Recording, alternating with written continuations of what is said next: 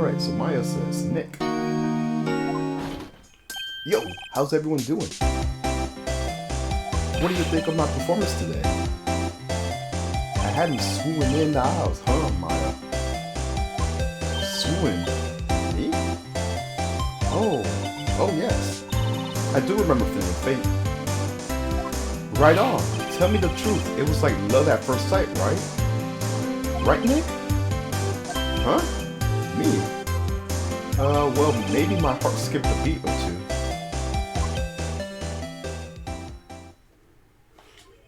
I think you could do better than that.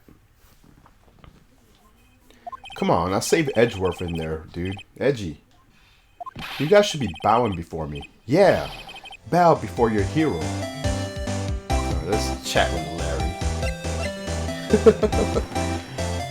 Today's trial. Larry, you really helped out in the trial today. You did. If you weren't there, Larry, I'm sure Mr. Edgeworth would have been found guilty.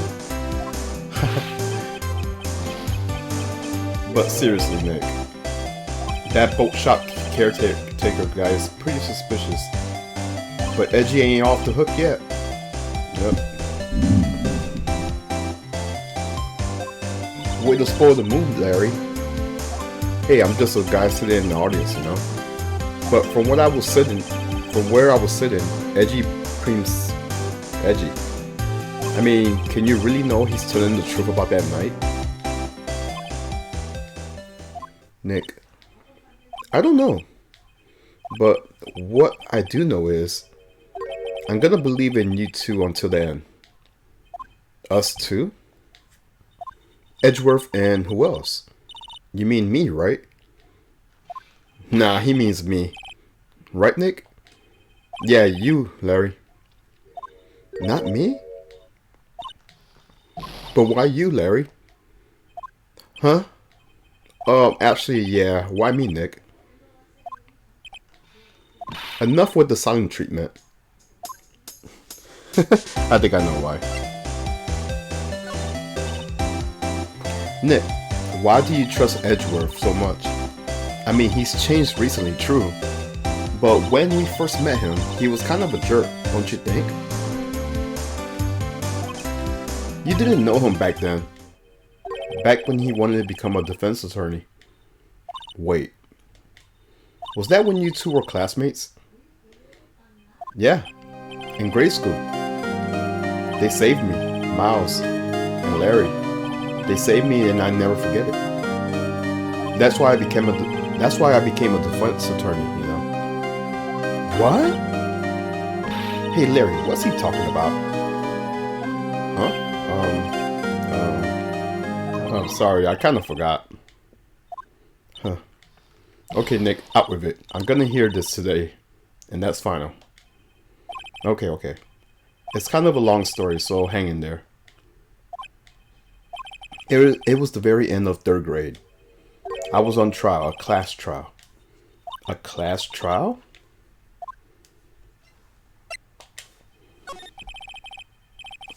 You remember, Larry, spring, end of 3rd grade? A kid in our class got his lunch money stolen. Lunch money. Our school was really small. Every month, kids would bring in an envelope with money for lunch from home. Oh, I see. Anyways, this kid's envelope disappeared, with $38 still inside. Oh, yeah, now that you mention it, I do remember that. I wonder why. I could see why you forget, though. You were out of school that day. Anyways, the envelope has been stolen during PE class. I was coming down with a cold, so I skipped PE that day. I was the only one not in class. So they thought you did it.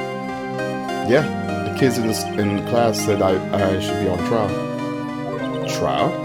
So the next day we held a classroom trial, with me as the defendant. I didn't do it. Guilty, he did it. Guilty, it was you. Thief, give the money back. You're such a meanie. No one played with him. Just admit it, you did it. You can't hide the truth. Tell us the truth. We're not gonna play with you anymore. You shouldn't be allowed in the relay race or elaborate. I can't read all this. They're going too fast. Now, Phoenix, you know you shouldn't steal people's money. It's not right. In the end, even the teacher thought I'd done it. Go over there and apologize, Phoenix. I didn't know what was happening. I was so sad, I couldn't stop crying. Everyone was staring at me like I'd done it. I tried to apologize. I went to where the boy whose money has been stolen was sitting. That's when it happened. He shouldn't have to apologize. The only thing that belongs in the trial is evidence. Anything else has no place. You should all be ashamed, amateurs. Miles? It wasn't you who stole my money, was it? No. Then you shouldn't apologize. Everyone's been shouting you did it, but no one has any proof. That is why, Your Honor, this boy is innocent. But Miles, it was your money that was stolen. Yeah, he did it. He's the one. We don't need proof. Make him say he's sorry. Why don't you all shut up? This is always how it is. Everyone's ganging up and picking up on one person. Just think how he feels. But he didn't do it. So he didn't do it.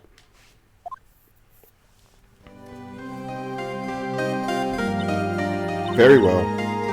I will replace the money myself. This class trial is over. That's how it happened. The three of us were best of friends. Wow, I had no idea. Yeah, I had no idea either. I mean, I forgot. I'm sure he did. That's when I learned what it all meant to be alone. Totally alone, without a friend in the world. You did a good thing, Larry. Oh yeah, well. I was just lucky I took the day off from school. If I'd been there, they would have thought that I'd done it. So I took it kind of personally, see? When something smells, it's usually the butts. Alright, after the trial.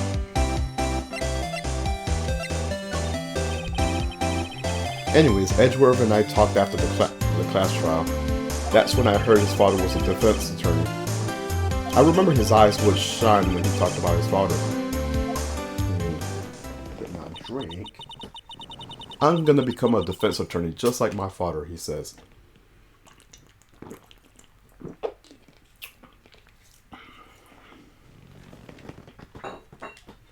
A famous defense attorney. Then a few months later, he suddenly transferred to another school. The DL6 incident. Right. I'm not sure, but the transfer probably had to do with his father's death. That's so sad.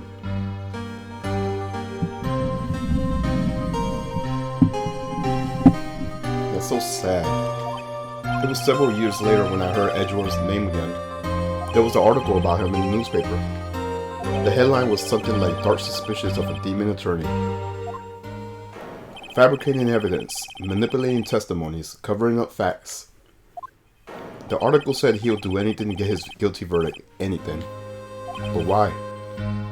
What happened? I mean, that's not the Edgy I used to know. That's what I thought too. I tried to get in touch with him, but I don't know how many times. He never replied. I guess he didn't want to see his old friends. I couldn't just drop it though. I wanted to meet him to learn why he had become who he became. That's when I decided. Wait, you don't mean... That's why. That's why he became a lawyer. That's why he became a defense attorney to meet Edgeworth. If I was a defense attorney, I knew he'll have to meet me whether he wanted or not in court. Edgeworth believed in me, and I believed in him. He's in pain, and no one's on his side. I'm the only one who knows the real Edgeworth. I'm the only one who can help him. Whoa, Nick. So is that why you helped me out for free? Yeah. I helped you because I believed in you. I said, I don't remember saying I did it for free. Oh, Nick. Nick, we have to save Edgeworth. If it's the last thing we do, okay? Right. It very well may be. First, there's that rental boat shop caretaker. We need to find out who or what he is. I settled for who. I guess I could clean out some of the evidence I no longer need. Okay, let's go. Alright.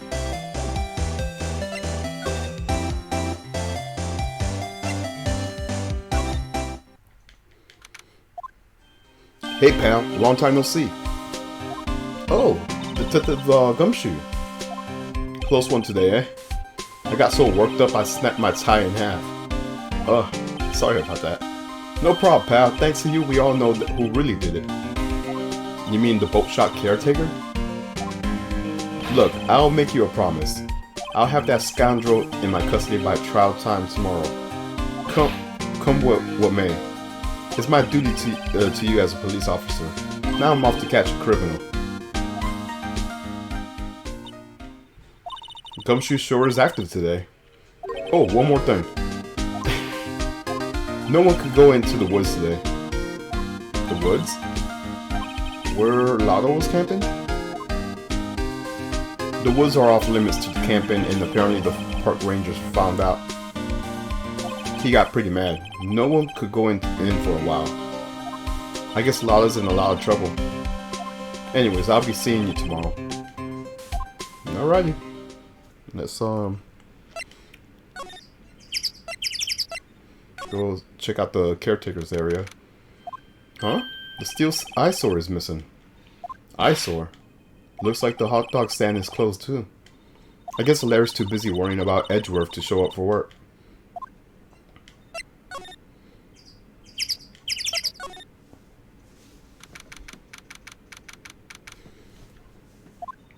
That old caretaker got away. Yep. I never imagined he might be the real murderer. I know that clear of is that Grossberg? Yep. Ah, hello. What might you be doing here? Out for a walk? The days of my youth, like the scent of fresh lemon. You see, Mr. Grossberg, this is no time for idle reminiscing. Mr. Edgeworth's trial ends tomorrow. That is true, yes. But from what I saw of today's trial, Edgeworth should be fine, right? Well, I'm not so sure about that. Oh, what do you mean by that? Well, I'm not sure. If you find anything out, come by my office at once. I may be able to offer you some assistance. Thanks. Bye. What do you think of Mr. Grossberg was doing here anyways? Who knows? Well, he definitely knows about DO6.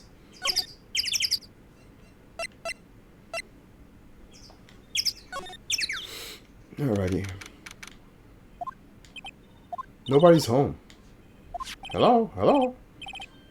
Hey, it's Polly. I wonder where your owner's gone, Polly. I can't believe he run off and leave his poor parrot to fend for himself. Alright.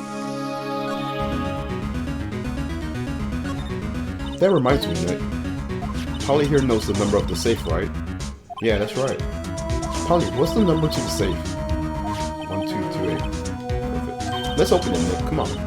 I'm sure there isn't any money in there. Aw.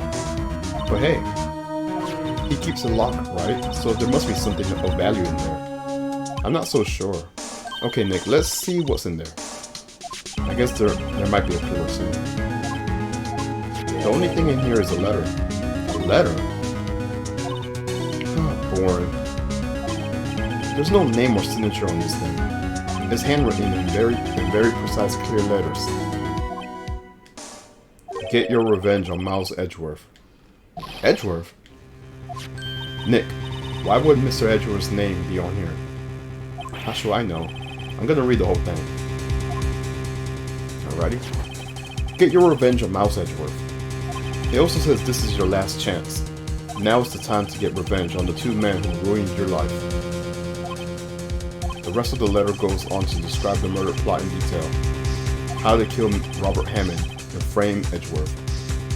Calling Edgeworth out too late, getting on the boat, firing twice. This is exactly what I figured out today in court. It's all here in perfect detail. What do you think it means, Nick? I don't know, but it looks like these are introductions for that caretaker. When he killed Robert Hammond and called out Edgeworth, he was following instructions. But who could have written that letter? And what does it mean to get revenge on Miles Edgeworth? Look, I don't know, okay? But one thing's for sure. This letter is an amazing clue.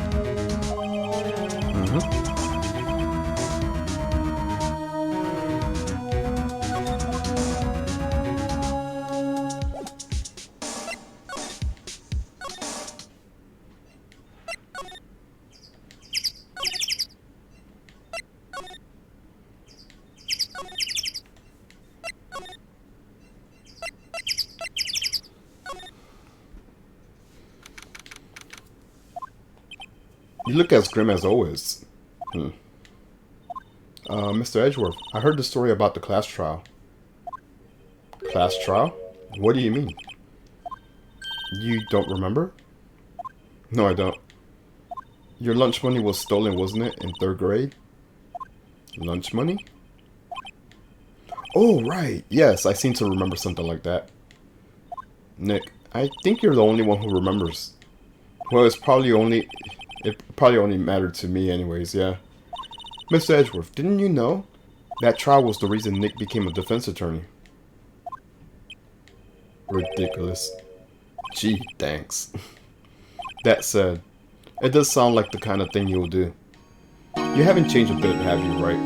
So simple. To a fault, even. Well, maybe yeah, but I think you changed too much, Edgeworth. Perhaps. Alright, let's show him.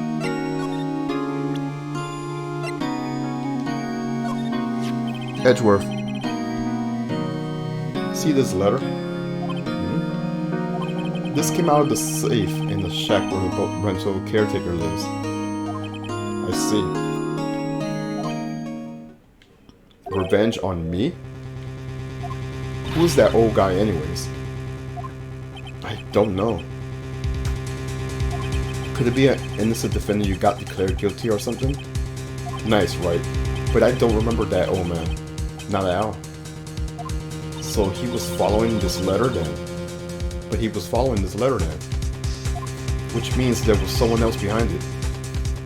Now is the time to get revenge on the 2 men who ruined your life. 2 men, meaning myself and Robert Hammond. It also says this is your last chance. Last chance. Wait, maybe he's talking about the statute of limitations on the DO6 incident. Wait, that old man. What is it? Do you know who he is? Yogi. Could he be Yogi? Yogi? The suspect in the DO6 incident. The one who was found innocent.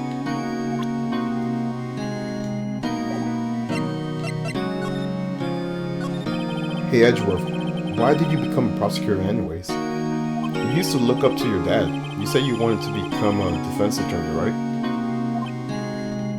I couldn't let myself deny reality like you. What do you mean? My father was taken from me, and you want me to defend criminals? I'm sorry, Wright, but I'm not that good of a person. One suspect was apprehended in your father's murder, right? Yes, the man trapped in the elevator with my father. His name was Yanni Yogi. He had to be the shooter, in any way you look at it. Yet he was found innocent. That defense attorney got him off the hook.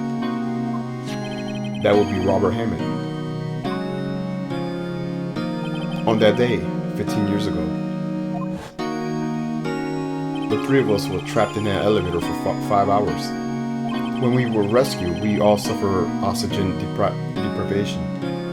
I had lost all memories of the murder. Lost your memory? Even now I can't recall what happened in the elevator. That was the crux of Yogi's attorney argument in court. He claimed Yanni Yogi had been not of sound mind due to oxygen deprivation. Yogi was released to due to a lack of evidence innocent. That's when I changed my mind. I started to hate defense attorneys.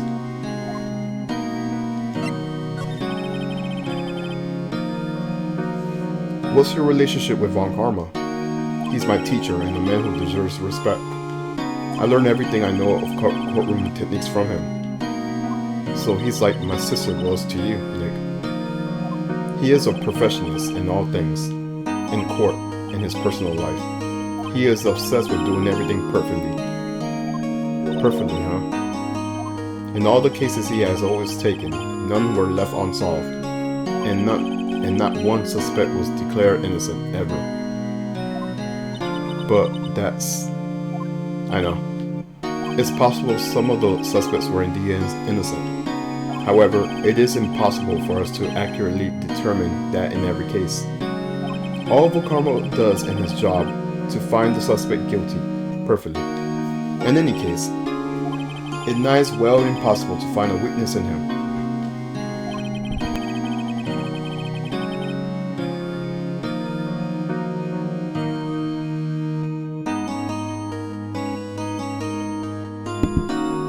Should a weakness appear, he would do everything in his powers to make it go away. Edgeworth? If what you're saying is true, you're heading for a guilty sentence tomorrow. He's right. Now's no time to praise the enemy, Mr. Edgeworth.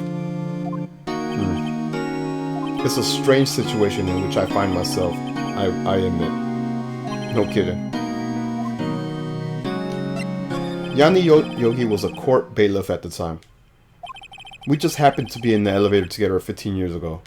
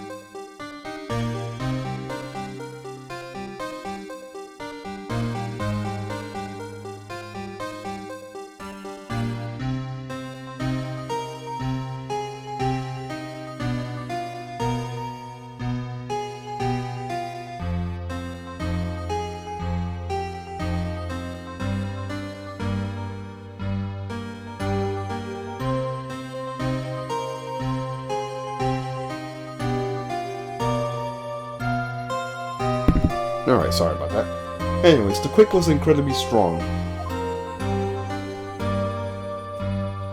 Before I knew it, everything was dark. We were there for so long, it felt like forever. The air thinned, and the darkness closed in on us like that little box. We became unsettled. Help, I can't breathe. Quiet, I said, quiet. You're not making this any easier. I want to get out. Get us out. Don't shout. You just use up more oxygen.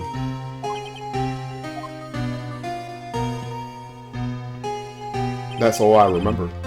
When I came to, I was in the hospital bed staring at the ceiling. In court, Yanni Yogi's mental condition was called into question. They claimed oxygen deprivation and stress has caused temporary insanity. And then the claim passed the court, and Yogi was found innocent. Huh. But isn't that strange? The letter tells him to get revenge on Edgeworth. Why would he want to take revenge on you? Right. Yeah? There's something that's been troubling me these last few days. I didn't know whether or not I should tell you. You mean the nightmare? It's a nightmare I had. A memory of a crime that I committed. A crime you committed? A memory of a murder. I think the time has come to tell all.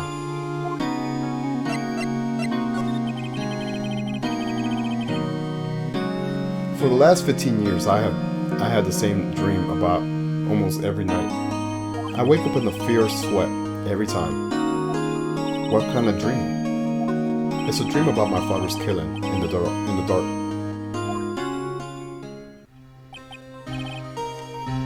Quiet, I say quiet. We read this already.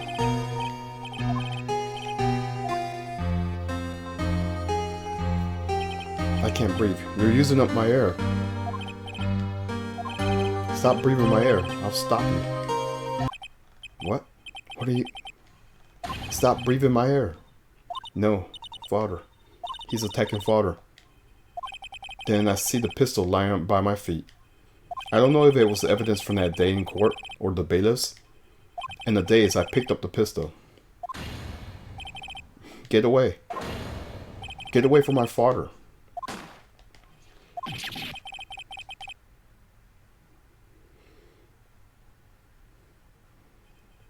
And with that scream, I wake. It's a bone-chilling scream. A scream that rung in my ears for the past 15 years. But that's just a dream, right? Right? That thought is the only thing that was kept me sane for the last 15 years. But what if I'm wrong? What if it's real? They say that sometimes people shut out memories in self-defense. Maybe it was I who killed my father. What? If you think about it that way, this letter makes sense. Get your revenge on Miles Edgeworth. Think about it. Yogi was really innocent. That's why he wanted revenge against me. Wait, Edgeworth, you mean it was me? I was the true criminal of DL6. I shot my father. This is bad. What are we gonna do, Nick? What can we do? I don't know.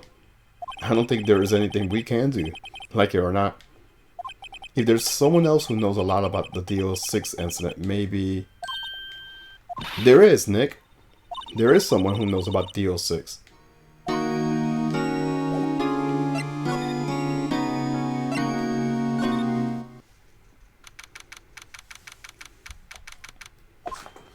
Mr. Grossberg. Oh, hello there. What's wrong? You look troubled. No kidding. I can't believe you're not. My. Just calm down and tell me what happened, It's Mr. Edgeworth. He's...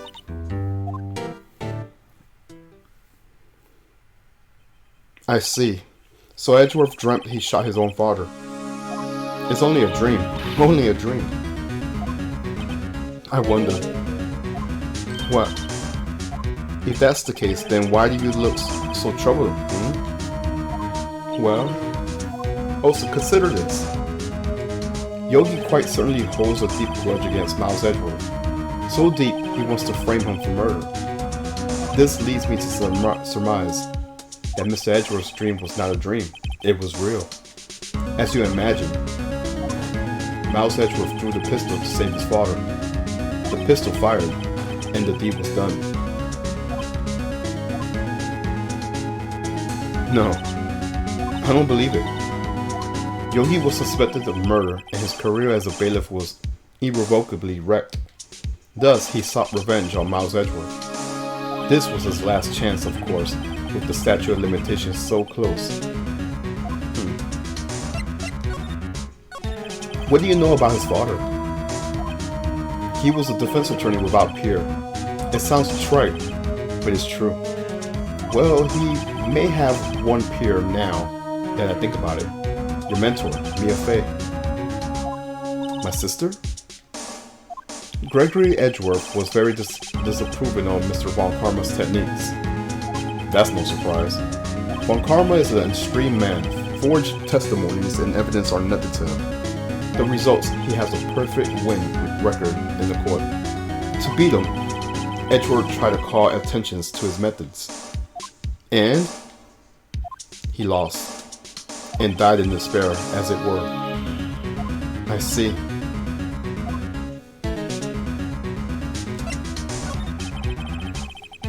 When Gregory Edgeworth was killed, the police called a spirit medium. That was your mother, Misty Fey.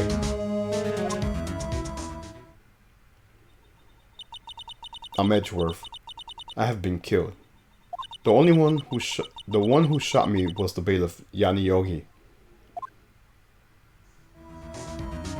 Yet Yogi was found innocent. That's when my mother left us. Everyone called her a fraud. That's right, everyone thought she was, you see. Yet, now that I think about it, it seems the one who lied was Gregory Edgeworth's ghost. Edgeworth must have known who shot him. I don't believe it. So you're saying he falsified his testimony? That his dad lied to protect his son? It's only a possibility, mind you. But a possibility nonetheless.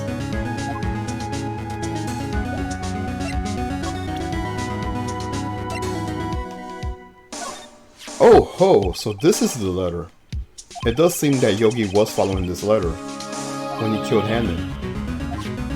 But why kill Robert Hammond? Hammond was a skilled defense attorney. But he defended clients not for their sakes, but for his own. His own sake? Huh? He never trusted his clients. That one.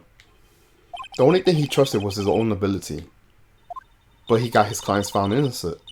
Oh, I didn't read that last part. Actually, my dear, it's quite different. He won that innocent verdict for no one but himself. Yogi was a free man, but socially he was ruined. Huh? You'll understand soon enough. Wait. What is it? This letter. I've seen this handwriting somewhere before, a long time ago. Whose handwriting was this? Do you have any idea who wrote this? It's definitely about Karma. There's no doubt about it.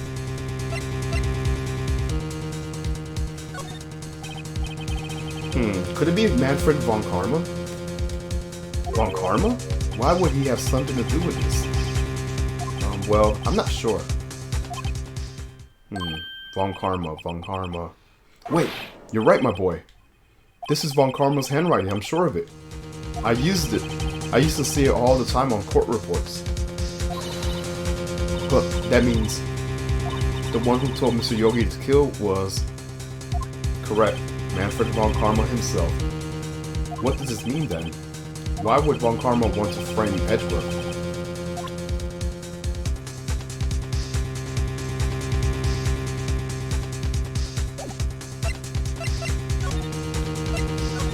If it truly was von Karma who wrote this letter, then he will know the truth. He will know that Miles Edgeworth had accidentally killed his own father. He will say as much tomorrow in court, I should think. He will press the point until the court finds Edgeworth guilty. Oh no. But how could von Karma know about Edgeworth's past like that? Even Mr. Edgeworth thought it was a nightmare. That I do not know. Yet, I do know that von Karma is both persistent and a perfectionist. He may be seeking to satisfy a grudge against Edgeworth and by hurting his son. What do you mean? It was 15 years ago. Von Karma met Gregory Edgeworth in court, and Von Karma did win, but he didn't make it through the trial unscarred. Ooh. What happened in the trial between Edgeworth's dad and Von Karma? Von Karma got the guilty verdict he wanted. He won the trial. But Gregory Edgeworth accused Von Karma of faulty evidence. And though he lost the trial, Mr. Edgeworth's accusation stood. Faulty evidence? It was the only penalty Von Karma has ever received in his career as a prosecutor. Gregory Edgeworth dealt a blow to his perfect trial record. Wow. It must have been quite a shock for Von Karma. He took a vacation for several months after that, you see. A vacation? Yes, an unusual event for the man. That was the first and the last vacation he's taken in many years of prosecuting. Really? He doesn't take vacations? Like, go to the sea or the mountains? Don't tell me he's never been to Europe. You have strange ideas about vacations, Maya. In any case, that was the only time he took a vacation from work. I believe the penalty upset him quite a lot.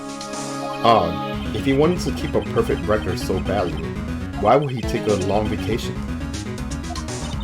What do we do, Nick? Von Karma's gonna bring up DO6. You could bet on it. What if Mr. Edgeworth pleads guilty to DO6? I won't let him. Yes, Mr. Wright.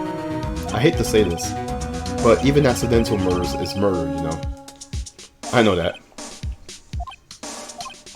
I just believe Edgeworth is innocent. I can't believe he's killed someone. But Nick, Mr. Edgeworth admits it himself.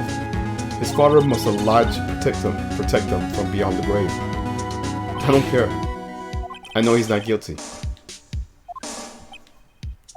Mr. Wright? If you say so, I suppose I could go check again. The police might have found something of interest. Thank you, Mr. Grossberg. I can't promise anything. In fact, I think the chances of finding something are slim. I understand. The police materials, I think we're done here, right?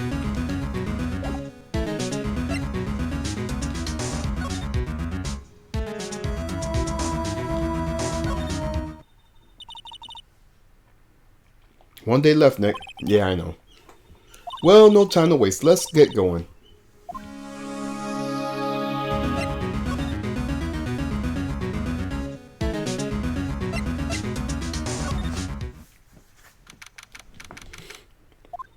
There's hardly anyone here. Everyone must be out looking for the old guy Yogi. Ah, it's you. I don't think Gumshoe will be coming back today. He's staying out late looking for someone. Sounds like Gumshoe has pounded the pavement for real. Well, we were wondering if we could check out the record rooms again. Well, now I can't have just anyone wandering in there. But I guess Mr. Von Karma's in there now anyways. You could go in as long as he's there. Von Karma? Yes, he's just arrived actually. He's in the record room.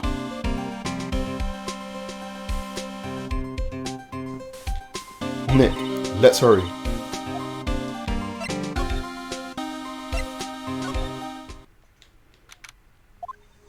Dusty as always.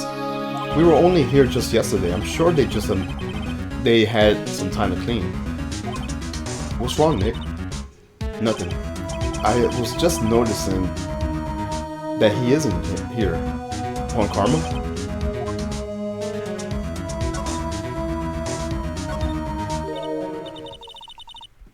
Huh. One of the drawers is open here. Someone must have been looking in it recently. The label says unsolved cases evidence. Unsolved cases. Nick. The file for DO6 is completely empty. What? What are you doing in here? Von Karma. You. How do you know my name? Huh? Have we met? What are you saying? We see each other every day, don't we? We're Miles Edgeworth's defense team. Defense team? I beg your pardon. You see, I already remember a defense attorney. They're like bugs to me. Needless things to be crushed. I could see how this guy was Edgeworth's mentor. Mr. Edgeworth is your student, right?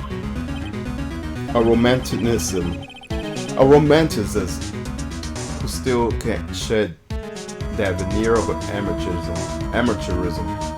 Just like his father, always second rate. Mr. Von Karma, you had an axe to the grind with Mr. Edgeworth, didn't you? Me? A grudge against a mere defense attorney? Why? Because he dealt a blow to your otherwise perfect trial record.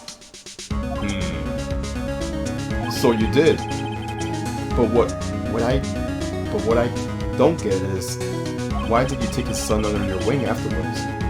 The son of your most bitter rival. That, my dear attorney, is none of your business.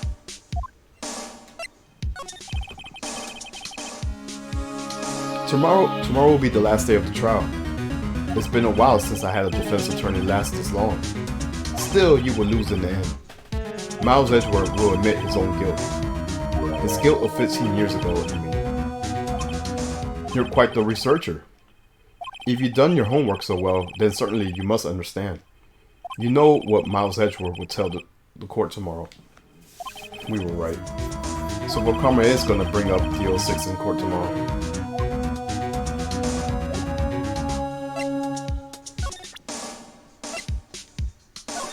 Mr. Von Karma, have a look at this. This was you, wasn't it? You instructed Yanni Yogi to commit murder. Yanni Yogi. How many years has it been since I heard him called by that name? He's a fool. I told him to burn it after he read it.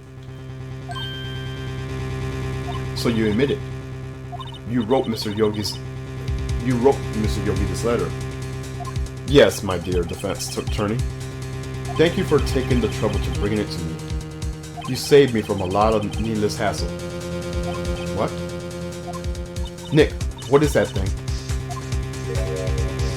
A stun gun for self-defense usually. Indeed. 600,000 volts will course through your body like a dog touching an electric fence. 600... what? Oh, don't worry. People don't die from it, usually. Now give me the letter. No. Whoa. What are you... Nick, run. Oh, poor Maya. Maya. Out of my way.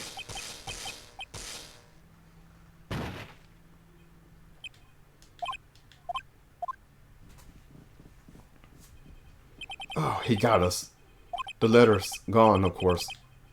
And he took the DO6 evidence, all of it. Back to having no clues. Wait, Maya jumped first. Maya, is she okay? Maya! Maya, open your eyes. Maya! The letter. Didn't he take it? Did he take it? Huh? Oh, yeah. Are you okay? I couldn't stop him. I jumped as fast as I could, but one shot from that thing knocked me out cold. I'm useless.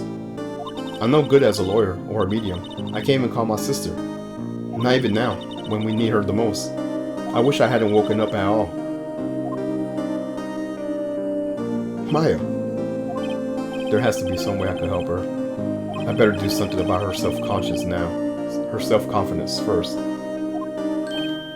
Maya. She's holding something. What is that, a bullet? DO6 incident evidence number 7 taken from the heart of Gregory Edgeworth. I remember. When Karma was holding this when Maya jumped him. I'll prove it to you, Maya. You're most definitely you're not useless. I'll prove it to you in court tomorrow.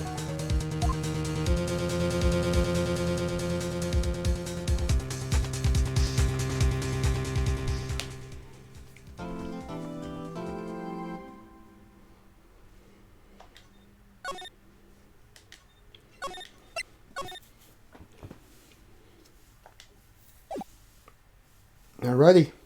This is what, the final day? This is it, Judgment Day. Today things are gonna get settled at last. A lot of things. What's the big deal? Sorry, Nick.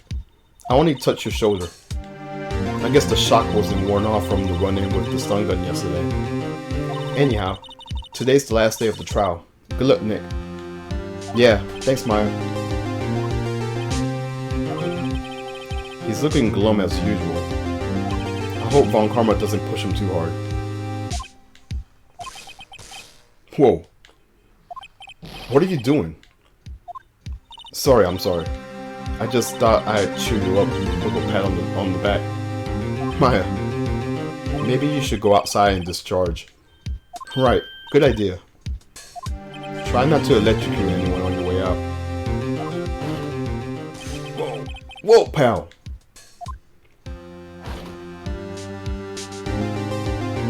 What's gotten into that girl? Gumshoe. Morning. Morning, Mr. Edgeworth. Good morning. How did it go, Detective? Have no fear, as promised, I captured our runaway caretaker. I just brought him in. Took all night, pal. Thanks, Gumshoe. You must be tired. Actually, after that shock I got on the way, I feel pretty good. Yogi says he's forgotten his own name. But that has to be a lie. Why would he want revenge on Edgeworth if he couldn't even remember his past? He doesn't remember and he's gonna prove it? And I'm gonna prove it. Alrighty. Court is now in session for the trial of Miles Edgeworth. Drink my water. The defense is ready, Your Honor. He has nothing to say. The prosecution is ready. Yeah, I'm surprised he even says anything. But anyways, right. Very well. We have reached the final day of the proceedings in this trial. I ask that the prosecution submit decisive evidence. Understood. Come on, don't be awed into silence by every little thing he says. Very well, Mr. Von Karma. Your opening statement. Right. Thanks to Gumshoe's efforts, the boat rental shop caretaker has been arrested. In yesterday's trial, the defense asserted that the caretaker was the murderer. However, the caretaker has yet to confirm this. I would like to ask the defense to cross-examine him as much as necessary. That's quite weird. Very well. Please bring the witness into the courtroom.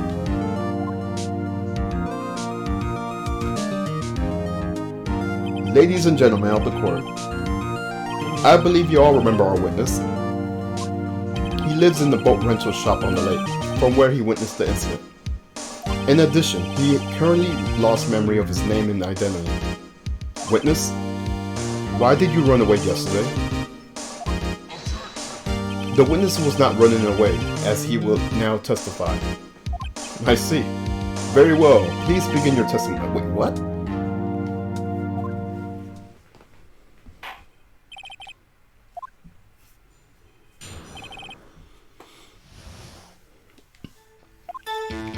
I'm really sorry about just leaving yesterday, like I did. But I wasn't running away or nothing. I went to buy some food for Polly, see? I figure I got nothing to do with this incident anyhow.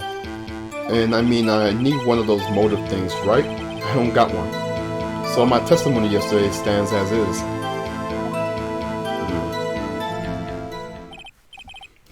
Very well. Let's begin the cross-examination, shall we? He has to know his name. Yanni Yogi. You're Yanni Yogi, and I'm gonna prove it.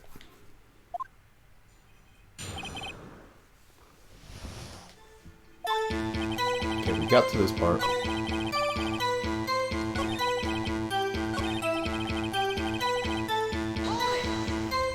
You lost much of your memory, is that correct? Yep, seems like it.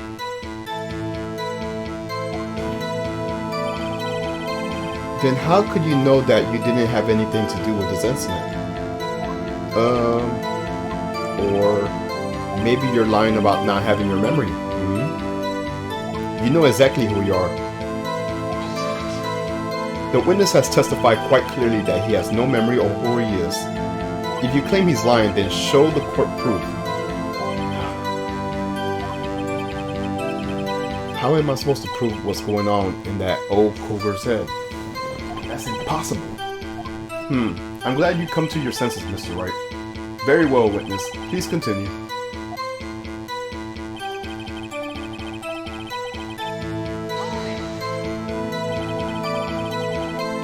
How can you say you had no motives? I say you do. You had a grudge against Mr. Edgeworth and the victim, Robert Hammond. That's why you took revenge on them, right? Please don't make me repeat myself, Mr. Wright. This witness has no memory of anything beyond several years ago. He can't hold a grudge. It's impossible. I have to prove he's lying about his memory. Otherwise, it's going to be the same thing over and over until the trial ends. Might I say something, Mr. Wright? Yes, Your Honor. You've been saying the same thing now over and over. You've been calling the witness' memory of the past a lack of thereof in question. But does this really have anything to do with the current case? Oh yeah, it does. Of course, Your Honor. The witness has said he has nothing to do with the case and no motive. Both of those statements are lies.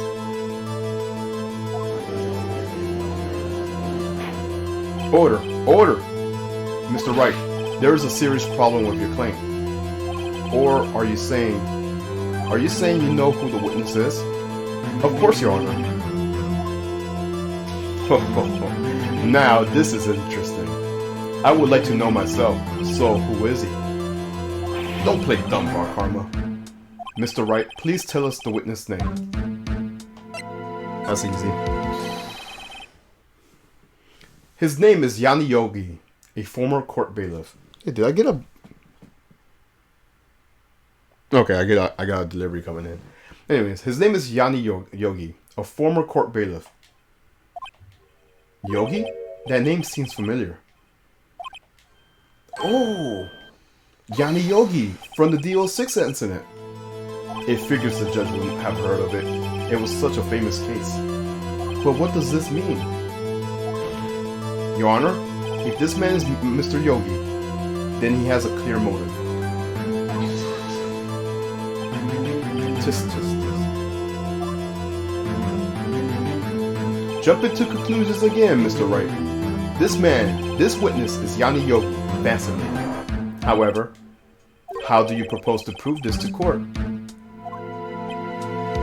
This is a court of law, as you may recall. You need proof. And allow me to repeat once more that the witness has lost his memory. This is it. I have to do this now. If I can't prove he's Yogi right in here, right now, then I got nowhere else to go. Nick, how are you going to prove it? How can you prove that he's Yanni Yogi? It's okay, it's actually quite simple. Your Honor, please take this man's fingerprint. Then we'll compare it to the fingerprints on the file from Yanni Yogi 15 years ago. I see, that makes sense. Huh?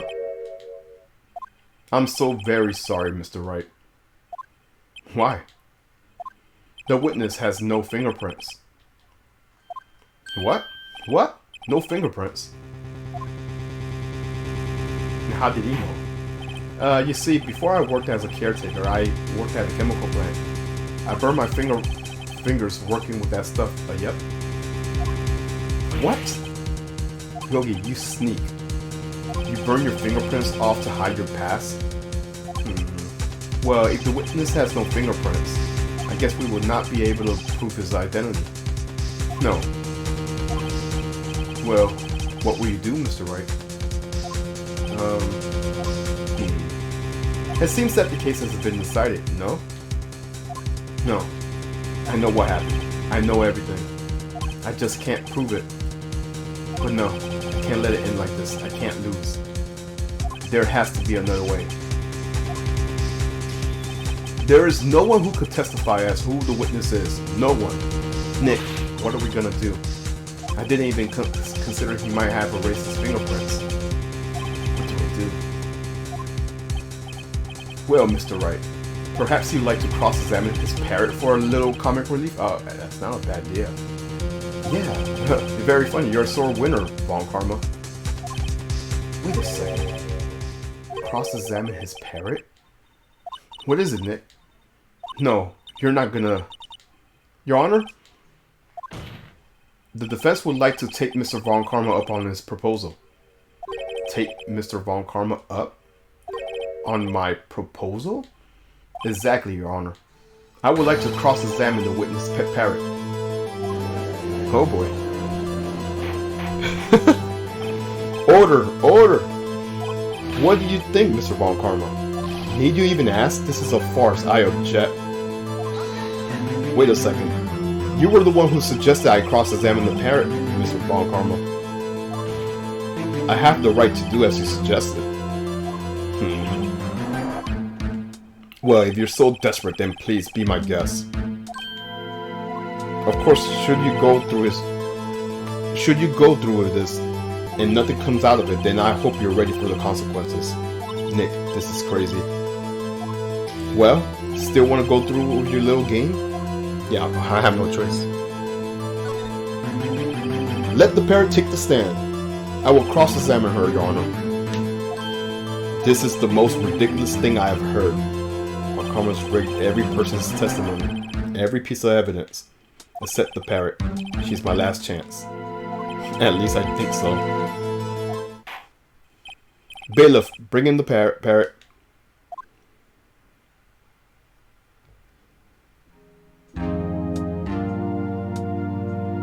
That's quite a bird. Please tell us your name. Name. The witness is ignoring me. It must hurt to be ignored by a bird. Hey, Achievement Slayer. Very well, witness. Who is your owner? Please testify for us. Red parrot, yeah. It's gonna say nothing. Hello, hello. Squawk. That's it. Certainly the most concise testimony we had so far. Very well. Begin your cross-examination. Right. What are you gonna do, Nick? I don't know. What do we do, Maya? I mean, there's only one thing I could, like, press on.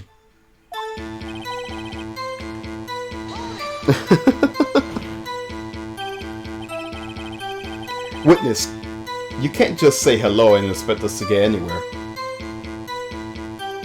I want you to testify. Maya, you talk to her. Right. What do I what's her name? Maybe I should get her to say her name. Polly, what's her name? Polly? What? Mr. Wright? I think we established that this parrot name is Polly. Does this have anything to do with her adult identity? Oh yeah, of course it does. Yes, it does. Ha! Fascinating. You claim that the parrot's name, and will prove her owner's identity? Then show us the proof. Nick, don't you think you're taking the bluffing a little too far? Listen, we're not here to answer the question of who the caretaker is. We're here to prove that he is Yanni Yogi. All we have to do is tie the name Polly to Yogi. Your Honor? The proof that the parrot's name reveals the caretaker's identity is... Let's see what we have here. It has to be something with DO6. No, this. The DO6 case file? That's quite a large file you have there. Which page of this proof is on, then? Show us or stop wasting our time. Very well, Mr. Wright, please show us the page. Where in the file is the information connected to the parrot's name? Suspect? Yeah, suspect. It's on the suspect data page. This page has all the information about Yanni Yogi. Right after he was arrested, his fiancée committed suicide, see? Indeed, it does say that, yes. What was his fiancée's name? Polly Jenkins. Polly. Exactly, Your Honor. He wanted to remember the name of his fiancée who had committed suicide. That's why he named his parrot after her. I see. I guess that is that is possible. Of course, it's going to be a mere coincidence. That's all. My granddaughter has a dog named Phoenix. Oh my god. Well, Mr. Phoenix, Wright, does this make you my granddaughter's fiance? Oh my gosh. She's only 7 years old. Indeed. Alone, it is a little weak for evidence in the murder trial. We would need some other corroborating evidence. Where am I gonna find that? Okay, so we're getting close, Nick. One more. If we could just get one more piece of evidence. Right. Very well, witness. You may continue. I mean, Polly didn't have much to say. Well, I guess we should try to get some information out of her. We need to show the judge that her own owner is Mr. Yogi.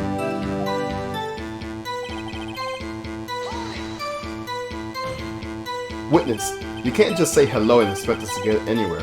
I want you to testify. Maya, talk to her. Right. What did I say? Oh, right. I remember this. Maybe I'll get her to say the numbers of the safe. Yeah, I remember this. The safe. Why? Let's just try to get her to say anything, okay? Polly, what's the number of the safe in the shack? 128. Wait, 1228. 1228. Which was the date of DO6, I think. No, that wasn't Christmas or something like that. Anyways, what a reckless parrot. Well, Mr. Wright, you aren't claiming that this number has something to do with the caretaker. Actually, yeah, it has to. It does. That's why I have had her say it. Huh? Ridiculous. How can the number of a safe tell us who the caretaker is? Show us your proof. What could possibly link this number to the caretaker's true identity?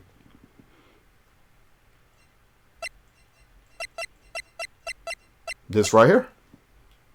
We're just gonna keep bringing it up. The DL6 case file? What is this obsession you have with that case, Mr. Wright? Where in this file is something related to the safe numbers? It will be... summary. It's on this case summary page. The case summary? Specifically the date on which the DL... That's what I thought, the date, because 12/28. The date of the incident, December 28th. Why, that's today's date, 15 years ago. And the numbers on it is 1228. He used the date of DO6 incident as the numbers for his safe, Your Honor. That's how important this date was to him. I see. It certainly is an interesting coincidence. People often do set their secret numbers to dates. Oh, of course, it's objected.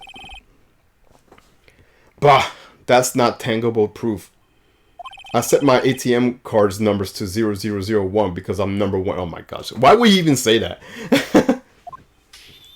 This has nothing to do with a date. Nothing. That's enough.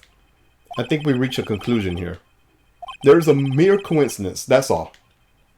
True, that is a possibility. Let me get some water real quick. However, two coincidences at the same time seems more than like a pattern to me. What are you saying? Summon the caretaker of the boat shop. Immediately.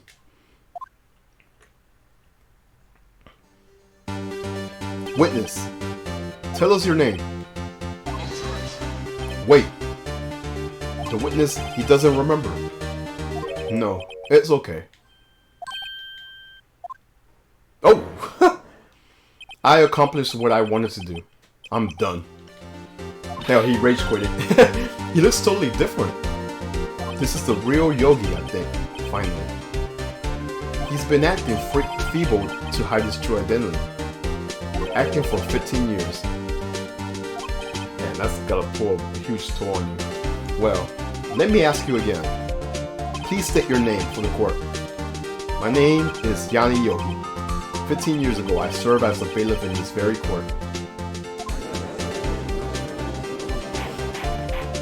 Order! Order!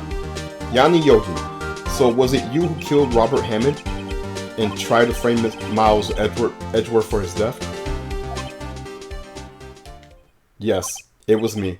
I did it. They put me on the witness stand 15 years ago. Robert Hammond, he said I was mentally unsound. He told me it would make me innocent, get me off the hook. So I pretended to have brain damage. I was innocent, really, but he didn't believe me. We won the trial, but I lost everything. I lost my job, my fiancé, my social standing. Then this year, 15 years later, a package arrived. It was a letter and a pistol. The plan was written out in careful detail. It was a plan for me to take my revenge on the people who ruined my life. I didn't care who sent it. I thought this was my chance. After 15 years, this was it. Finally a chance to have my revenge on Robert Hammond and Miles Edgeworth. I have no regrets. Wait a moment. Revenge against Miles Edgeworth? What do you mean? I'm not at liberty to speak at that matter. Why don't you ask Edgeworth himself? Oh, I see what he did. Anyways, I admit that I killed Robert Hammond. I see what he did. Because he wants to admit Von Karma, not Von Karma. He wants Miles to confess, well, quote unquote, confess about what happened in DO6. Anyways, Von Karma, where is Mr. Yogi? Under arrest, Your Honor. I saw no room for error in his confession. Then the defendant, Miles Edgeworth, is innocent in this case, at least. Yeah, that's what I thought. Okay.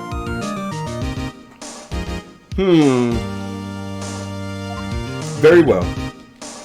Will the defendant please take the stand? There are a few mysteries left unsolved. Still, you are clear of the suspicions for this particular case. So I would like to pass judgment on the murder of Mr. Robert Hammond. Any objections?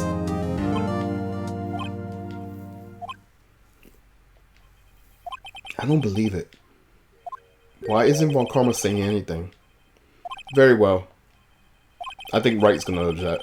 This court finds the defendant Mr. Miles Edgeworth. Oh, okay. I thought there was gonna be an objection.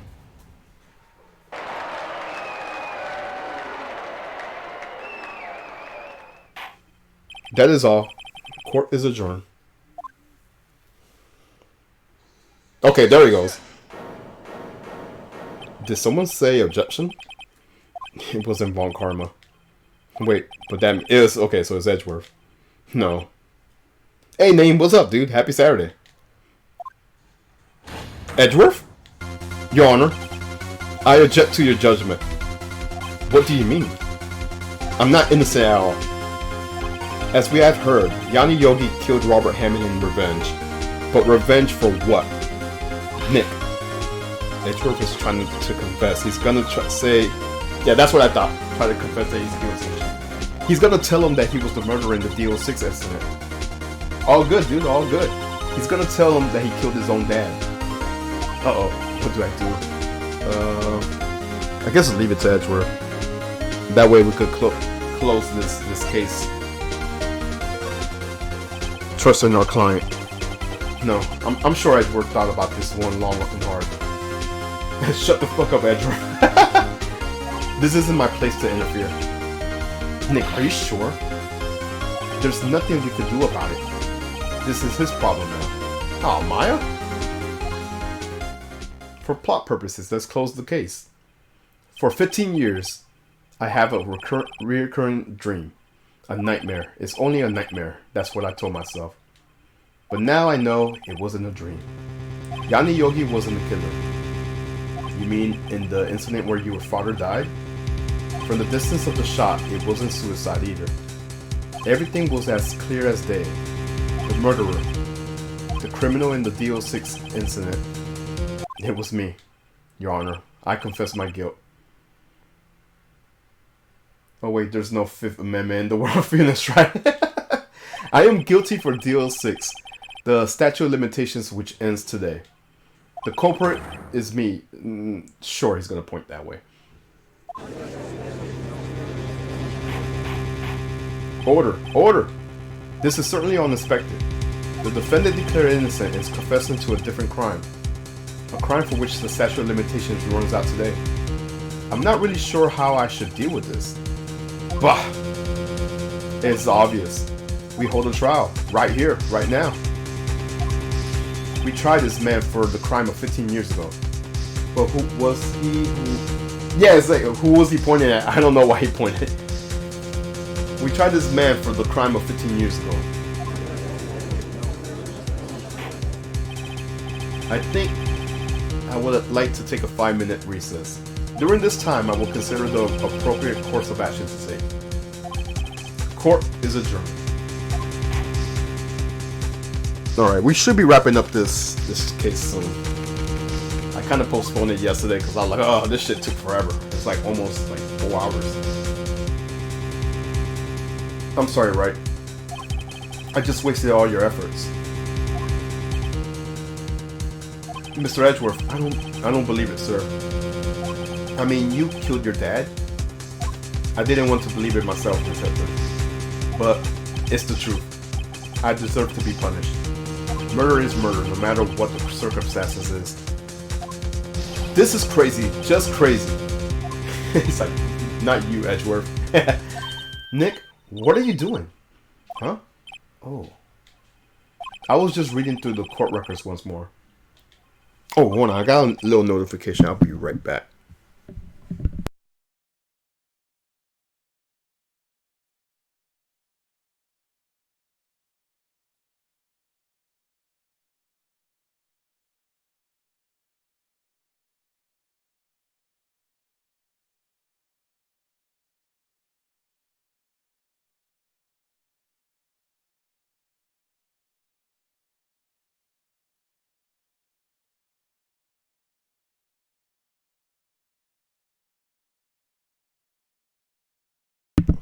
Okay, sorry about that. Just getting a notification from Amazon. Alright, so I'm getting my case ready. Your case for what? Huh? Isn't it obvious? I'm gonna prove that Miles Edgeworth is innocent. What are you talking about, pal? He just admitted it. He confessed that he did it in court. I'm sorry, Edgeworth, but I don't believe your nightmare. What? It's just a dream. It's not real. The truth is right here in this court record. In any case, tighten your belts. The real fight has just begun. Oh shit, it's the... Should he defend? Well, the thing is that Edgeworth is not a defense attorney. He's the opposite. I'll prove you're innocent. Trust me. Right.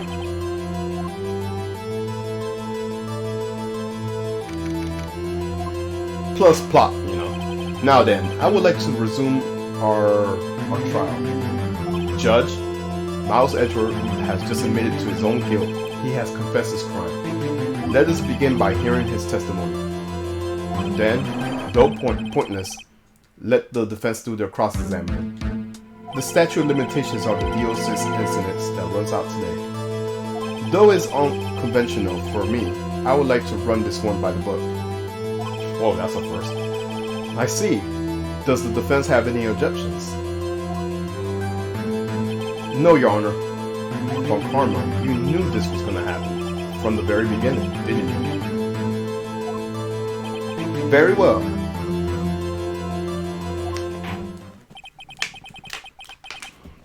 Will Miles Edgeworth take the stand?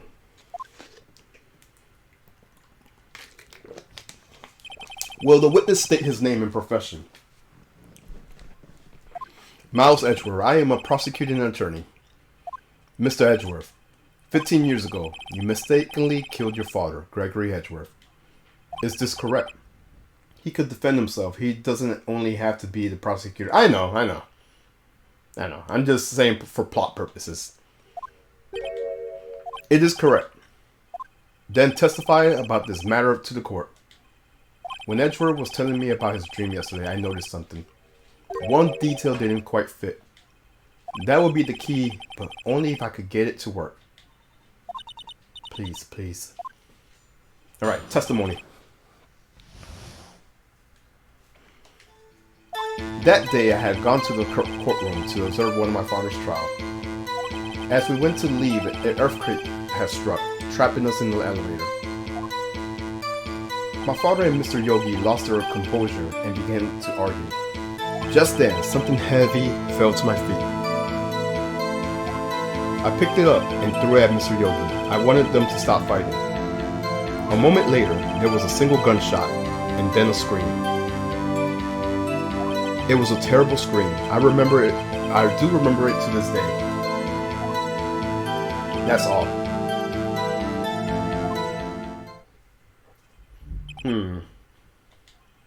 And until now, you thought this memory was a dream. We were stuck in that elevator for 5 hours. The oxygen in the elevator ran out, and I lost my memory of the event. Bah! The same claim Mr. Yogi has made. Very well. Mr. Wright, your cross-examination, please? Yes, Your Honor.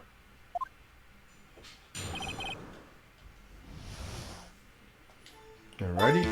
Day has gone. We got to that part.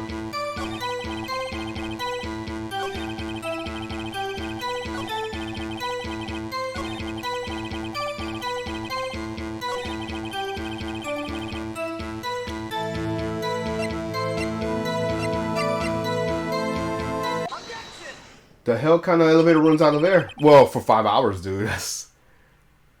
It was very tight. Are you sure there was only one gunshot? Yeah, I'm sure of it. I heard the shot and that scream. Then everything faded. I was unconscious until the rescuer came. I see. No, Your Honor. Unfortunately, you don't. Oh, well, okay. Look at this file one more time. This plainly contradicts the witness testimony. Of course there's an objection. You do enjoy dragging out that file, don't you? Yes. I don't accept this evidence unless you could tell us what page it's on.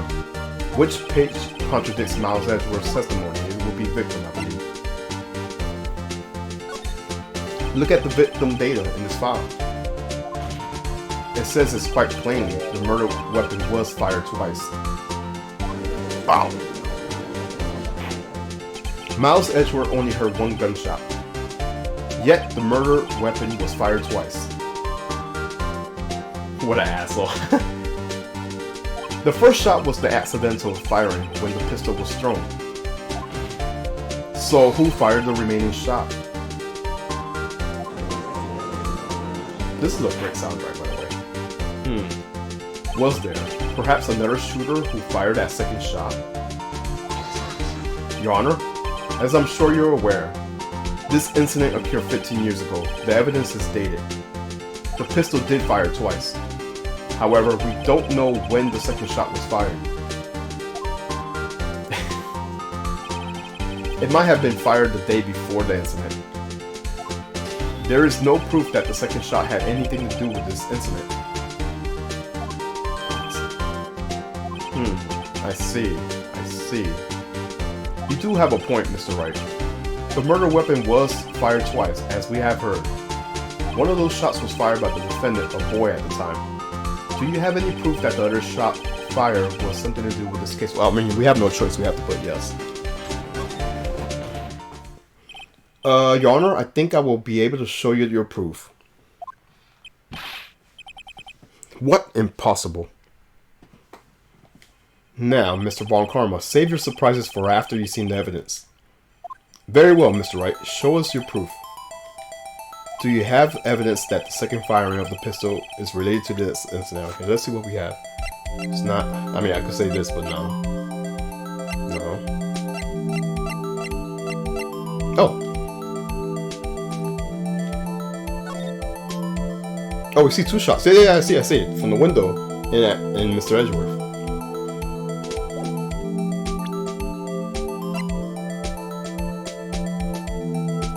Yeah, let's go with that. Look at this photo. This is a photo of the scene of the crime 15 years ago. I can see that the victim lying there is Gregory Edgeworth. This proves that the murder weapon was fired twice at the time of the incident. This photo proves it. So let me get this straight. This photo proves 2 shots was fired. Where? Your Honor, please. Please get a clue.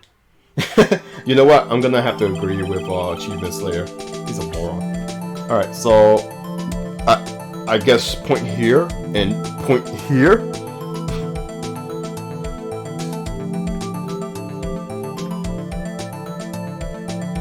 It's not highlighting.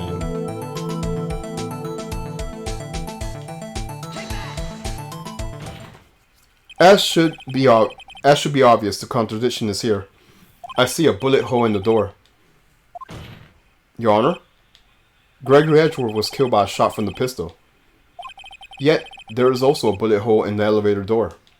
We also know that the murder weapon was fired twice. Thus, someone other than Edgeworth fired that second shot.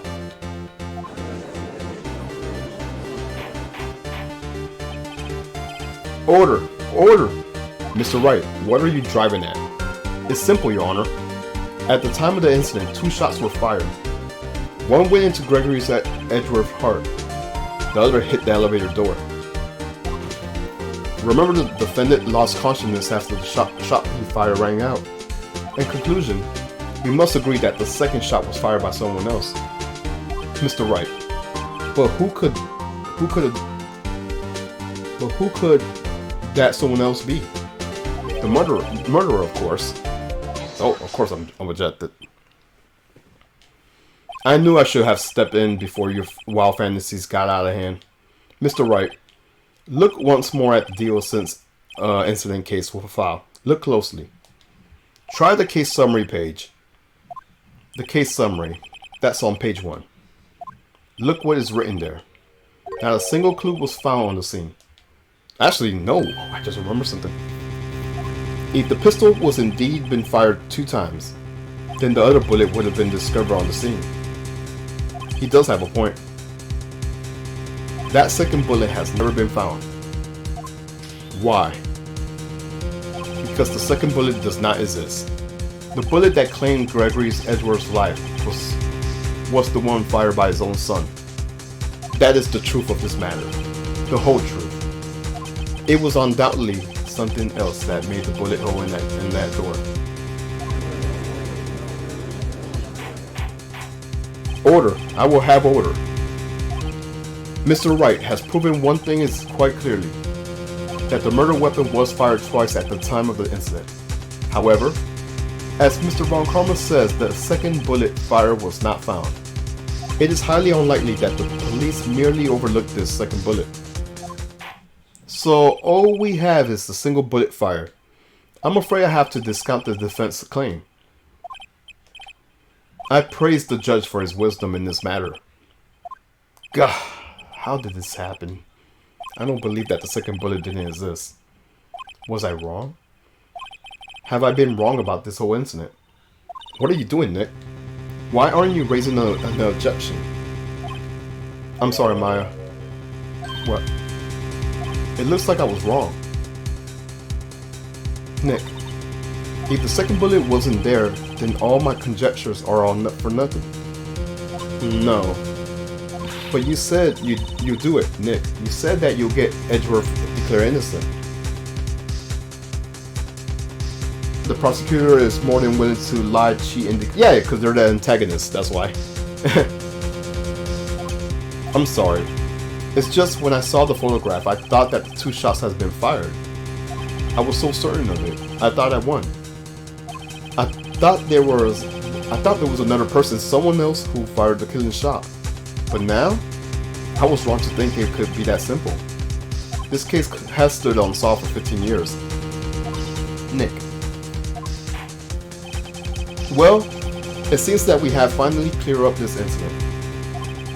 Only 1 bullet was found at the scene of the crime. That shot was fired by Miles Edgeworth.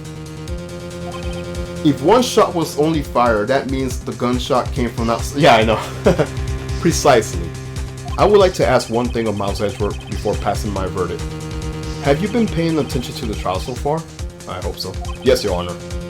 Do you have any objection? No, I do not.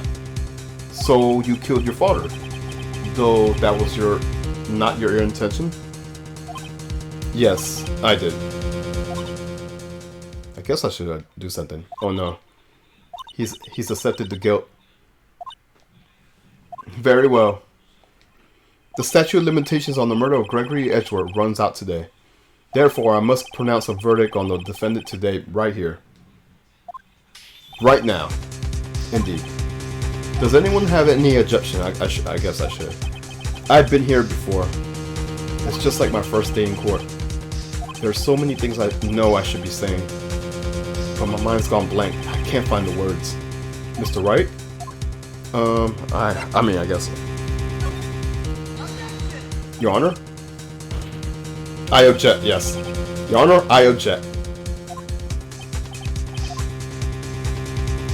Mr. Wright, on what grounds do you object? Oof. Nice. I mean, not nice. Nick. Heck you. I don't know. His case is perfect. Oh no. It must exist. The second bullet. What?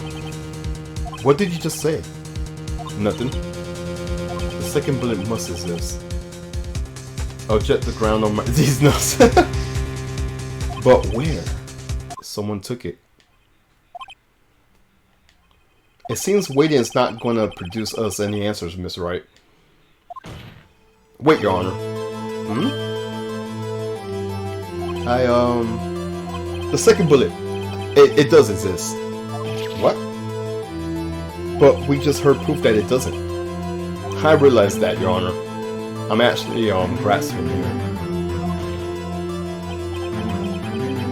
It's just someone took it from the scene of the crime. That's what happened. But who? The murderer, of course. The murderer? Then tell us, just who is this murderer? I'm still thinking about that one.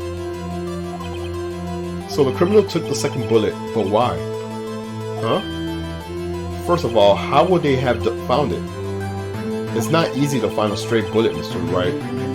Was there some pressing need for the murderer to search for the bullets? I don't think they needed. Why would the murderer have spent the time to look for it, for a stray bullet? I haven't got a clue. What's wrong, Mr. Wright? The murderer had no reason to take that bullet. You don't want to admit it. You don't want to admit it, but it's true. Had to take it. Had to take it. The murderer. What does that mean? You're thinking too normal. Think crazy. Don't think why the bullet was taken. Think why the bullet had to be taken. Mr. Wright? Yes, Your Honor. I have no idea what I'm doing. Well, the murderer had no intentions of taking the bullet from the scene. But the murderer had to take that bullet. Had to, Mr. Wright? What do you mean? Well, for instance... what? Maybe the bullet hit the murderer. The bullet hit the murderer? Just saying, for instance. I know where this is going. I know exactly where this is going. I mean, if it hit you, you would have taken it with you, wouldn't you? It's not like you could perform surgery right there. You know? He doesn't get it. Von Karma already knows where this is going. Wait a second. I was just talking off the top of my head, but what if that's really what happened? Let me get this straight. So at the time of the murderer themselves was shot, and they left us with the second bullet still inside of them, thus leaving only one bullet of the scene of the crime. Yes, I guess that's how it will work, sir. But there's a problem with that. The only two people rescued from the elevator, Miles Edgeworth and Yanni Yogi, were both unharmed. So that would mean the murder came from outside, yes. Outside the box. The two men fought inside the elevator. Trying to stop them, the boy picked up the pistol at his feet and threw it. The pistol discharges, and in the bullet. The bullet goes through the elevator door and hits the murderer outside. The boy loses consciousness. Then the murderer opens the elevator door and sees the man inside.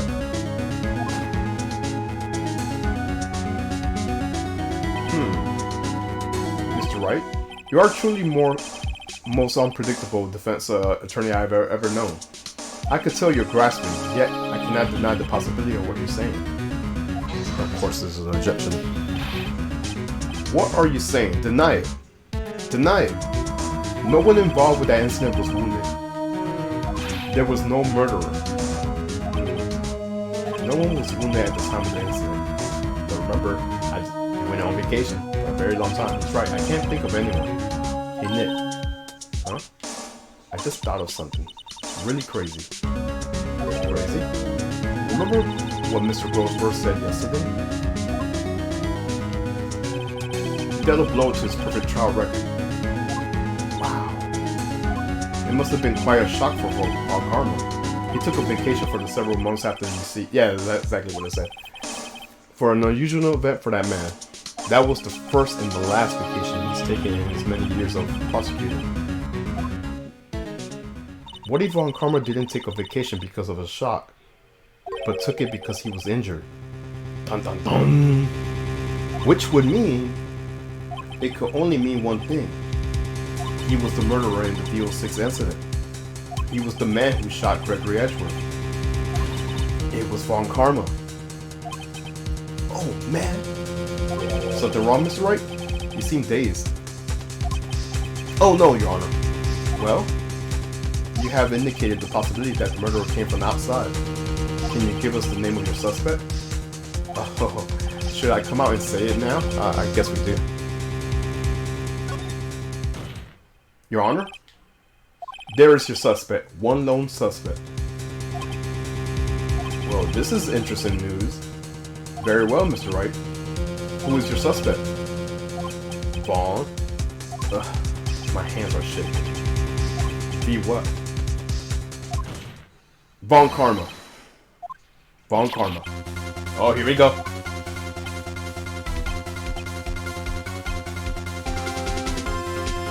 You mean D. Von Karma? The prosecutor? The one standing right over there? Bah! You don't object. I see no need. Why honor this ridiculous outburst with my objection? Because you took a vacation for several months starting the day after the incident. Yet you pride yourself on a perfect record. Why would you take such a long vacation without any reason? So you're claiming that I took a vacation to heal my injury from the incident? Fascinating. Prove it. I would need surgery, no? Where did I go under the knife at Mr. Wright? Bring the doctor that operated on me. Have him testify. I already know where this is going. There was no doctor. Nick. Let's find out who the doctor is. It's no use. Edgeworth. I know Von Karma, perhaps too well. He's perfect. He wouldn't leave clues. He's probably He's probably did it undergo surgery. That would leave a doctor as a witness. Nobody's that perfect. So what, Nick? Did Von Karma pull the bullet out by himself? That's insane. No, he couldn't have. You can't just pull bullets all by yourself.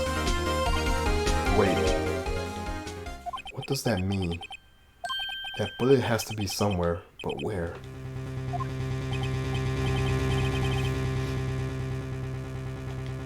Can you produce evidence to prove that I was shot? Oh, I guess so. Alright, Von Karma, I'll prove it. And I'll even use evidence. I know how you like it so much. What? The evidence that proves Von Karma was shot is...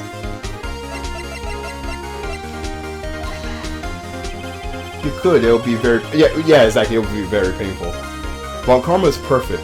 He wouldn't risk surgery, leaving an evidence trail. So then, I asked, where is that bullet now? I think it's unlikely that Von Karma performed surgery on himself. You don't mean... I do. There is a possibility that the bullet is still inside Von Karma. I'm pretty sure he'll get lead poisoning and it's still there. Whatever. Is that even possible for all these years? Well, there's one way to find out. We could use this metal detector. Well, Von Karma, I'm gonna run this over you and see what we find. No, he doesn't like that. He doesn't like that. I refuse. You will. It's copper, not lead. Oh, excuse me. You refuse. But refusing that means you acknowledge that there's a bullet still inside you.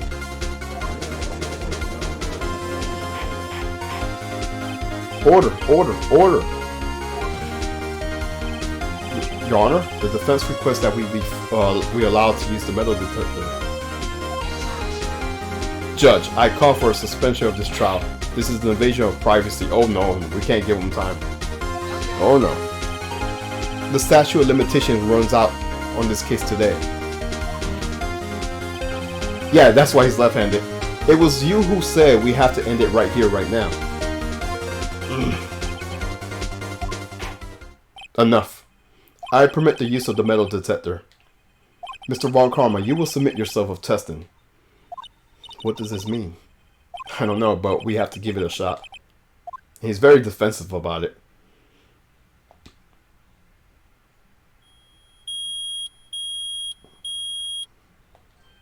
It reacted. Something's inside his right shoulder. The bullet? Mr. Von Karma. You. It was you. I was afraid this will happen. And so I remained silent. Indeed, there was a bullet in my shoulder. However, it has nothing to do with this incident bullshit. That's a lie. What?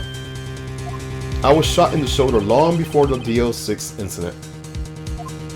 I claim that bullet in my shoulder has no relationship. Bull. That's bull. But, Mr. Von Karma, can you prove that? Prove? I have no obligations to prove anything. It is Mr. Wright who must prove something here, not I. Didn't think someone like Phoenix would find that. Yeah, exactly. Mr. Wright? Oh, wait, we do have it. We have the bullet. Yeah, never mind. I know how. Well, can you prove it? Can you prove that the bullet in Von Karma's shoulder was from DL6? Of course he can't. You don't have any DL6 evidence. Actually, we do. When back in the director room, that he dropped it. That's because you took it. Yeah, exactly. Because he took it. With no proof, you cannot convict me of any crime. So sorry, Mr. Wright.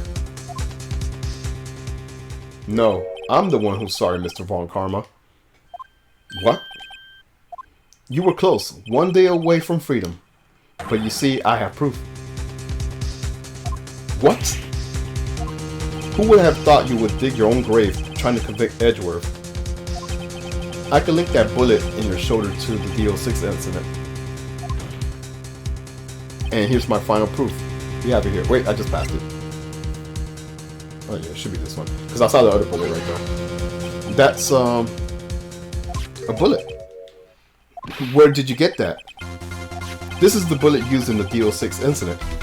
This was taken from the heart of the victim, Mr. Gregory Edgeworth. Now we have to just link it. The bullet is preserved quite nicely with the ballistic marking intact.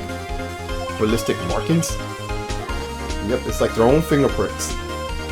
You may recall the term. It came up in the first trial 2 days ago.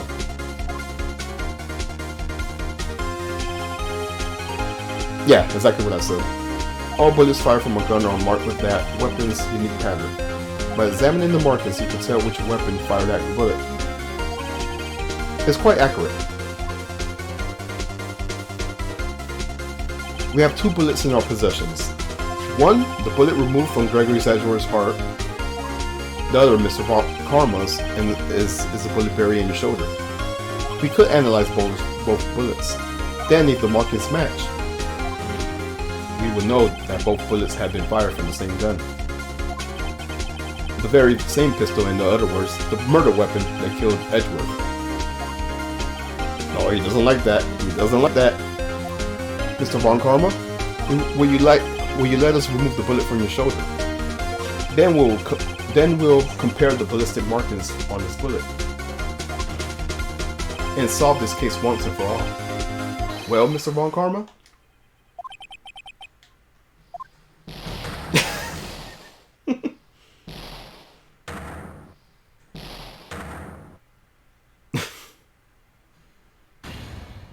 That scream. Oh, that's the one for the nightmares. I heard that scream before. Wait, I know. I can't breathe. Quiet. I said quiet. You're not making it any easier. Stop breathing my air. I'll just stop. I know that scream. And that's when he blacked out. That's some good timing though. Like, bang. And there's the scream. Yeah, these sounds. It's that scream I heard in the elevator 15 years ago. Von Karma, it was you who screamed.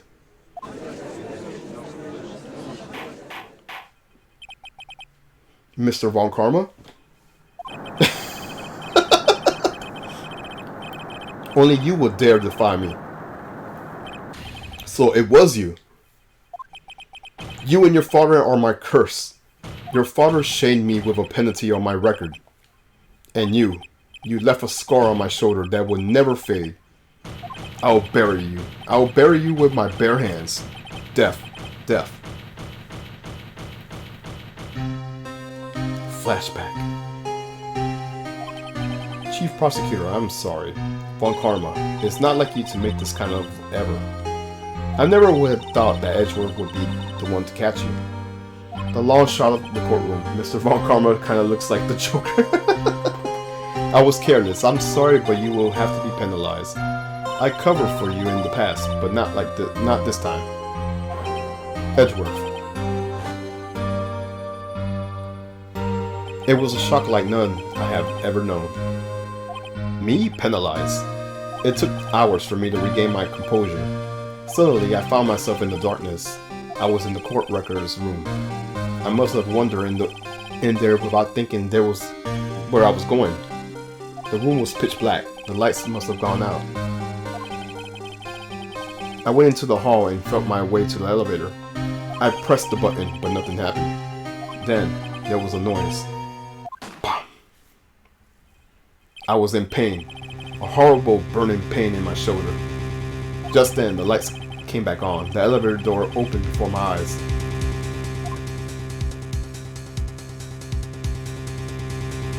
I saw 3 people inside, all lying unconscious from oxygen deprivations.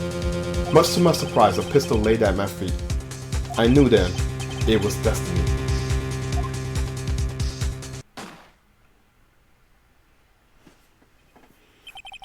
In his last moments, Edgeworth was still unconscious.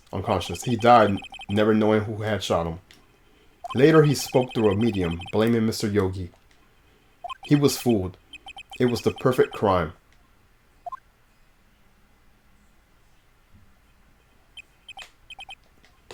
Who would have thought another man would have come to open that elevator door? Judge? What? What are you doing? Do your job. Bring an end to this miserable charade. Now, end it. Very well.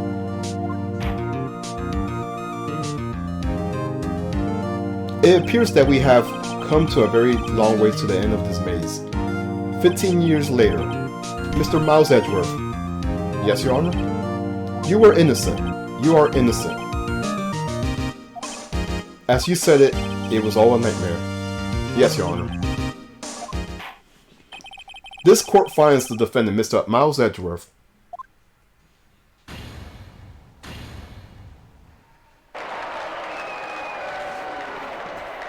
Hooray! That is all. The court is adjourned.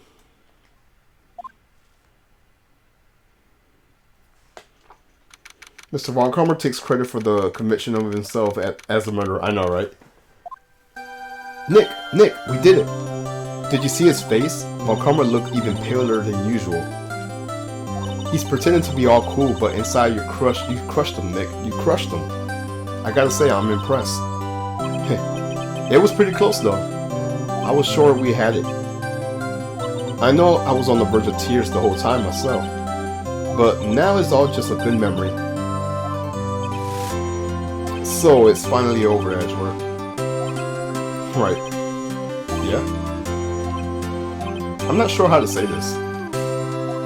I know. Try, thank you. I see. Okay, thanks. Right?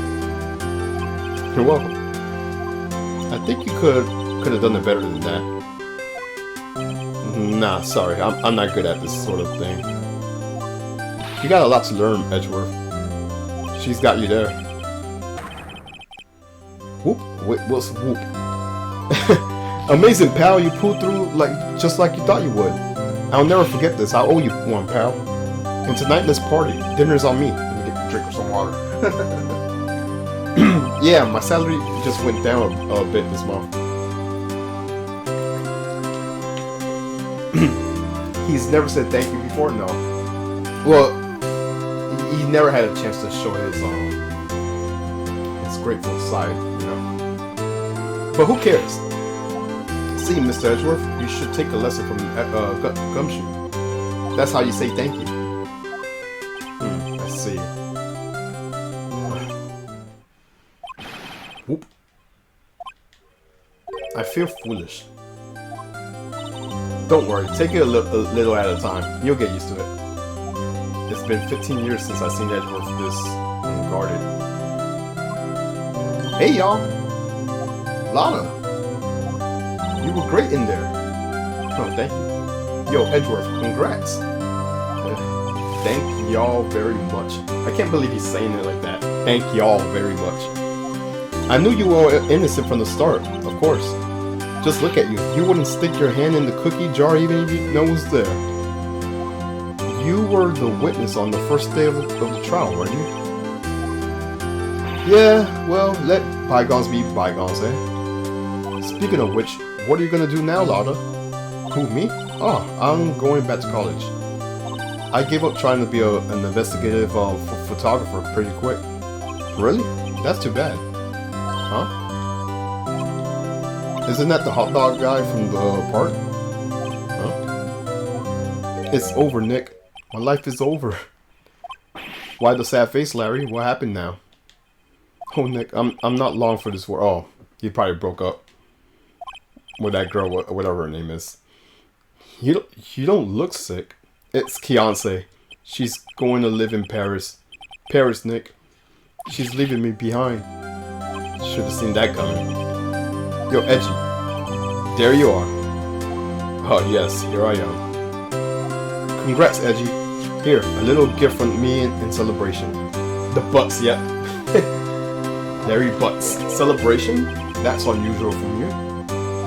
Harry Butts, you came along tonight too. My treat, pal. Oh, thanks. Looking forward to it. Yo, Nick. That's the suit that questioned me. When he says treat, that's not police talk for prison food, right? Right? I think you'll be fine, Larry. Right? Yeah, what's up?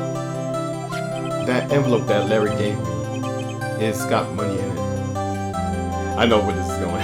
Well, yeah, that's not strange. People give money always to celebrate something. It's $38, right?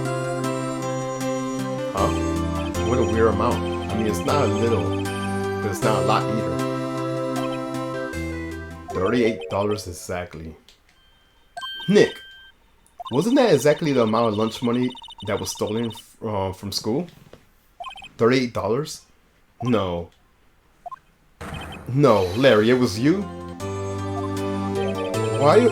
What are you surprised about, right? Huh? Larry was absent that day from school, right? But that doesn't automatically rule him out as a suspect. What? Think about that day, 15 years ago. Larry took the day off, but he was bored, so he came to school anyways. Then he saw the money lying there, and the rest is history. I never was good at history. Edgeworth, you didn't know, did you? I suspected. I just couldn't picture Larry protecting you like he did that day. Everyone else was saying you did it. The whole class was against you, remember? Yeah, too well. Right. You may not know this, but we used to have a saying back in school. What something smells is usually the butts. I know. Really, Wright? I'm surprised you didn't figure it out. It took 15 years though. Well, this sure is a unexpected turn of events, eh? Edgeworth. You should have told me. Now, Nick. It was 15 years ago. Don't you think the statute of limitations has run out, Mr. Edgeworth? I'll say so, yes. There, you have it. What does that leave me? I became a defense attorney because of what you two did. Well, you have always been something of an insufferable emotionlessness. Yeah, and you get worked up too easily, too. Death. The death sentence for both of you. Man, if only I have known. I could have become a prosecutor.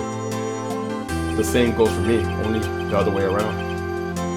For the longest time, I thought that I might have killed my own father.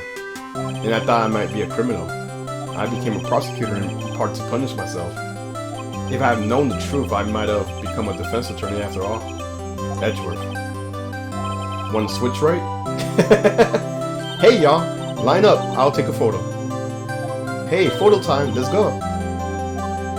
And after all, dinner on me. Yeah, group shot. So Gumshoe took us all out on town that night. Death for the both of you. Yes, exactly. We celebrated our Edgeworth's newfound freedom. Even though Edgeworth himself was still in detention. Yes.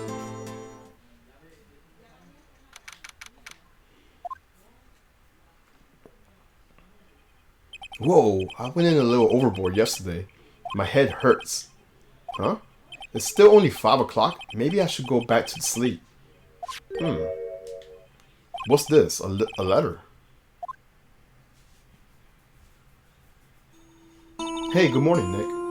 You were really impressive yesterday. Seeing you. It made me think about what I'm doing here. I'm a spirit medium, in training, of course. I wanted to help Mr. Edgeworth too. I wanted to help you, but I couldn't. I was useless. So I decided to go back to my training. I'll become a full-fledged spirit medium for starters. I couldn't say it to you to your face, so I left this letter. Goodbye, Nick. Don't worry, she'll be back. Goodbye? What time is it? Gah! The first trains for the mountains have already left to the station.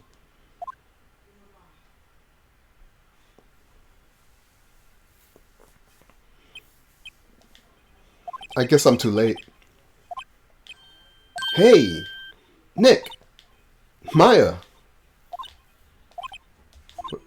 So, you're leaving? Yeah. It's hard being a spirit medium who can't talk to spirits.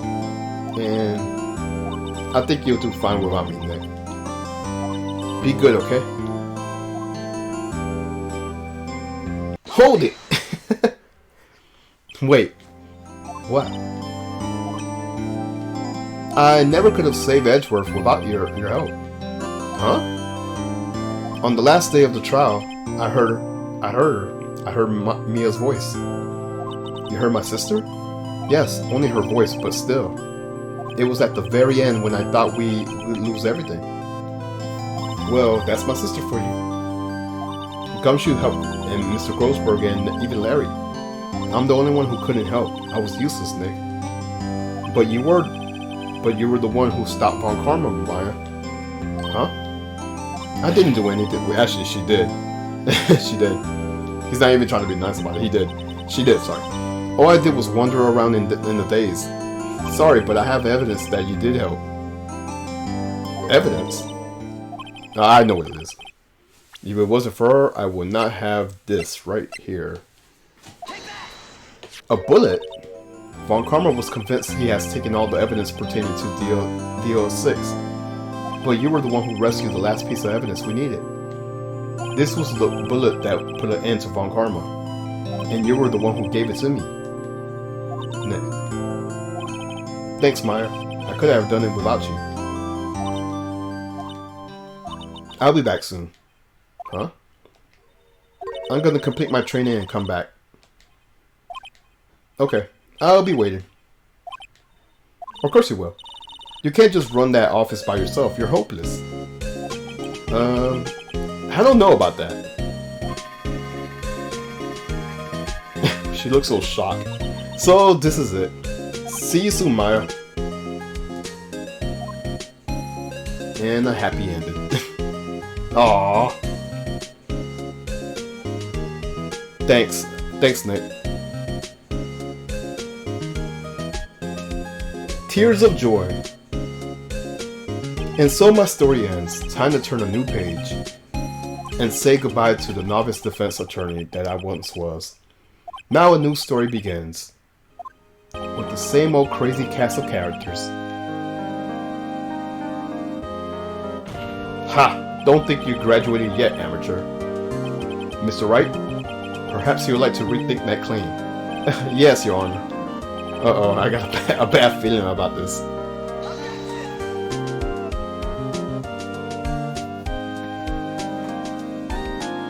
Yay!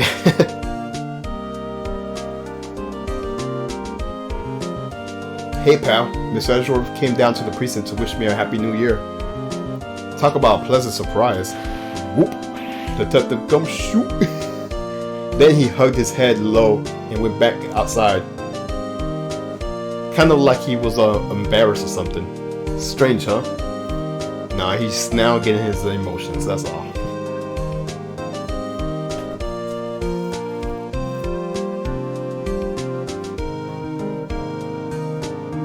Huh? Nick? Nah, haven't seen him lately. Who, me? I've been working on the cheese shop.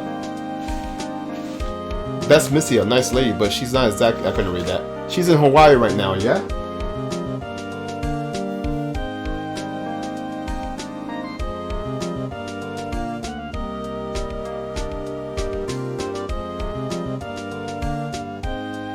Who? Wright? Yeah, I remember him. I hear he's been busy lately. You know, not to ring my own bell, but I sort of taught him everything he knows. I'm sure he's grateful. Of course, sure. Right.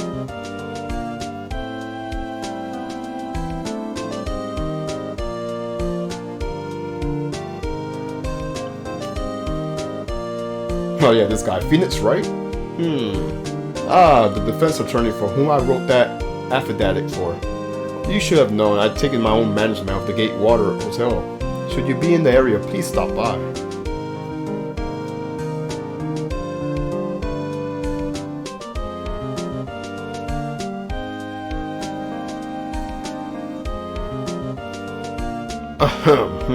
Oh, it's you.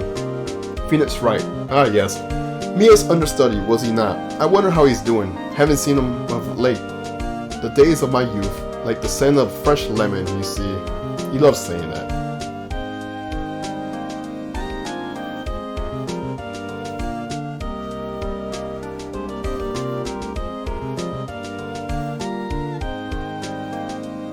Phoenix Wright? Is he an actor? Well, I'm not buying it. You can't be a star without a name like Phoenix. Did you know that there... I can't read what she's saying. I can't read what she be saying.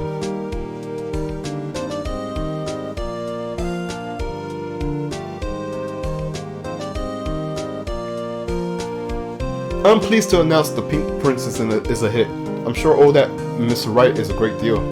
Oh, and I'm keeping my face out of the public eye till the show's over. I wouldn't want to ruin any kid's dream, you know. I know, the old lady banter.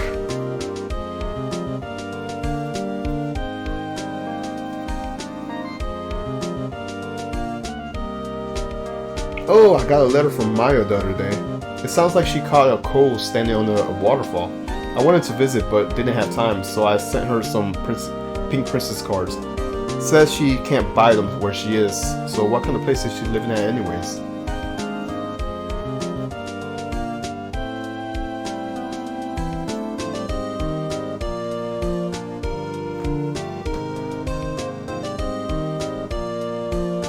Right, who's that? You want to talk? Let's talk Pink Princess. But you know, I snuck into the studio the other day, and I saw her, the one inside the Pink Princess suit. Ah, what a dog. It was kind of a shock of boy of my tender age.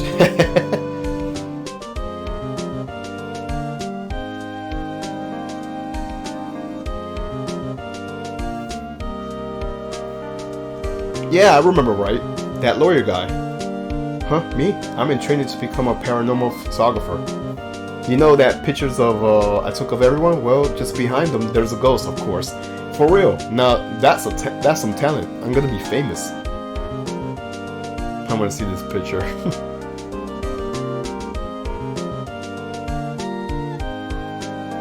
Shinji Mikami was... Oh, okay, I see the ghost.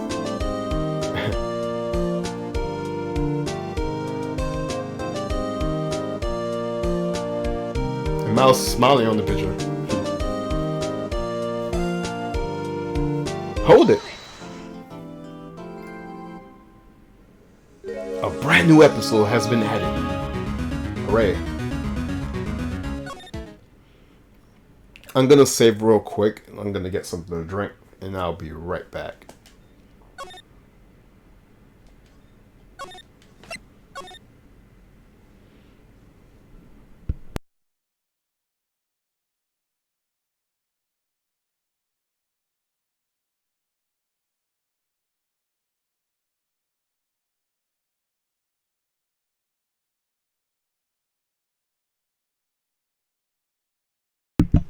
Alright, I'm back. Sorry about that.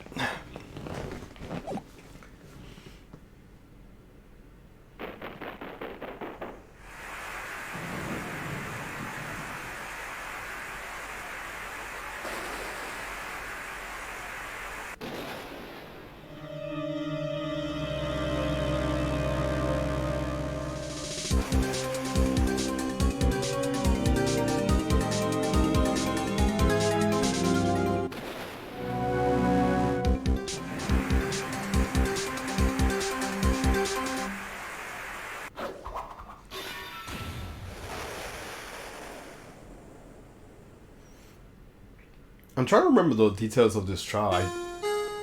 Maybe I'll come back to me.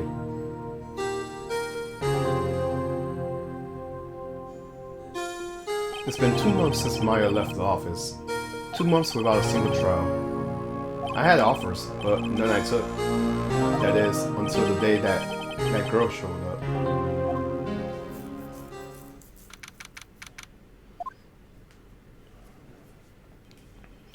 Why do I come here to the office every day? It's not like I want to work. There you are, finally. Where have you been? My sister's trial is tomorrow. Who are you? It doesn't matter who I am. It only matters who you are. The famous defense attorney Mia Fey.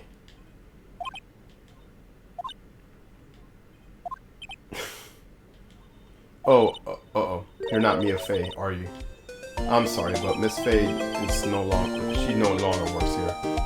So you are the coffee boy? I'm Phoenix Wright, a defense attorney. Right. Wait! You're the Phoenix Wright, the Phoenix Wright. The Phoenix Wright from the Edgeworth murder case. Yeah, that's correct. It wasn't Edgeworth who was murdered, though. That's a relief, then. You're better than nobody. I'm sorry, I'm afraid I'm not taking cases right now. But you are Phoenix Wright, right? The undefeated defense attorney. Look, I'm not accepting any new cases. I'm sorry, but you have to try somewhere else. Please, I'm out of time. But, please, you have to help. It's my sister.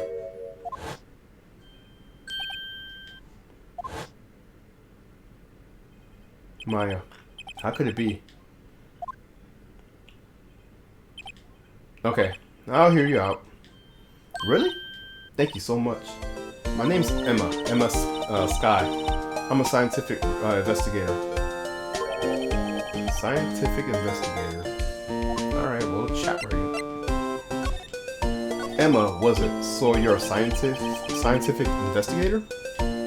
Yes, that's right. Is something wrong? No, it's just you seem kind of jumpy. Maybe just young. Young? I'll be 16 old this year. Yeah. Look at Wright being rude and wrong. Yes. Oh, I see. Wait, only 16?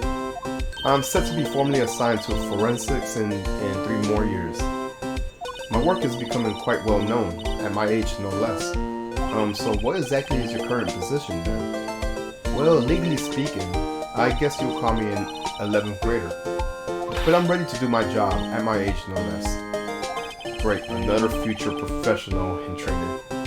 Alright, let's continue chatting. So, what's this about a case? You said the trial's tomorrow? My sister didn't do it. She wouldn't stab someone with a knife. She wouldn't. So it's a murder case. I don't care if there's a witness who saw her do it. She didn't do it. I know she didn't do it. It's a scientific fact. Oh my gosh. And there's a witness. Just talk to her. You have to talk to her. Right. I suppose I will. You don't have to. I promise her I'll bring Mia Fey, but that's interesting. Yeah, exactly. How would she know Mia? So, you want to be a scientific investigator when you grow up then? Excuse me? I'm not a child. I have you know. Still, it's good to have a goal, albeit a very unusual one. I believe an investigation should be done scientifically. Don't you? I don't care. Yeah, sure. Can't fault her for lack of enthusiasm. If this case is handled scientifically, I'm sure my sister's name will be cleared. Your sister. I've been doing research, you know. I'm developing a new scientific method of case investigations. I'll show you when I'm done. I'm looking forward to it. Guess I should get down to the detention center. Yep. Well, we should still ask her about Mia. My sister asked for Mia specifically. This Mia Fey person who was a few years below her in school. So they went to the same school, huh? She's always told me to go to Mia if I ever need a defense attorney. And, well, I need one. Incidentally, Mia is a woman. Now that you mention it, I guess it is more of a woman's name than a man. Well, it's nice of you to help your sister out like this. You must be close. Well, actually, when she gets like this now, I kind of hate her. But she's my only family. Your only family? What about your parents? They died in a car accident when I was little. Oh, I'm sorry. I think we're done. Oh, that's kind of awkward.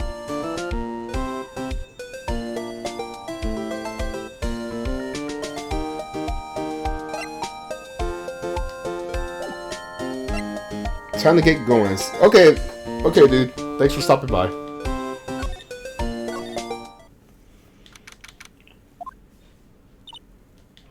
I wonder what's wrong with Emma. She's got quiet all of a sudden as soon as we arrived. Guard, I thought I told you I didn't want visitors. Sorry, ma'am. It's just your sister. No excuses. Or did you not want to raise this year? Understood, ma'am. What was that about?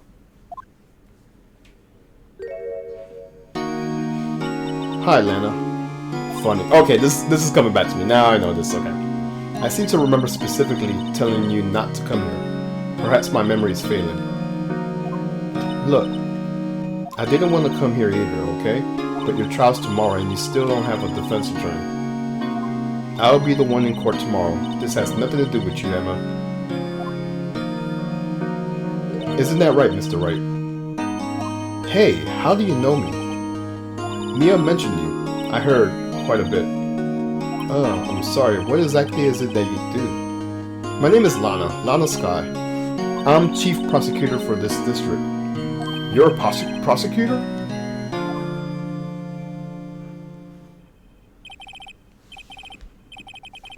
Two sisters, one a lawyer. Could this be a coincidence? Emma, Lana, I mean, they're just like...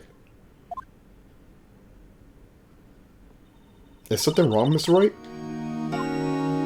I guess we could chat with her. There's something you should know from the start, which is the suspect in this case has confessed to the crime. Huh? Wait, but the suspect is me. I did it. Well, Mr. Wright? Well, why don't you begin by telling me exactly what happened? The crime took place yesterday, February 21st at 5:15. I see that's a clue. That's quite specific. It was in the witness disposition. A witness clearly saw me committing the crime.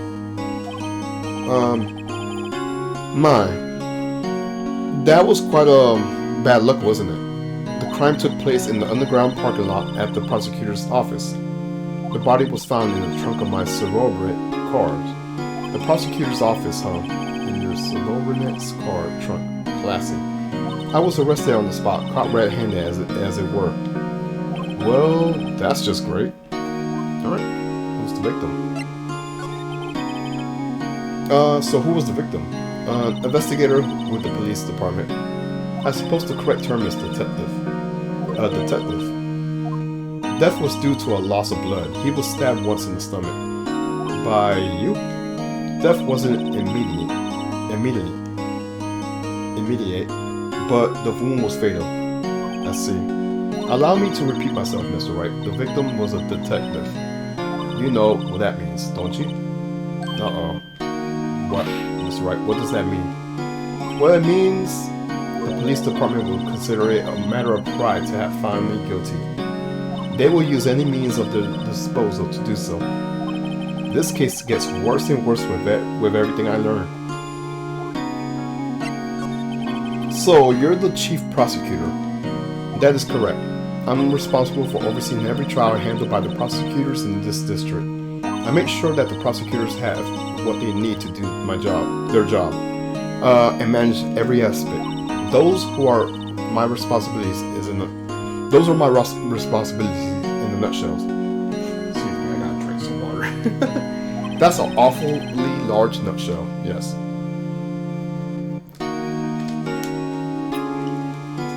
Still, I'm a little surprised.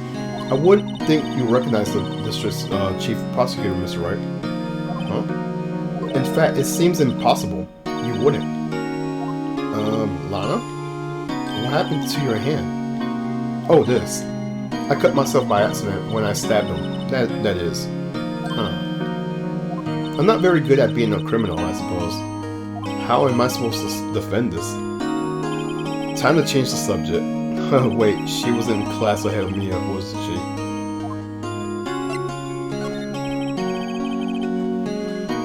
So you were in school with Mia, correct? A few years above her. Emma told you that too, did she? Well, why not? I did drag him all the way here from his office. Although it seems he has very little in common with Mia. Hey, it was in law school. I was in my 3rd year and she was auditing the class. She was different than other students. Different. She was strong. She'd do anything to become a defense attorney. Anything. That was probably why she was attracted to me. Excuse me? Intellectually attracted. Lana was the top of her class in school. I was the best there was. Oh. I'm doing pretty good in school too, by the way. It sounds a bit different when Emma says it. Well, Mr. Wright? Excuse me? As you can plainly see, I am admitting my guilt. I think it's safe to say there's no way you could take this case. None. But Lana... Why are you doing this to me? You'd never think of anyone else but yourself. I know you didn't do it, Lana. I know. So, how can you say you did? If I lose you, I'll be all alone. I hate you, Lana. Mr. Wright? Yes? I believe our discussion here is ended. The rest, I leave to you. Well, you mean you're requesting my service as your defense? Don't lose any sleep over it. Your client has confessed after all. The case is over. Right, I'll do what I I'll do what I can to get to the bottom of this. Lala has confessed to the crime, yes. But something doesn't fit. Yeah, she's too honest with her. It's that look in Emma's eyes. There's something else going on here.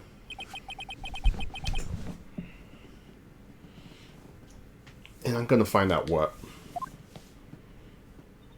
I'm sorry, Mr. Wright. About what? My sister. She's not always like that, you know. I just never expected to be defending another prosecutor again. She's changed a lot. She used to be so gentle, always smiling. Everybody liked her. I see. Sorry, but I'm having trouble imagining that. What happened to her? I don't know for certain myself. I think maybe well, maybe not. Sounds like there's something there that defies a simple scientific explanation. Let's go check out the underground parking at the prosecutor's office, shall we? Okay.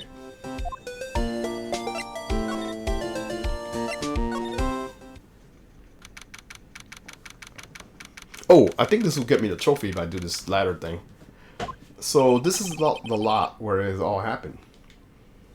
Looks like they're still investigating. Funny that my first visit of the prosecutor office should be like this. Hey, everyone, keep up the good work. Hey, what are you thinking? Well, they are gonna be my co-workers 3 years from now, after all. No harm in saying hello. Actually, there is. You know, attorneys aren't supposed to examine crime scenes. I'm trying not to stand out too much here, see? Hey there. You're expected to go unnoticed here, partner? Partner? Is that Gumshoe? No. What do we have here? Looks like a bambina got loose from the ranch and is up to no good. Folks gotta learn to keep them doggies tied down, partner. Mr. Marshall. Marshall looks more like a sheriff to me. Looky here, bambina. I know how you feel, but this is my gang's whole strike, see? Strike. This is our claim, our territory, with a mother load of evidence. If you're fixing to mess with what was ours, you'll regret it, partner. You know what dreams that caddy out of the desert dream? You want to?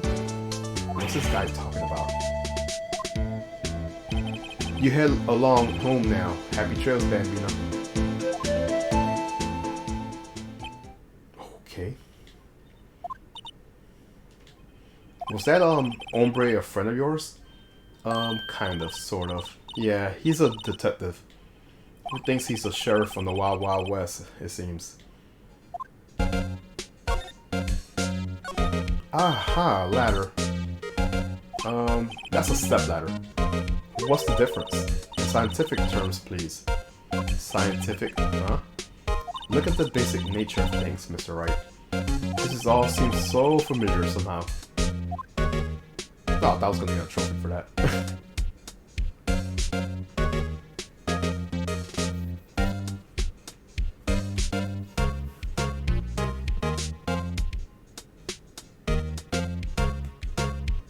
Oh.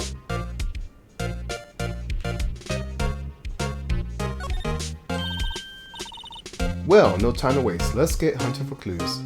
I wonder what this is. Well, partner, looks like you got no intentions of going home quietly.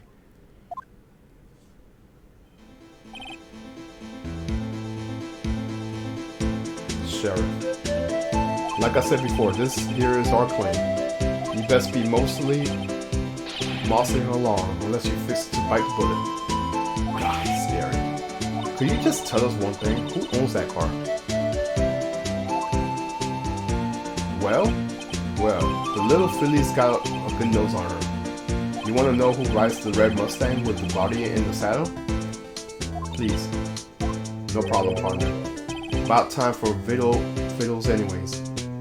Get yourself to the saloon up to the 12th floor on the prosecutor's office. Might just find yourself a cerveza you like. Oh my gosh, his dialogue. Prosecutor's office, where does this guy think he is, and when, for that matter?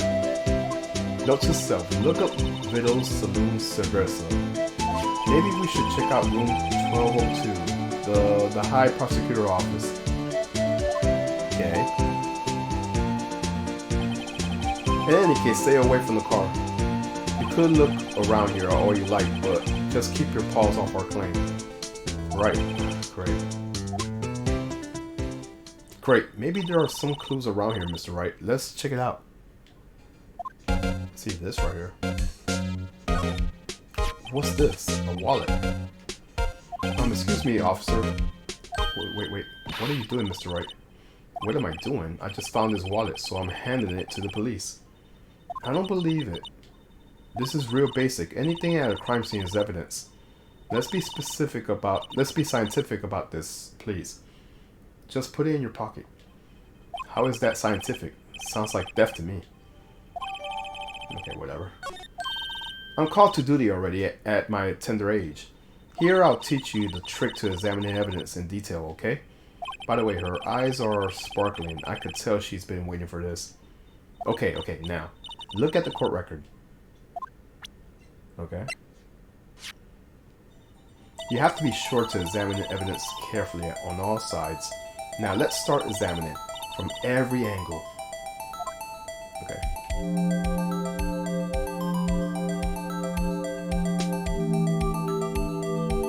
Oh, look. I think there might be a clue here. You should check it out with a press of the X button. Okay. This is an ID card. Okay. Sergeant Bruce Goodman, ID number blah blah blah. See? Well, isn't scientific investigation useful? I guess, though I don't see what science has to do with it. Okay, so we got Goodman's card.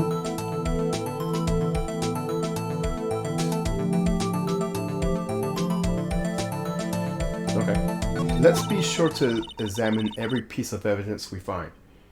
I guess I gotta be on my toes from now on. Excuse me? Were you two all set? Us.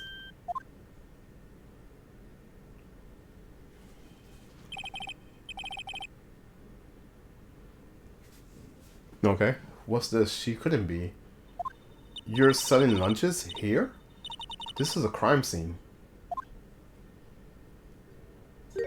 Ooh. Half and half was it? Oh, that's it. Thanks. And you, sir? Yes? Some crunchy goodness coming at you. Oh, thanks. Interesting way of doing business. This area is off limits to anyone without clearance, especially passerbys. Or are you officers? Oh no, but you don't exactly look like a type of to have clearance. Well, that's hardly a way to greet someone. Even in my days of the cough-up queen are over. Cough-up, huh? No, I'm feeling kind of full. Maybe I'll pass on the lunch. I'm quite connected to this case, you see. The images are burning to my eyes, you might say. Yes, all sordid secrets. Secrets? Dear me, you are a slow one, aren't you? I'm referring to the murder, the stabbing of the detective. What? A witness clearly saw me committing the crime. Okay, so she's probably the witness. You mean you're the witness my sister was talking about? Please, cough up queen. Tell us what happened. The name's Angel Star. Don't you go forgetting it. Oh, before you know it, I'll have you whimpering at my heels. Yes, ma'am. Yes, she means it. I guess chat with her, right?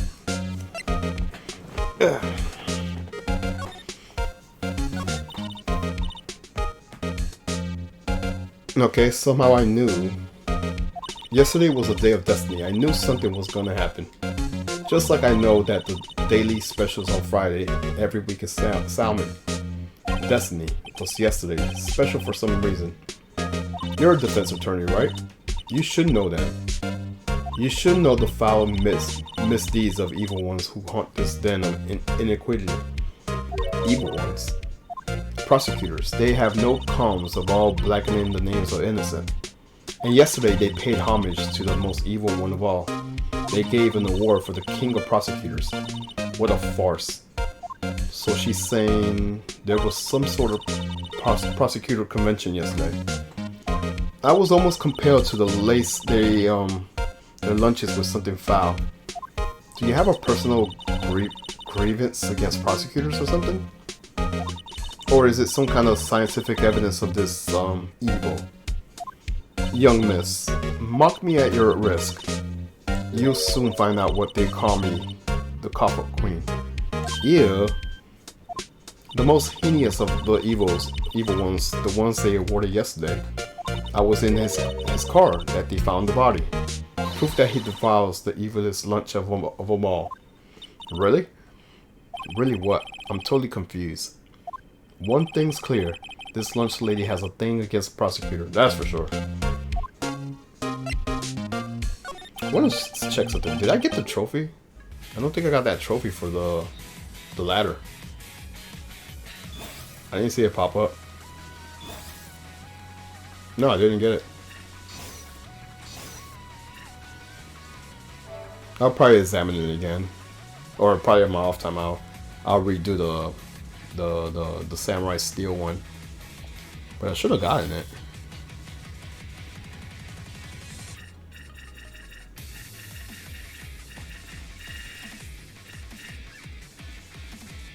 Yeah, I should have gotten this one. Oh well. Let's continue. Sorry about that. So what happened was it that you witnessed, Miss Star? It was a fascinating spectacle, to be sure. I now feel I know what they said about what they talked about a woman's wrath. To see Lana Sky wield that knife so... Her knife flashed in anger, bringing him to a sad end. It was truly a sight to see. You mean you saw the very moment of the crime? The sound of his silvery ties to this world being cruelly cut still rings to my ear. And the rhythmic beat of Lana Sky's knife. Wait a second, you know Lana Sky? Of course. It's quite a feat becoming chief prosecutor. How many lunchboxes of sin did she pack to make that journey, I wonder? She always travels light. Now, why would this pretty lunch lady know the prosecutor's name?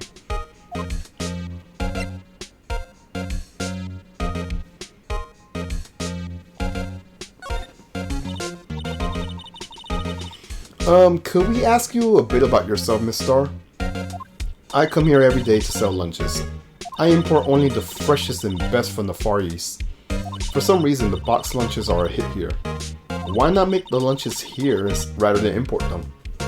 Did you say something? No. Only true connoisseurs can understand. Connoisseurs. The kind you can only tell someone who has tried General Tso's Trilogy's lunch set. Oh, never mind, you win. I don't even want to appreciate part of a Trilogy's flavor.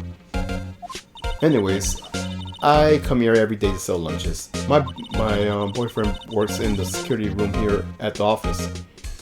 Your boyfriend? See the security room over there? The glass wall booth? I sell my lunches, and since I'm here anyways, I dropped to go see him. Since you're here anyways, I guess selling lunches is more important than romance.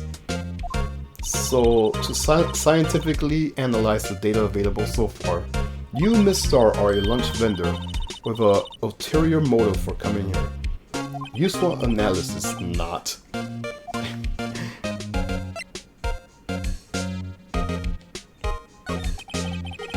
Did you have a bad experience with the prosecutor, Miss Star? I sense some hostility. Hostility? Ha, perhaps. Prosecutors are all alike, and the bigger they are, the worse they smell. Kind of like 10-year-old clams in the chowder. I wonder if Miss Star was involved in some sort of legal problems in the past. That'd be a sure cause of food poisoning, scientifically speaking, of course. I mean, now you're just talking cough-up queen. I thought she was just a lunch vendor, but now I'm not so sure. I think we're done talking around.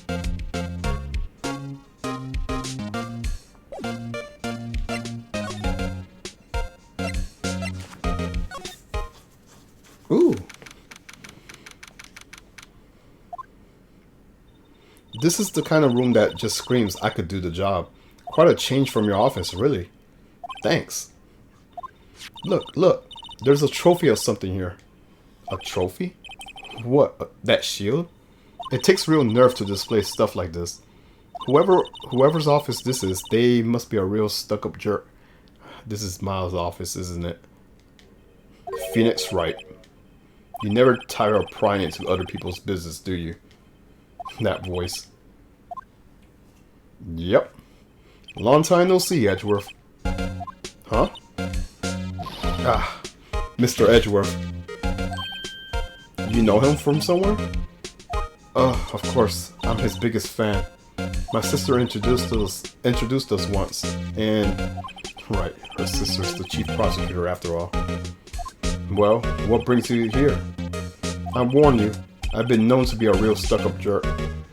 No, did I? No. It was just Mr. Wright here. Hey, don't blame me. We're just here to investigate a murder case. Murder? A body was found in this nasty bright red sports car in the parking lot. That would be my car. What of it? What? Your car? I'll say one thing, she certainly could scream. I guess we'll chat with Miles.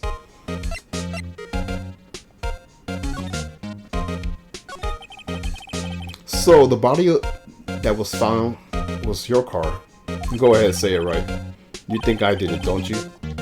After you went through all that trouble to help me last year? No less. No, we don't think you did it. I mean, it was my sister who stabbed him. Wait, no, she didn't do that. I mean, wait. So you're the chief prosecutor's little sister then? Yes, sir. Emma Sky. It's nice to meet you again. Now that didn't sound forced at all. Ah, now I remember. You really grown. I admit it was a surprise for me too. To think that my own car will become the scene of a murder. More surprising still, I'm being forced to prove my superior guilt. I can understand. Wait, what did you just say? Nala Sky is the chief prosecutor, the top prosecutor in this district. She can't prosecute herself, so I'll be prosecuting at the trial tomorrow. You, Mr. Edgeworth. Oof. Big oof.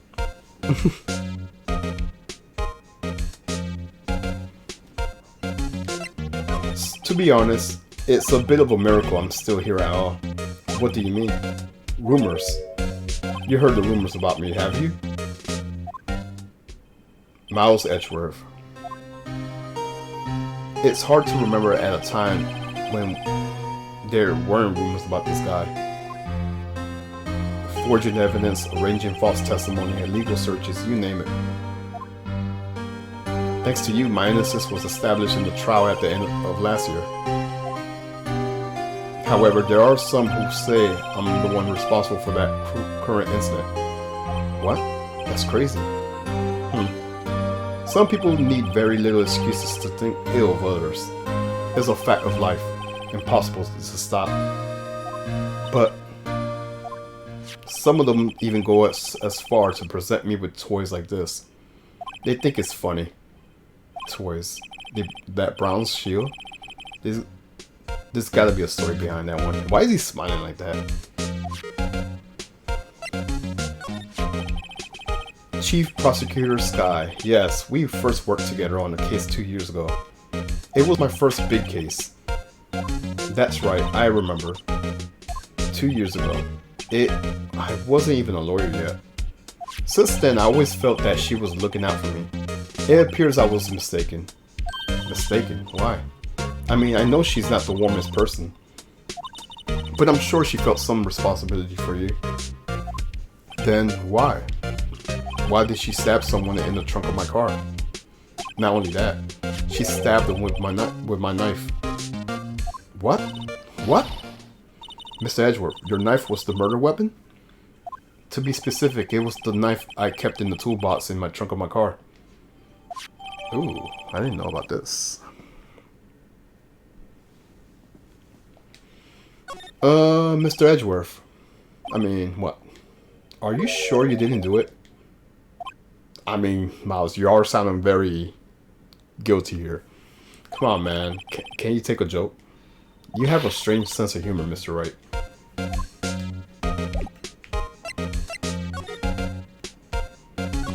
I've been wondering, what the heck is this? This is a big K on it. Prosecutors. Oh, King of Prosecutors. What's that? It's the King of Prosecutors trophy. King of Prosecutors? It's a great honor. They send that shield to the best prosecutor each year. So that K, that's K stands for King. Yeah, you got a problem with that? I didn't design the thing. Kind of King of Prosecutors, kind of a employee of the month, only better. Okay, cool. I'm gonna be right back. Be right back.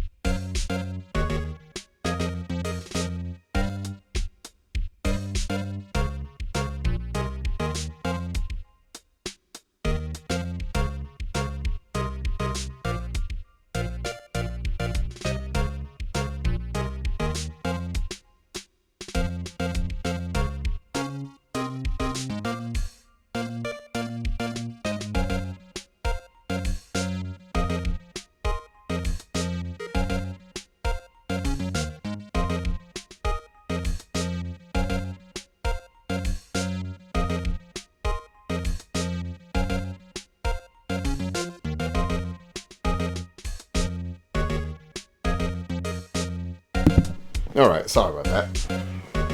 Alrighty, let's continue.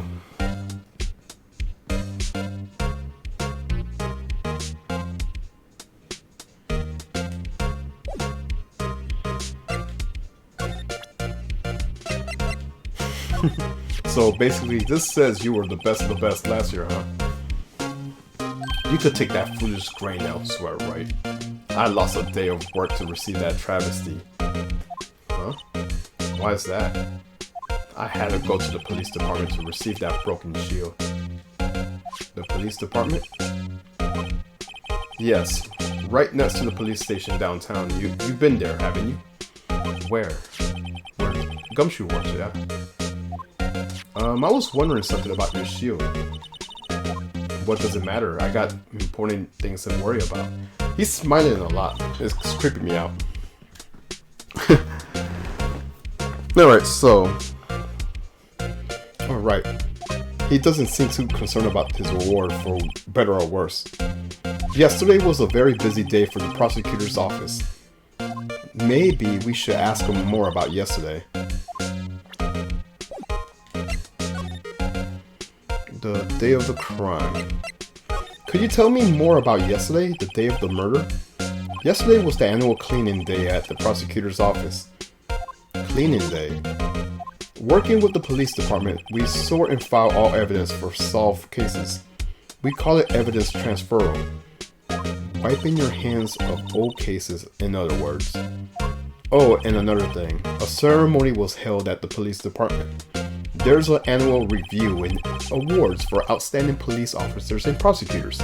And that's when you got the shield. I was at the police department yesterday afternoon. I got back at 5:12. That's very precise.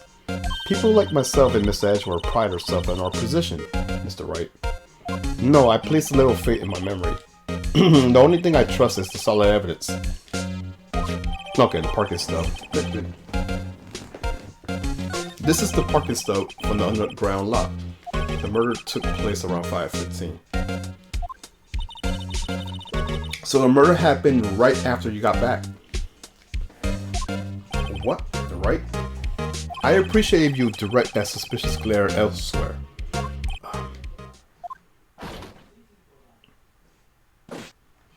Excuse me, but is Mr. Edgeworth of anywhere on the premises? Edgeworth, what is it? I'm here, sir, at the request of the chief, sir.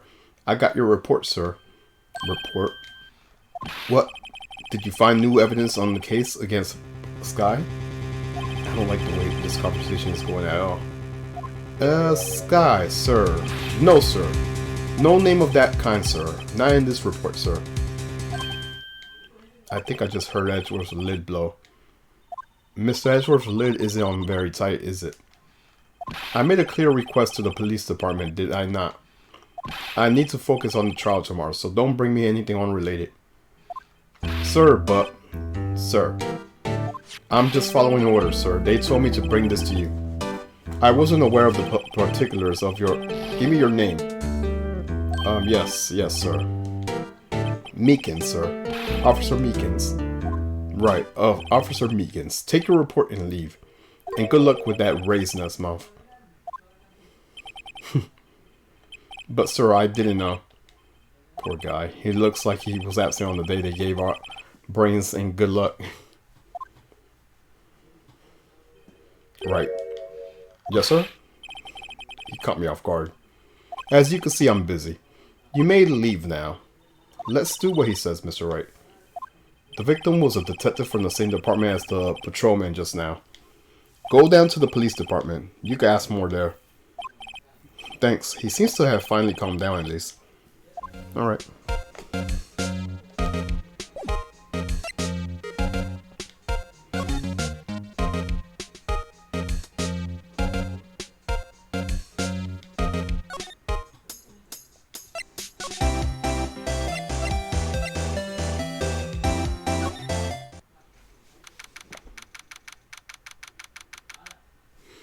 Alrighty. Whew. We're finally here. Why would they put the police department so far away from the prosecutor's office? beats me. That took almost 30 minutes by taxi, and traffic wasn't even that bad. The police department, huh? I only been to the criminal affairs next door. Hold on, what's that?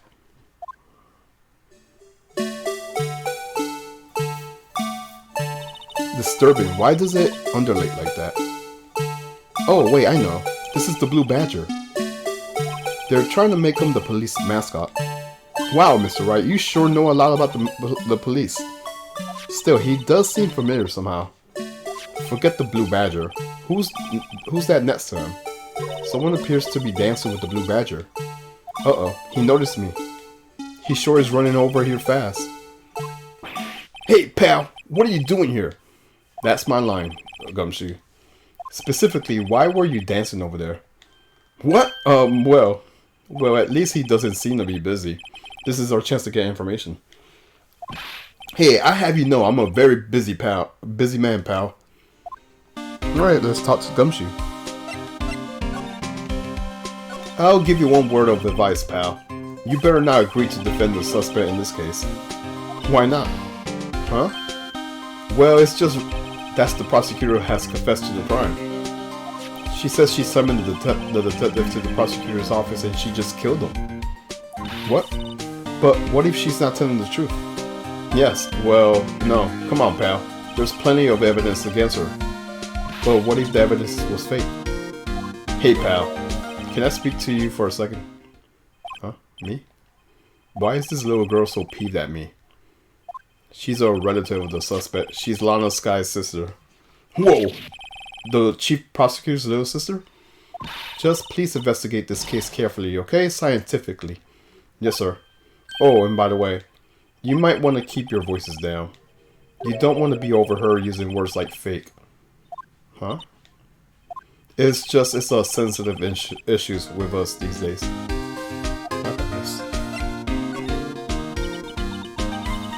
So, what are you doing here, Gumshoe?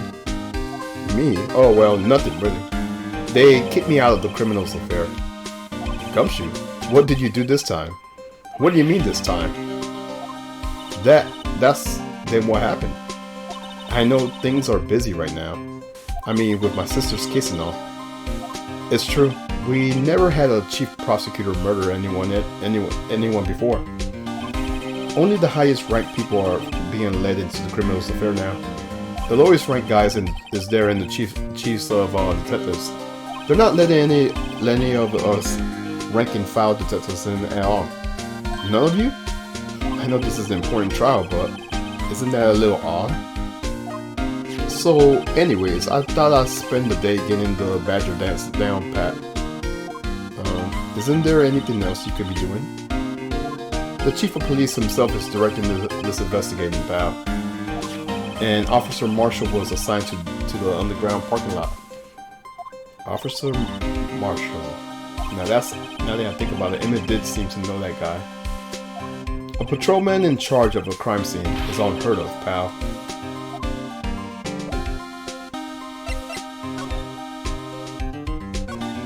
I was wondering about that.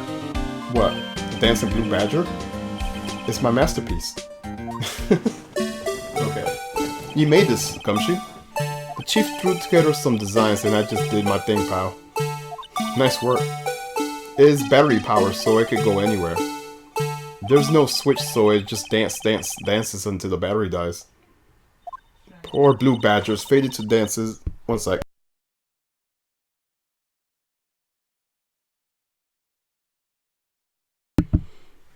Poor Blue Badger faded to dance until he drops.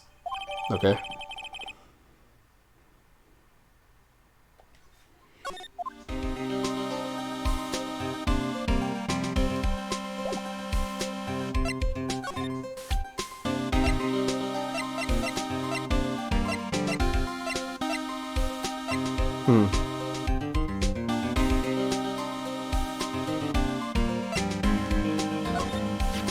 Gumshoes, what can you tell me about this?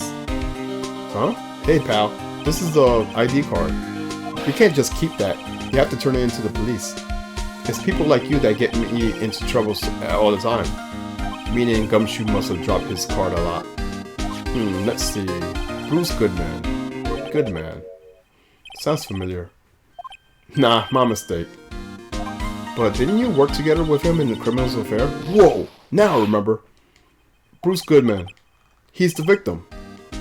That's what I thought. Can you tell us more, Gumshoe?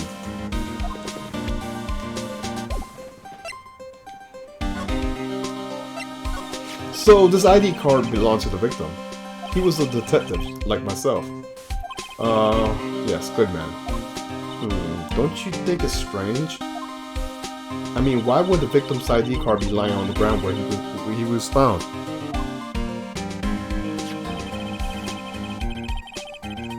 Well, Goodman should have been at the police department yesterday. There was an evidence transferal for a case he handled 2 years ago. Evidence transferal, Mr. Edgeworth mentioned that too. But Goodman was killed at the prosecutor's office. Well, that's the thing.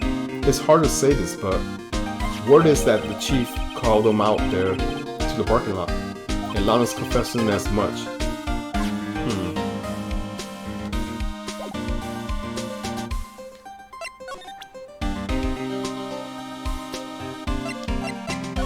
Hey, that's it! That's the King of Prosecutors Award that Mr. Edgeworth got yesterday. Were you at the award ceremony, Gumshoe? Of course, pal. I got an award for this diligence myself. Huh, congratulations. I was wondering why there's an award, a shield. And why is it broken? Oh, there's a reason. I'll tell you what it is later. Apparently he's forgotten. But I was proud of Mr. Edgeworth for winning that award. Even with all the naysayers in the prosecutor's office. Naysayers. It must be because of the rumors. Okay.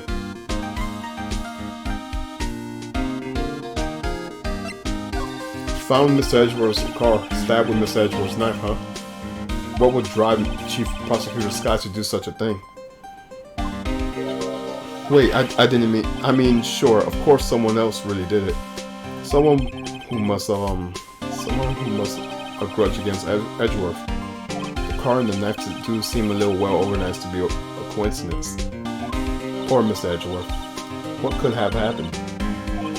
We have to find out a little more about what's going on with Edgeworth. Okay.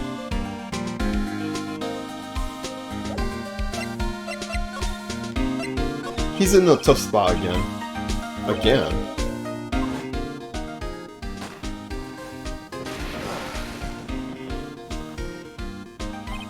Well, it all started with the murder of that defense attorney Hammond. But Mr. Edgeworth was found innocent. Listen, pal, there have been some rumors about Edgeworth. Forging evidence, making deals with witnesses. Nothing outright, but there were always whisper rumors. Ever since he was accused of murder, no one's whispering. They're practically shouting. But there's no evidence against him. Well, Mr. Edgeworth has always been unusual strong ties to the department's higher up. It's only natural that people would be suspicious. I had no idea he was under the gun. Anyways, this latest case has started a new rumor.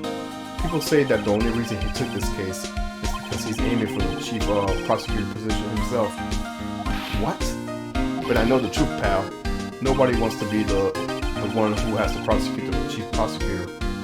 Mr. Edgeworth is biting the bullet on this one. He's doing this for all of us. And that's all I know about it. I'm now officially on the case, you know. Thank you.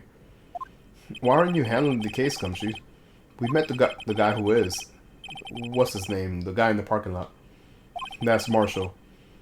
He was appointed directly by the chief by police. Or Marshall. Is he some kind of Wild Wild West sheriff or something? No, Jake Marshall is just a regular officer from West LA. For a moment there, I wasn't sure. Look, pal, let me try to make things a little easier for you. Show them this, and they'll let you examine the crime scene, maybe. Okay, we could try that.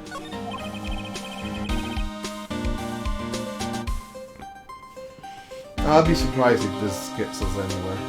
Just act like you're supposed to be there, and nobody will look at you twice. Alright, we'll give it a try.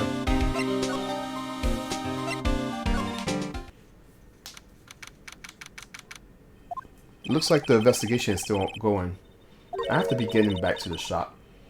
Sorry, looks like I'll be stuck in this pit till the sun sleeps. I'll see you in my dreams tonight then, baby. Oh, still here. Ah, hello. Why the surprised look? Didn't I mention?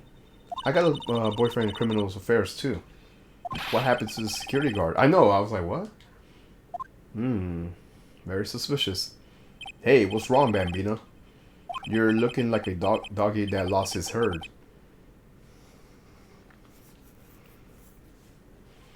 Chick Marshall. Strange guys are put in the charge of a crime scene.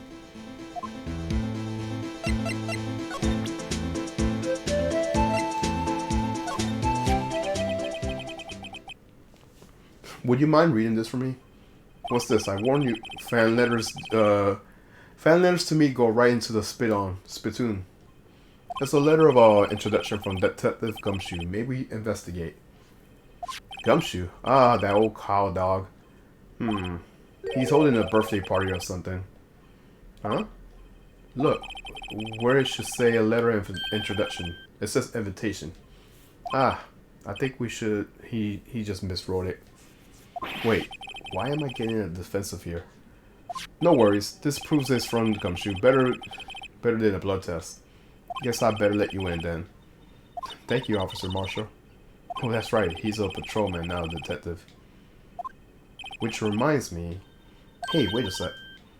Isn't the crime scene supposed to be handled by a detective for hire? Well, folks, the clues are calling. Welcome to the Ghost Strike. Be like the settlers. Strike our lands unknown. Manifest destiny. Let's have a hootie-nanny. A hootie-nanny?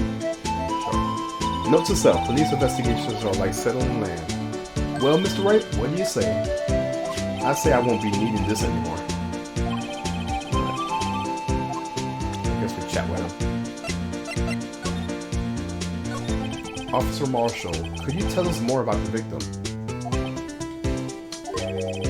Look at this cowboy, right? Good men always die young. Remember that, partner. Oh, could you be a little bit more specific? Who's Goodman? He was a detective, right? Well, aren't you a feisty doggy there? Detective Goodman was stabbed here at 5:15. The smiling Madonna told me the tale. I think he means the witness, Miss Angel Star. One stab to the chest, a fine piece of work. This here's the autopsy report. Okay, we got the autopsy report. Good. Was my sister involved with the victim in any way? Funny you should mention that, Bambina. Chief Prosecutor Sky and Detective Goodman had nothing in common at all. Nothing in common? They apparently worked together on the case a few years back, so there's no motive. Hey, Luna! Goodman wasn't a particularly gifted detective. That's one reason why he didn't do much work with the chief prospector.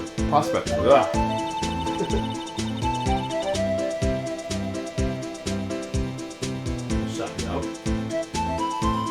But my sister called the victim here on the day of the murder, right? Here, to this parking lot. So it seems like calling an unarmed man to shoot out at high noon. Alright, let's talk about Marshall. I don't mean any offense, but Officer Marshall, you're a patrolman, right? Not a detective. You're calling me out? They shoot you for that in Texas. Huh? I was one of those fancy shoe detectives till 2 years ago, to tell you the truth. Oh, really? Now he tells me. Yeah, no problem, dude. But you're a patrolman now, so how can you be in charge of a crime scene? Nothing gets by you, does it, Bambina? So why are you in charge? No reason. We're just short on hands right now. I'm keeping an eye on in the meantime. That's odd. That's odd though. Gumshoe was saying he had nothing to do. Nothing important at least. He's nothing but a sad old cow dog that can't find his tail. Maybe it's because he runs with that Edgeworth, eh? Edgeworth. That cow dog's been kicked out on his cattle run by ordering the chief police. Just he don't realize it yet. He's kicked out of this investigation. Alright. Look around?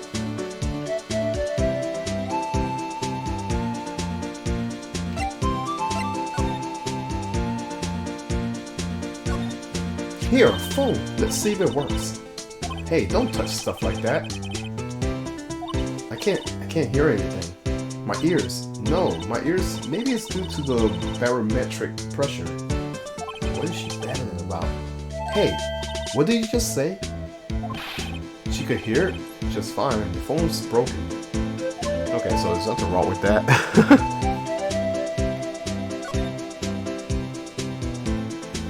Alrighty. This looks like a cell phone. Scientifically, analysis would suggest this belonging to the victim. I can't think of anyone else it could belong to. What's so scientific about that? Should we just check it out? Yeah, exactly. Right, let's check it out.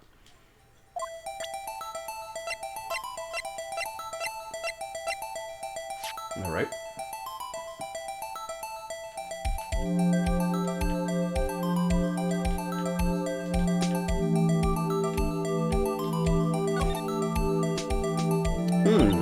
This phone's still on the redial screen. Redial. Mr. Wright? Most phones keep a record of all the calls you made and received. Okay. You just press the blue button to display the last number you called. Yeah, the music's really good. Convenient, isn't it? I'm surprised you didn't know about it. Sorry to disappoint you, but even I know about things like redial. Huh? Oh, I'm sorry. It's just you never know what people from your generation. Oh my gosh. Whatever. Let's just check this phone out. Okay. Press the blue button, I guess. Now to see the owner of this phone call last. Note to self: a defense attorney doesn't think first. He just pushes the button. Of course he does. Let me stretch a bit. Oh, really? Steel Samurai? Hey, that song, I know that. Hey, what's going on over here? Oh. Oh, sorry. I see you, partner. You pressed redial on that phone, didn't you? Oh, well, yeah. Whose phone is this anyways? It was on the ground over there. Whose is it? That belongs to Chief Prospector Sky. What? It's my sister's. She apparently dropped it when she was taken into custody right after the crime. Look, the last call was made right when the murder occurred. Looks like she was fixing to call someone. Except she only spoke for a few seconds according to this. Who did she call? No idea. Sorry, partner. Now I got a question for you, partner. I heard a phone ring just now. One of those newfangled ringtones. Oh, that? Oh. I'm sorry, that was my phone. What? Your phone? Yeah, it's kind of strange, but someone called me right as we picked up the other phone as a wrong number, sure. I hope you're not lying. They shoot you for that in Texas, partner. They're not in Texas, though. Uh-oh. I incited the wrath of the Lone Star Patrolman. Alright, so we got that.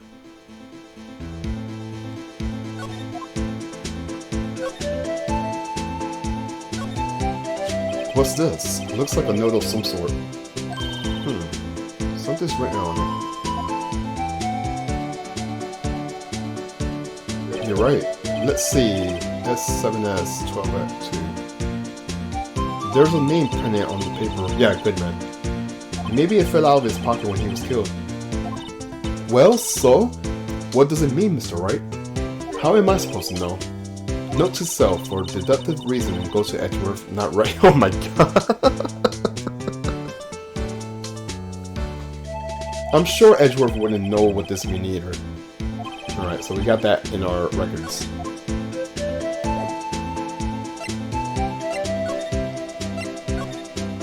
So, there's no connection between Goodman and my sister. That's correct, but there's a gold mine of evidence against her. And the prospect of tomorrow is none other than Edgeworth himself. I'm afraid your sister's fate is decided, Bambina. Many condolences. Officer Marshall. Yeah, Bambina? How can you say that? You and my sister, you were...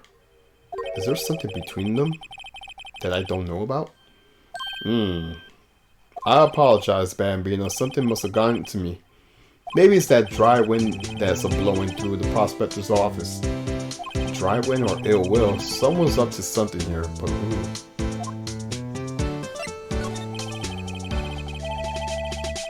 Suspicions about Mr. Edgeworth has been flying around for nearly 2 years now. Forged evidence and arranging testimonies, you mean. He was unbeatable because he did whatever it took to win.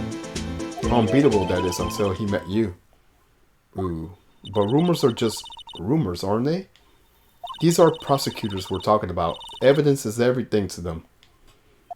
If you follow the rumors about Edgeworth to their source, you will find one person. But they're off limits. Untouchable, you might say. One person? Who? Hate to say this, but it's your sister, Bambina. Chief Prospector Lana Sky. What? My sister? Edgeworth couldn't rustle all those cattle by himself.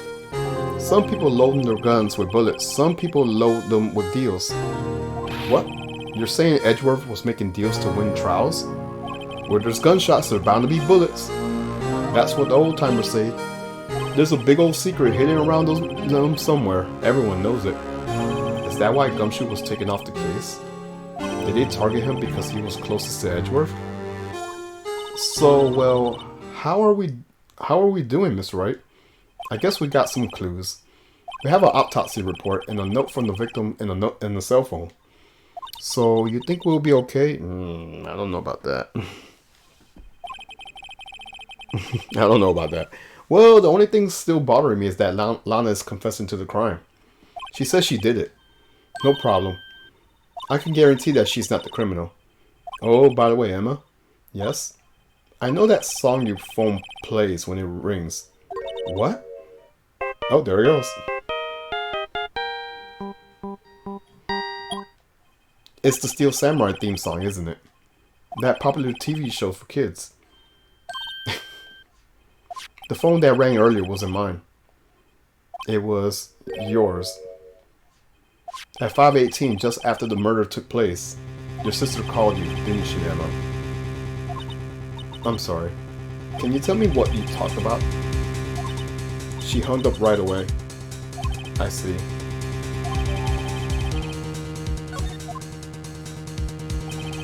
A detective is murdered, and the suspect is the top prosecutor of the district. I got a bad feeling about this. Like, maybe I still don't know everything that went on. No, for sure you don't know everything. To be continued.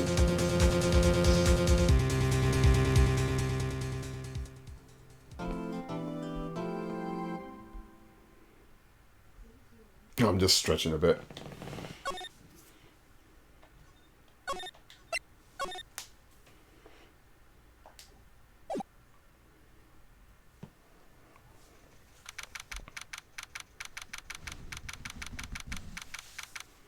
Alrighty.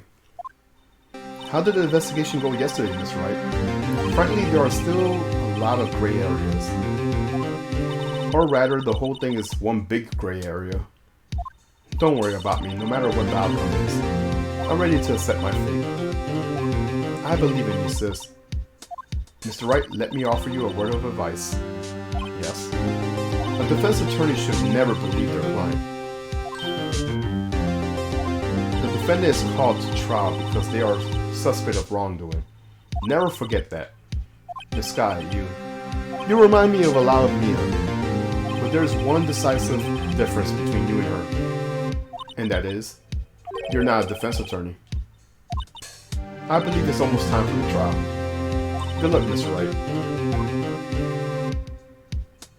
My first trial without a Faye helping me. I know, it's so weird. No one's gonna bail me out this time. I'll be alone in there. So I have to discover the truth all by myself. Let's do it, Mr. Wright. I'll be with you the whole way.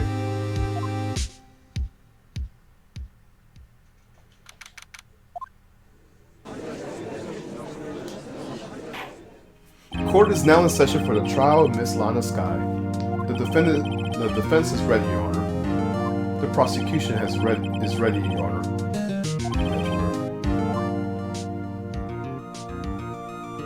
It's been 2 months, but I haven't been in the courtroom since this trial. I hope that personal feeling will not be a part of the proceeding today, Mr. Wright.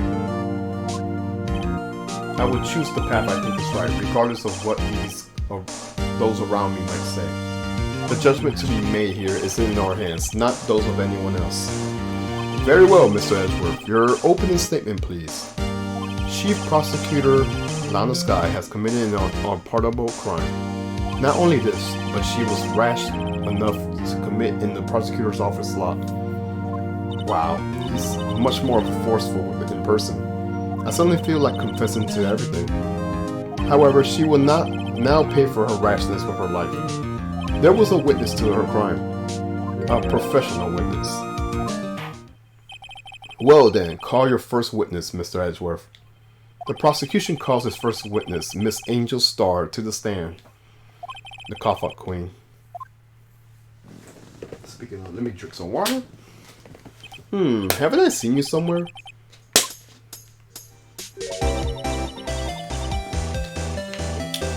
Your order, the caviar lunch, right? Oh, caviar. I've never eaten caviar before. The judge is really wolfing it down. Ah, and for you, I have a fiesta bowl. Thanks. Will the witness state her name and profession? Ah, and you, sir. Did you order the fingerprint lunchbox? Is it too early for lunch? Your name and profession, please. Well, Your Honor. How does it taste?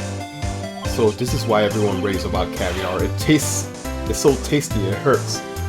I always thought caviar would taste like pickled tapioca.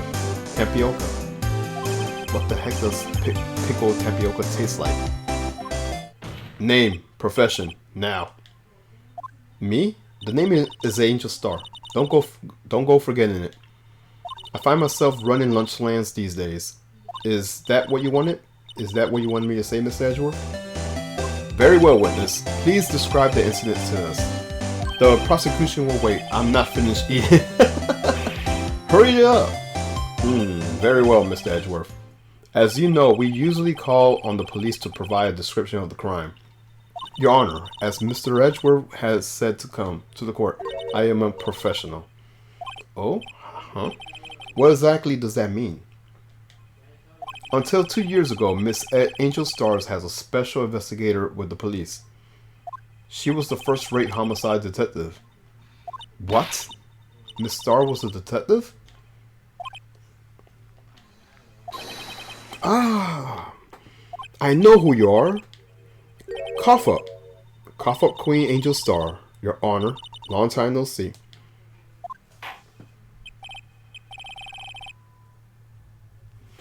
Very well. You may continue with the description, Miss Starr. Just who is this lady? If I might have this court's attention over here. Okay. The parking lot of the prosecutor's office is divided in 2 blocks. A block is for the prosecutor's office personnel. B block is for the visitors and clients. A chain divider separates the 2 blocks. I suppose that's to keep visitors from taking up prosecutors' spaces, yes? The crime took place by a car in the back of A block in the car's trunk. The killer stabbed the victim with the knife and went to drive the body out. Unfortunately for her, there was a witness and an arrest was made on the spot. And who was this valiant witness? Why, it was me, Your Honor. Okay, so we got the floor map. Witness, did you see the very moment of the crime? Of course, Your Honor. Immediately after that, I apprehended the chief prosecutor. It seems rather cut and dry, doesn't it? Well, Mr. Wright? I can't agree on principle, Your Honor. It seems that some poor loser are unwilling to accept the truth, Your Honor. Shall I proceed to crush what little hopes they are remaining? If you can, then give them your worst, Miss Starr. Oh my gosh. Wait, are they talking about me? Yeah, they are.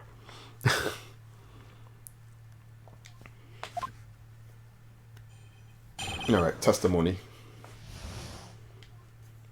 Somehow, I always knew a day like this will come. I was on the way to deliver a lunchbox when I sensed something. Perhaps it was my finely honed detective intuition at work. Through the wire fence, I saw the chief prosecutor standing next to a garish car. The chief prosecutor was holding a knife in her right hand. Then she thrust the pointing tip of the knife into Goodman's chest. Alright. Bringing a lunchbox to your boyfriend. How touching. As you can see, there is no room for doubt.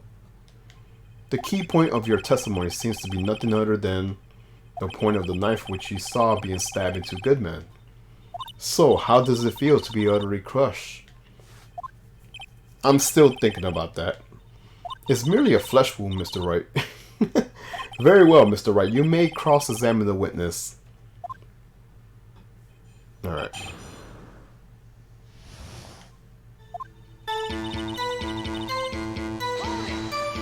How did you know? I respect the prosecutor's basic abhorrence of crime. Yet their methods are ugly and twisted. Twisted methods will always lead to tragedy. The lunch ladies' uninformed opinions duly noted, given that they are used to erasing the inconvenience evidence of their whim.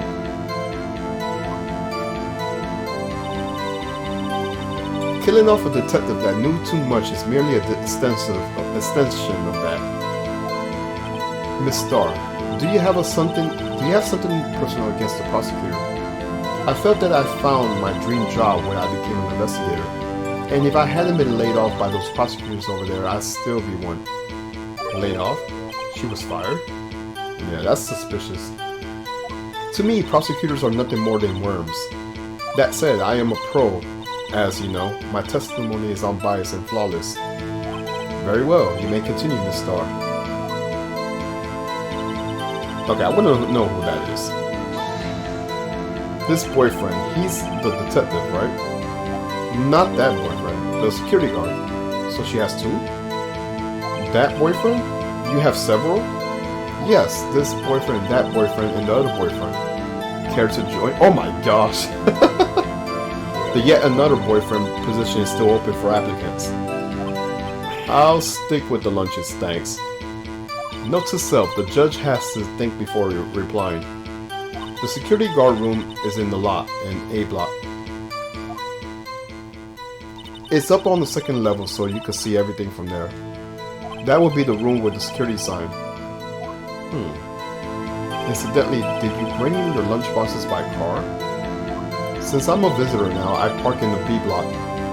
So she was in the B block when she witnessed the crime.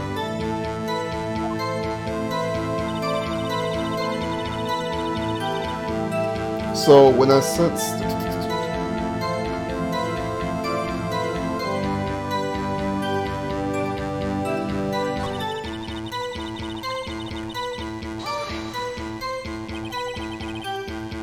By garish car you mean... Mr. Edgeworth's cars, yes. Mr. Edgeworth's. Incidentally, the knife with which the victim was stabbed was also Mr. Edgeworth's, wasn't it? Indeed it was.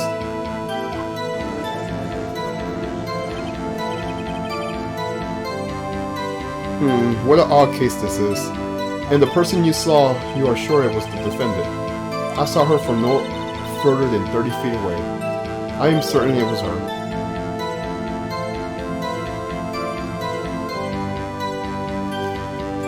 If she's telling the truth, we're doomed.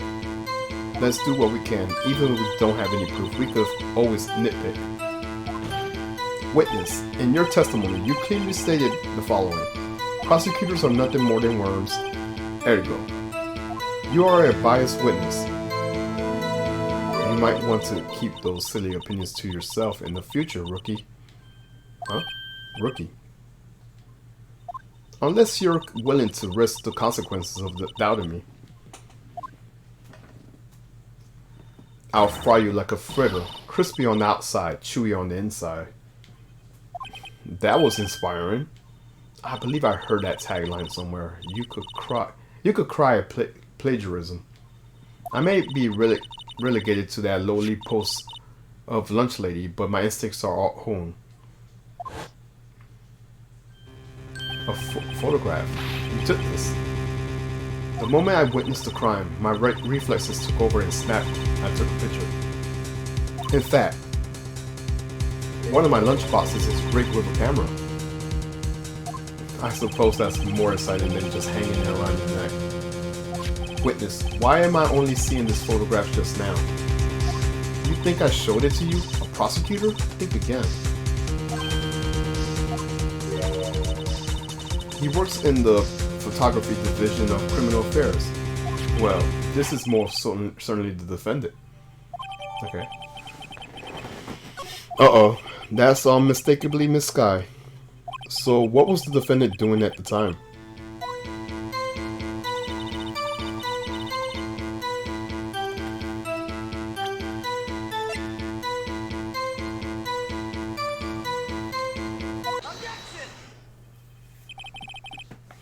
And you witnessed this.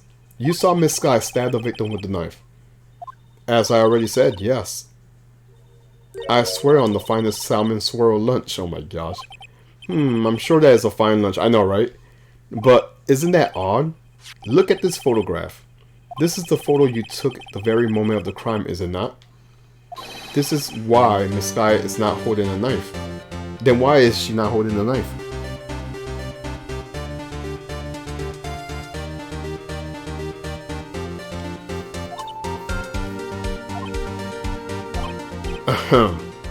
Mr. Edgeworth, your thoughts? Objection. That had to be the weakest objection ever, Edgeworth. Yet it was still stronger than your ever feeble mind, Mr. Wright. What do you mean, Mr. Edgeworth? This photograph was not taken the moment before the stabbing. This was taken after the stabbing. And how can you tell that? Blood splattered. Huh? See the dark crimson stains on the prosecutor's coat? But it's black and white. It's a black and white photo. Yes, it's hard to tell, but this could be blood. Well, Mr. Wright, I see no problem here. No problem, except you. Mr. Wright, are you gonna just sit there and take that kind of abuse? You got a better idea? Okay, I guess I'll...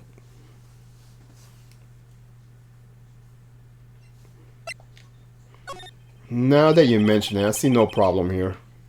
Other than myself, Mr. Wright, you can't just let him walk all over you. That's just sad. Feeling sad, Mr. Wright? Perhaps a bittersweet first love lunchbox is in the house, is in order.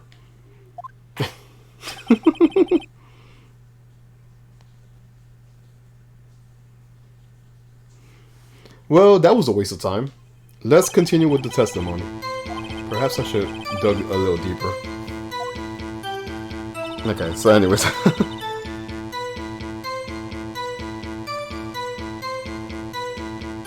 Somehow I always knew there was a date.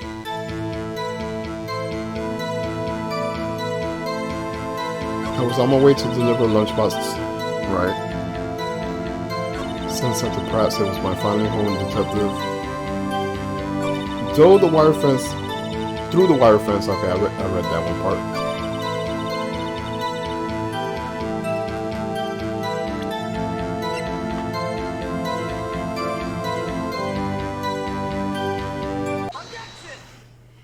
And you witnessed this. You saw Miss Sky. I was just playing around with that. I just wanted to get the footage, and I already said yes. I swear on my finest, I got that part. But isn't that odd? I'm skipping some of the dialogue because I already read this.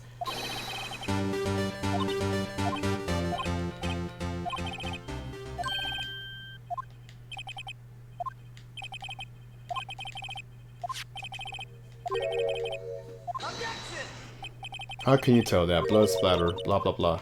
I'm skipping some of this because I already read this.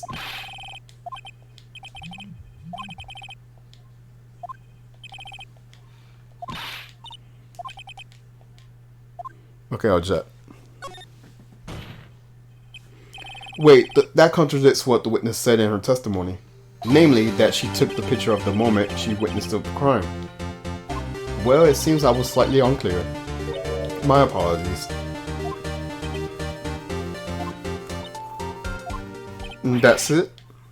If you run out of lunch, you order seconds. Problem solved. If you don't like it, try ordering the jumbo-sized lunch from the get-go. Good advice. I'm not sure I understood it, but good advice. I didn't have time to stop her. Prosecutor Sky was cold calculating like a robot. She killed without pain or remorse. It was a premeditated murder. Premeditated? How do you know? Look at the chief's prosecutor hands on that photograph. Well, are those gloves? Surgical gloves made of thin rubber, most likely. Why would she have those on? If it was not premeditated, she would not be wearing those gloves.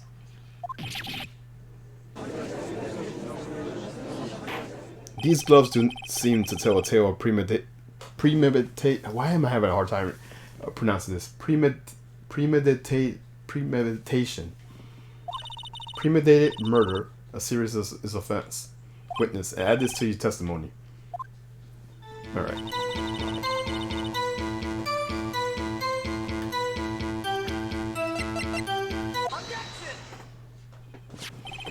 Witness, do you know what this is? Are you trying to test me? I sell boxes lunches for a living, you know. That's a knife. The knife. The knife that was in Mr. Edgeworth's trunk. Indeed, it is my knife.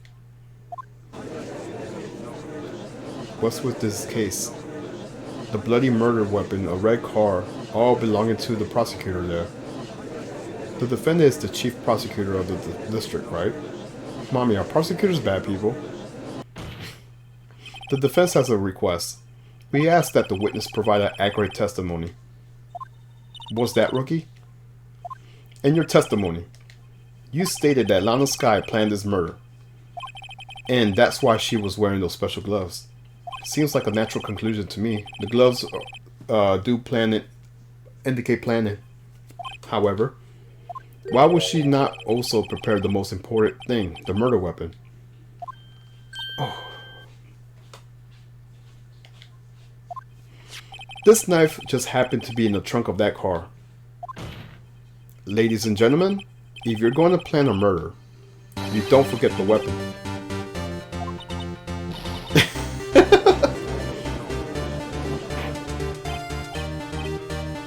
Order, order, order. Great, now the tide is turning in our favor. Great show, Mr. Wright. My sister is as good as free. That's too soon to celebrate, right? I believe the next lunch you'll be eating is humble pie. What? I hope you weren't deluding yourself into thinking that was the tie that was turned. It actually was.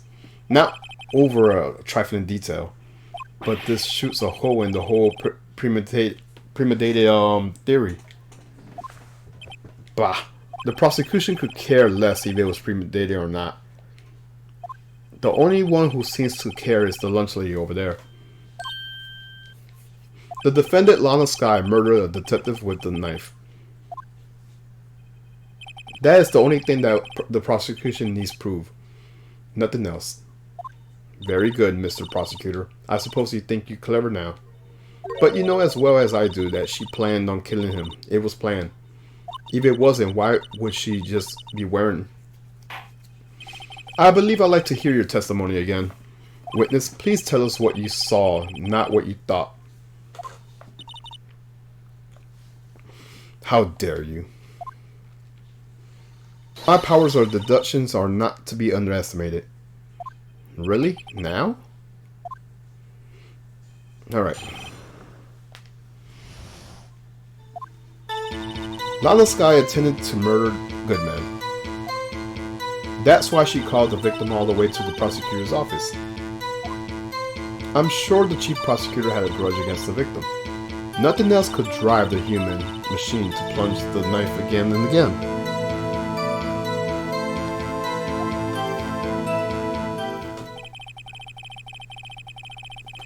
The victim was summoned from the police department to the prosecutor's office.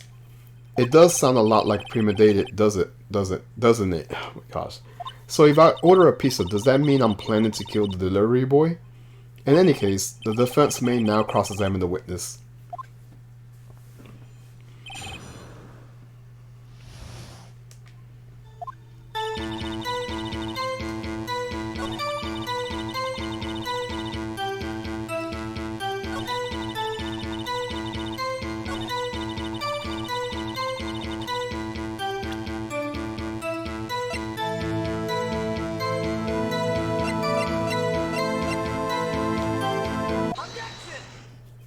You say she stabbed him again and again, but you couldn't have witnessed that. Are you testing me? Then I'll test you. With my moss surprise. Oh my gosh. I'm afraid the moss is growing under our feet as we wait, Miss Starr. What do you mean?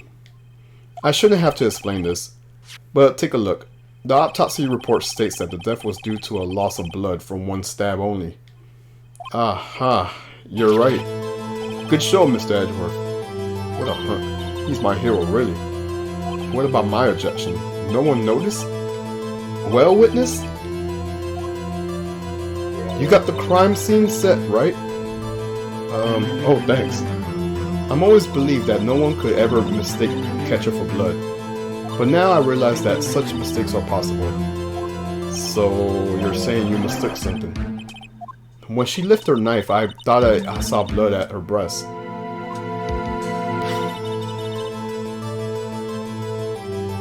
Splattered blood from her victim. That's why I thought she must have stabbed him at least twice.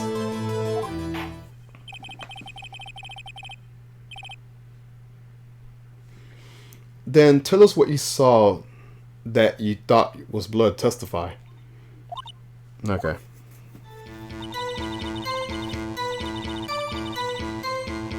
Okay.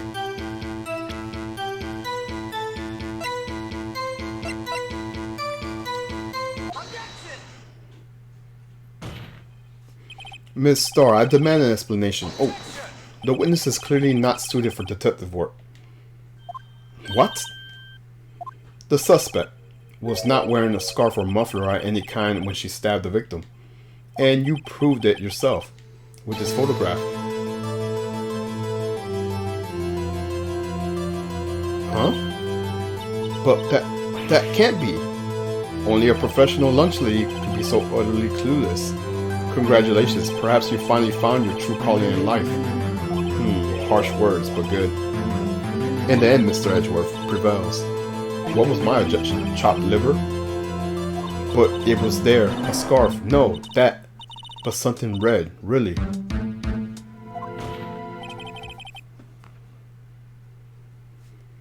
Well, now, where were we? The witness has given us an entertaining interlude, but back to business. What? Very well, witness. Continue your testimony. You saw the crime and apprehended the suspect. Tell us about that. Very well. I do remember some things accurately, at least. Ultimately, we couldn't shake the most important part of her testimony. The most important part? The part where your sister stabs the victim. This next testimony might just be the moment of truth. Alrighty.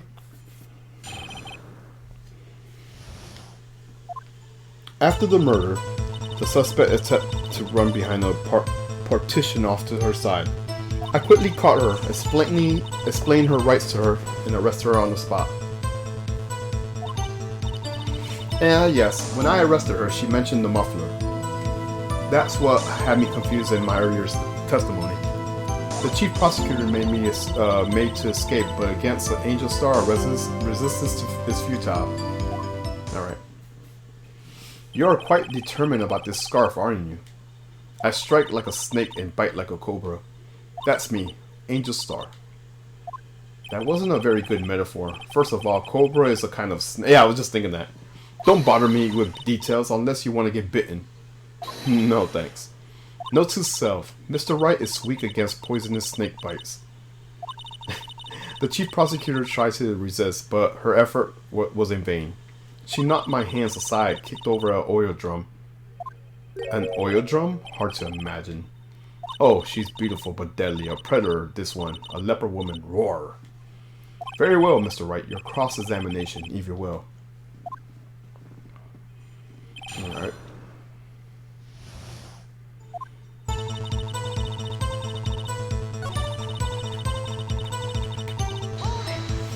You say quickly, were you close to the suspect? As I just said, I was only 30 feet away from her the whole time. Maybe I should press her for more I agree. Let's press her. Alright, so I like to see on the floor plans just to be safe.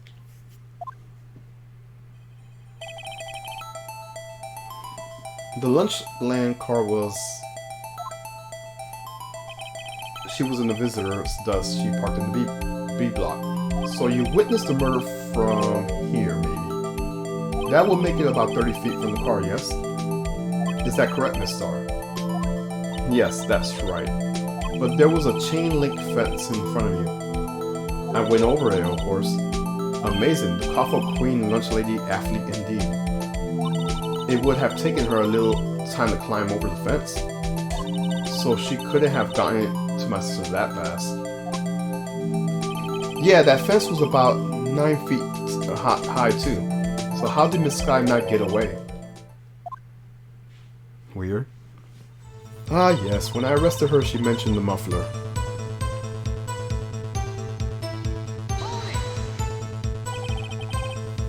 She mentioned the muffler. What exactly did she say? If I remember exactly, I would have told you in my testimony. Anyways, all I heard was that she said the word muffler. Just that one word. So what you heard wasn't the suspect talking to you, but to someone else. Yes, the chief... Oh! Okay, I was just thinking that. So the chief prosecutor was talking on her phone. Her phone? She can't mean... Ask further, of course. By phone, do you mean this cell phone discovered on the crime scene? Yes, ultimately. Ultimately. My memory. It's like a salmon, heading upstream, you see. No, the court doesn't see, Miss Starr. The chief prosecutor first attempt to use the phone hanging up on the wall. On the wall? That's right. Near the car, there was an emergency phone on the wall. Apparently it was out of order, and so she used her cell phone. Indeed, the emergency phone was out of order that day. Good witnessing, witness. Good witnessing? Whatever happened to good testifying?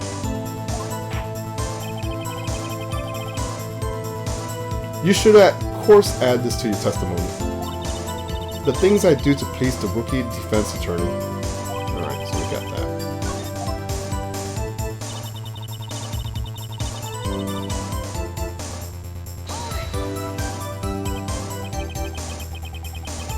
Do you think you could restate your testimony for the court?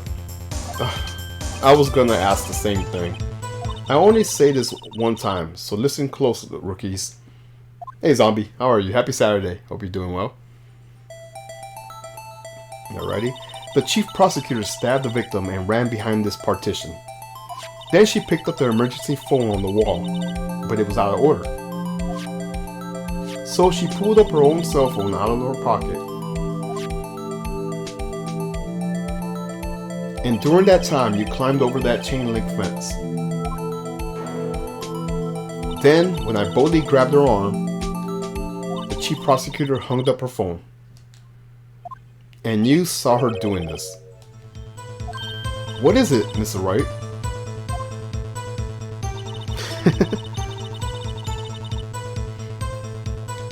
So Miss Sky tried to run. I'm sorry, my sister is so suspicious, Mr. Wright. Not as sorry as I am, but she didn't do it. You have to believe me. Sure.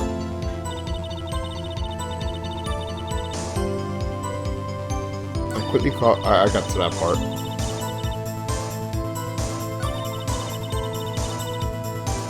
Okay, let's see my records right here.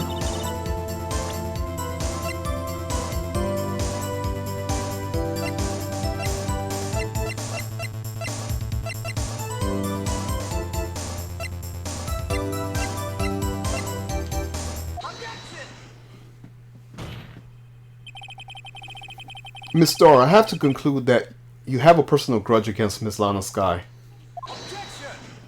The witness is a former detective. Her testimony is unmarred by personal bias. Well, who could have thought you would be my knight in shining armor, prosecutor? You who, together with the chief prosecutor, kicked me out of 2 years ago. Well, Miss Starr, this is a fatal contradiction with your testimony. How do you explain this? I don't know what you're talking about.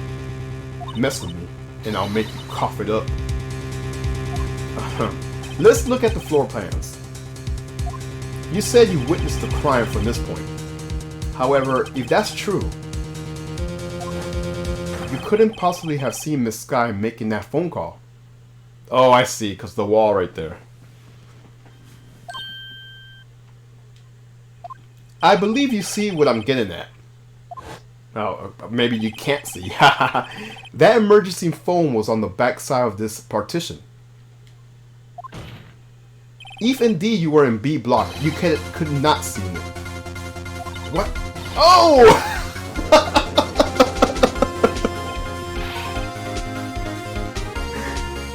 Order, what's the meaning of this? It's simple, Your Honor. She's not coughing up lunch, she's coughing up lies! That's quite a claim, Mr. Wright.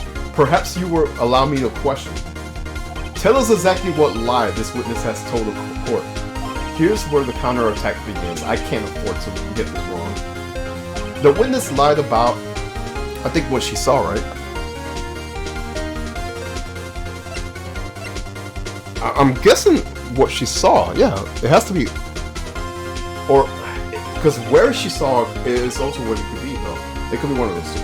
She lied about what she saw, in other words. She didn't see Miss Sky using that emergency phone. It does seem hard to imagine how she could have. Very logical.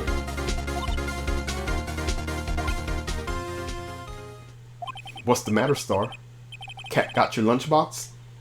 Mr. Wright, I hate to bother you while you're celebrating your victory, but why would Miss Star lie like that? Huh? Why would she say my sister had tried to use that phone but failed? It doesn't make any sense. Why lie about something so insignificant? Oh, dang, she's right. I mean, maybe she did try to use the emergency phone. I see no room for doubt here. You ordered the patooey on rice, right? Mr. Wright, and I thought you had something here. Oh, shit. Okay, so it had to be where you saw.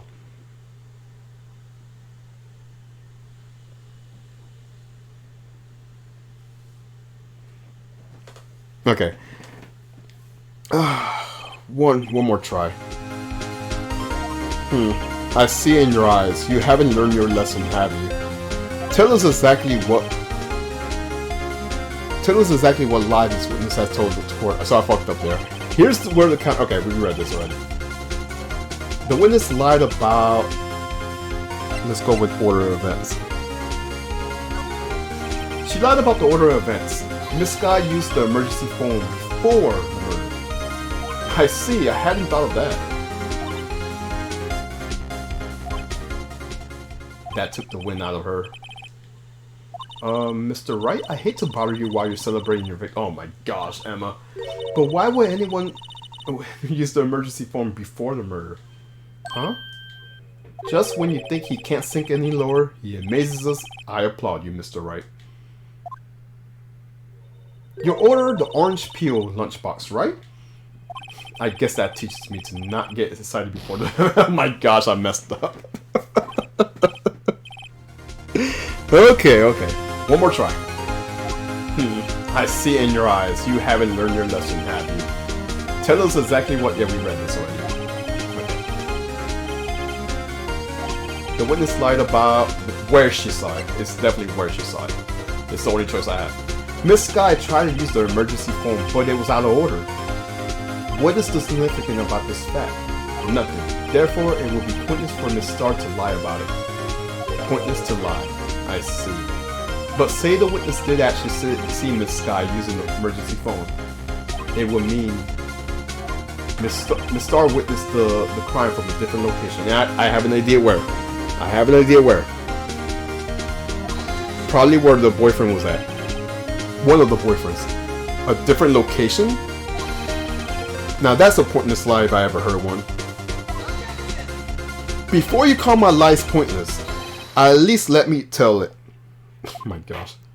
Let me ask a question to our clever wordsmith, Mr. Wright. Just where was the witness when she saw the crime? All the testimonies we heard until now points in one direction. The place from where Miss Starr witnessed the crime was here. It had to be here. However,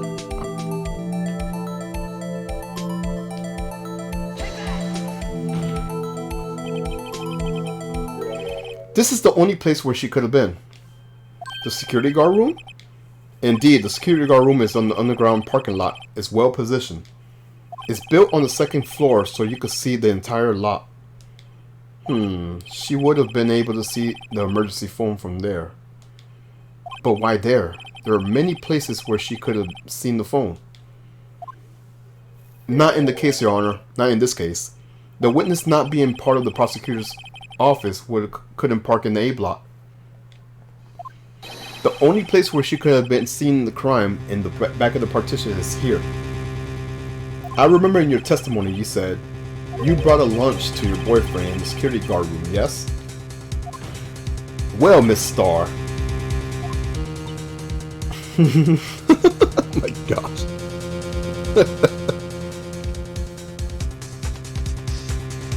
How many years have I been getting the better of men? To think that the tables could be turned. Today a man has gotten the better of Angel Starr. Oh my.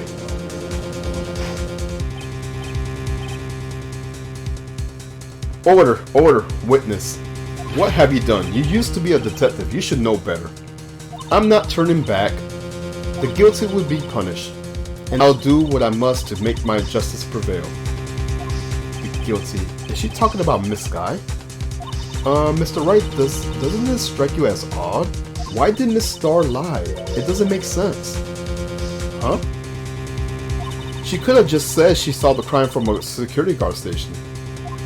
It wouldn't change anything. Exactly. This photograph tells all. It was the defendant who stabbed the victim.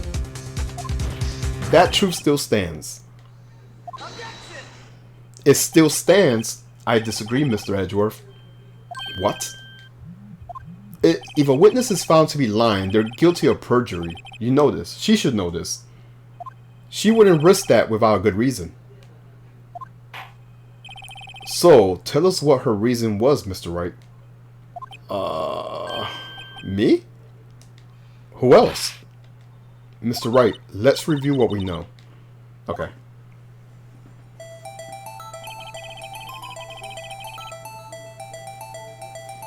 Miss Starr witnessed the crime from the security. With that we established. But she lied and said she saw it from the B block. It must have been a vital difference, but what? What could have changed? Maybe it's not lighting, that's for sure. This is in crime.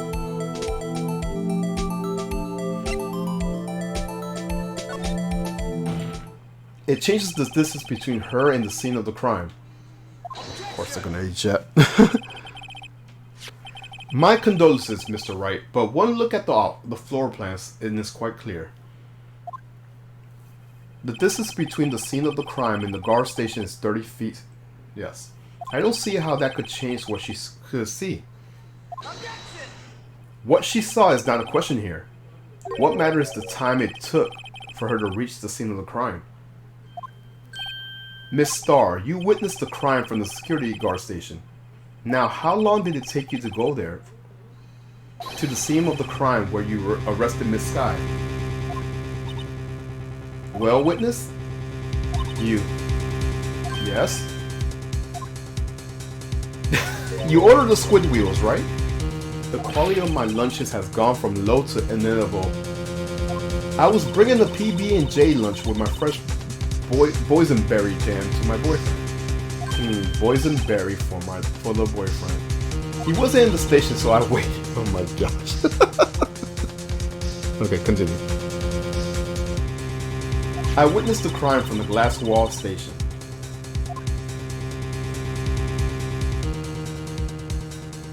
And before I knew what I was doing, I found myself running towards the scene. But the door was locked. I couldn't open it.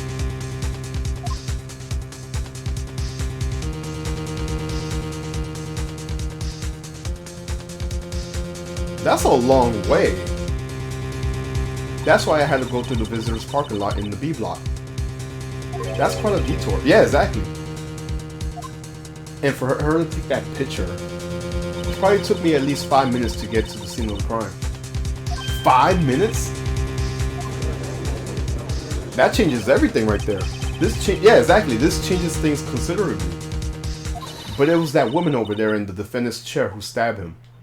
I know it. I have the photo evidence. I swear it. I swear on my finest plastic spork. You have a point. And the spork is a wonderful invention. Would you like another caviar lunch? Absolutely.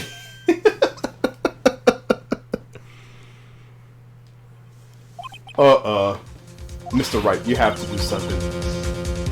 Do I have any evidence to stop this? Yes, let's raise an objection. 5 minutes is between the witnesses of the murder and the arrest. Think about it. You could make pasta in that amount of time, if you like it at al dente. I got lunchboxes that tie pasta into knots, rookie. Oh my gosh. A 5-minute blank. Isn't that strange? Strange? If you were a criminal, what would you do with 5 minutes, Your Honor? Well, I guess I'll flee the scene. Hey! Don't get the wrong idea. I didn't kill anyone. But you have the instance of a killer. You would run. But this time was different. Miss Sky dwaddled at the scene of the crime. She even had her picture taken. No true criminal will act this way. It's inconceivable.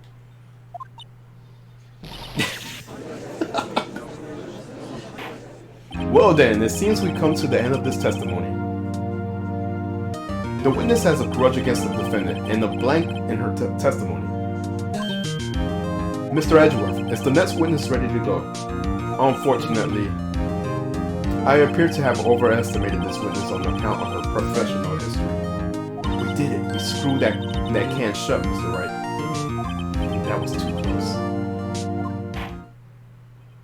I'm afraid that the cough-up queen has been dethroned.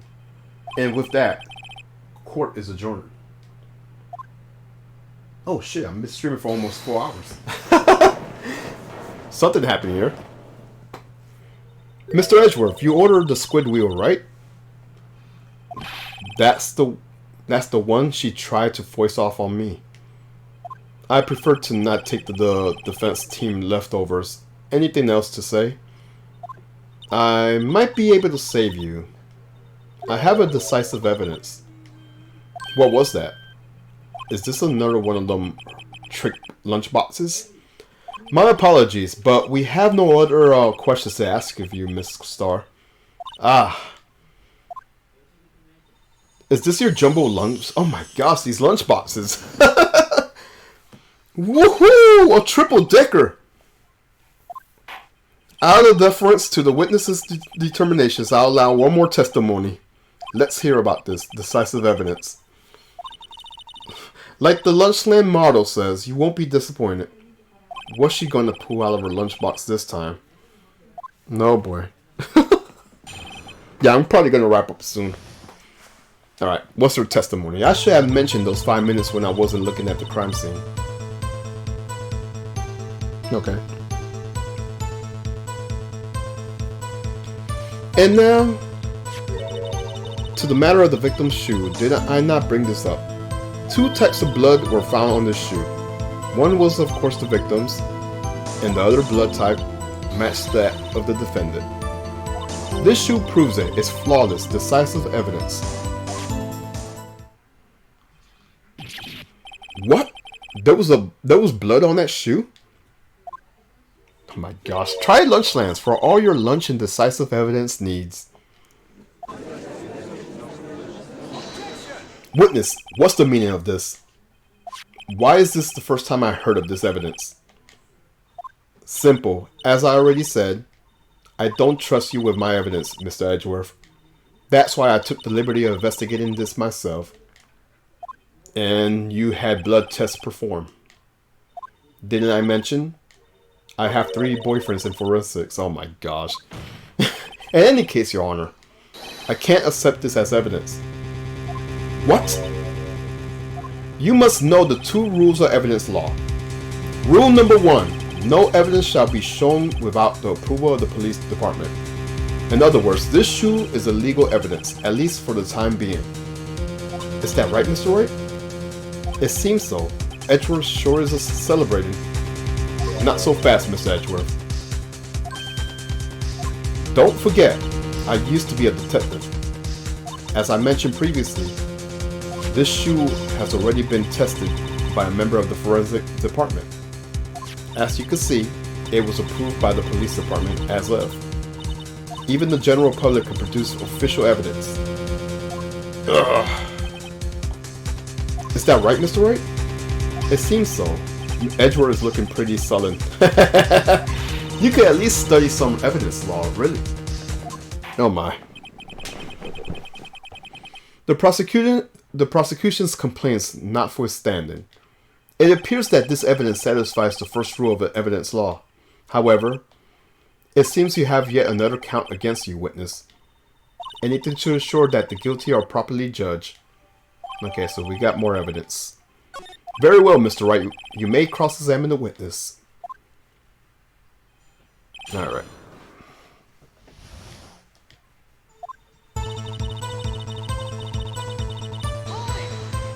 Why did you lie about those 5 minutes? I guess you could say I just wanted people to look at the results. The results? How many times do I have to say this? I saw the chief prosecutor stab the victim before my very own eyes. Compared to that, a 5-minute blank means nothing. I don't know about that. Then why didn't you just tell the truth? Don't make me laugh.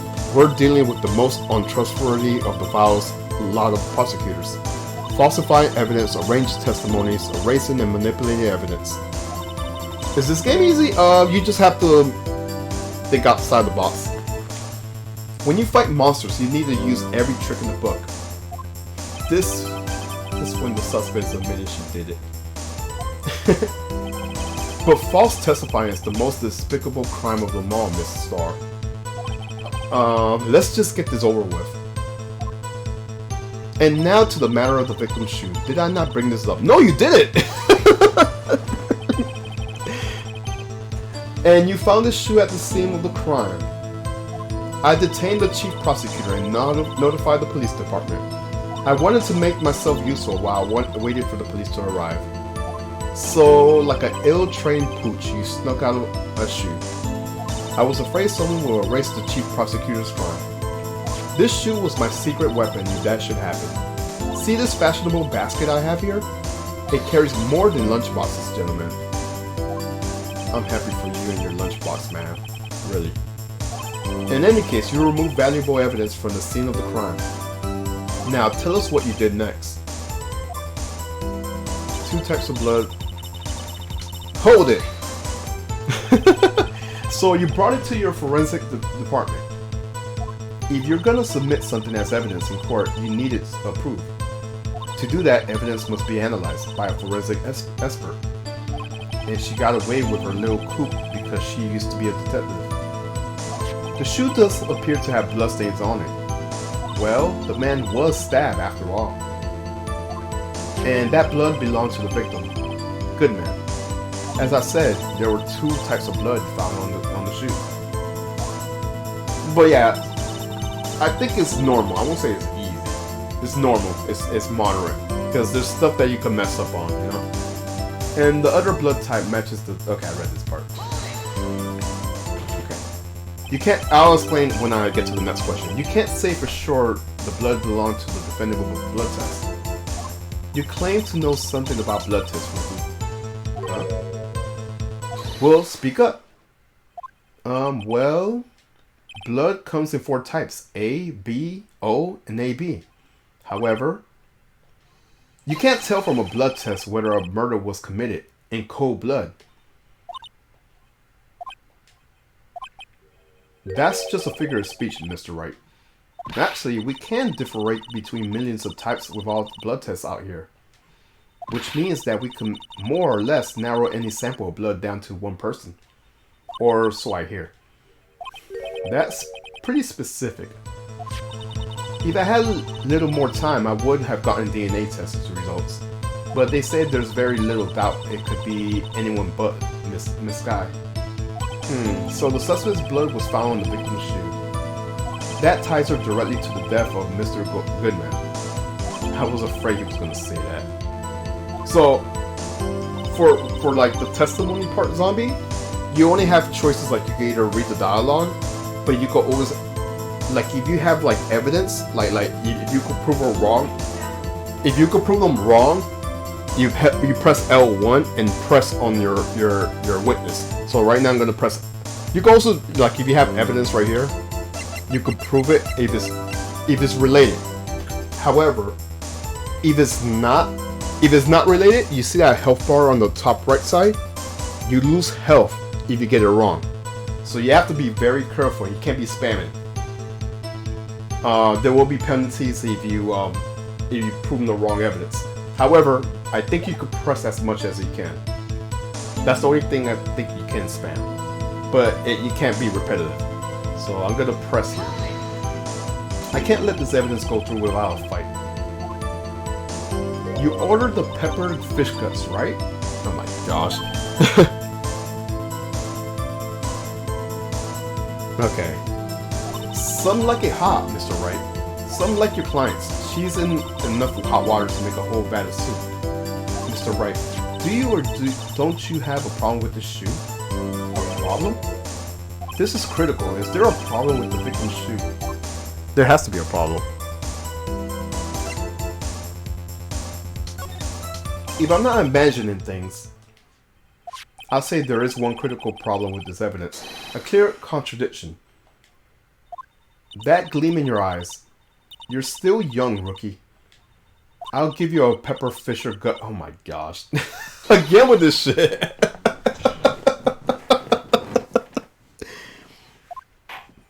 Let's hear what Mr. Wright has to say. What is contradictory about the victim's shoe? Show us the Okay, so you see how my health right now is like flashing? So now I have to find the contradiction. That's the goal right there. And I have to find it. If I don't find it, I get it wrong and you lose health, and then like I have to try again. Alright, so... Oh!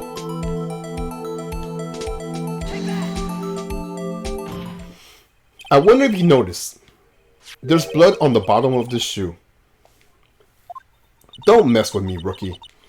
Or it'll be your blood on the bottom of my shoe. Oh my. Indeed, there is quite a bit of blood on the bottom of the shoe. It makes sense. The victim was stabbed with a knife. What could possibly contradict the blood on the bottom of the shoe? Alright, so we have a picture here.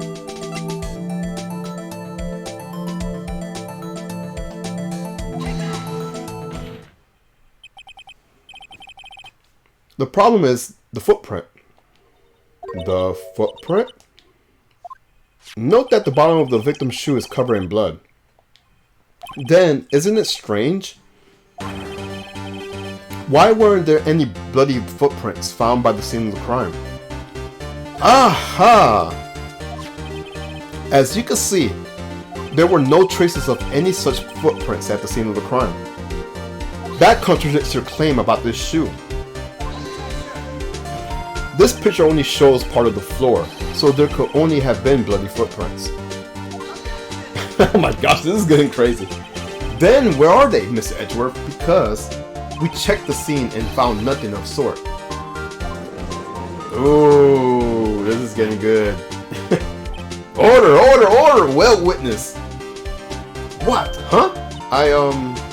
Great going, Mr. Wright, but it's true what the lack of the footprint is a contradiction. But we have to ask why there wasn't footprints. Take a drink.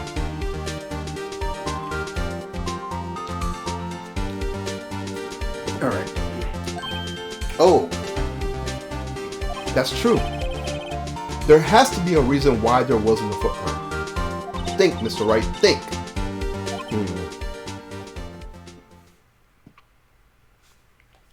Hey, I don't know why it's not there. I'm just good at finding contradictions. What?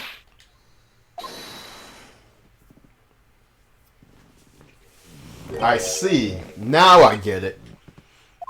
Get what? Our witness is more devious than I gave her credit for. We were hoodwinked into the very end. But she slipped. There is one vital hint to the truth in her testimony. What are you talking about? Think about what she told us about apprehending the suspect. The chief prosecutor tried to resist, but her efforts were in vain. She knocked my hands aside, kicked over an oil drum. Oh, she's beautiful but deadly. A predator. Oh, okay, I remember this. A predator, this one. A leper woman. Roar! I remember when she said this. Yeah. I thought that was a strange thing for the normal cool-headed chief to do. No kidding. Now, witness, allow me to ask a very simple question. This oil drum, was it empty? Oh, that. I'm not sure I like your attitude, Mr. Edgeworth.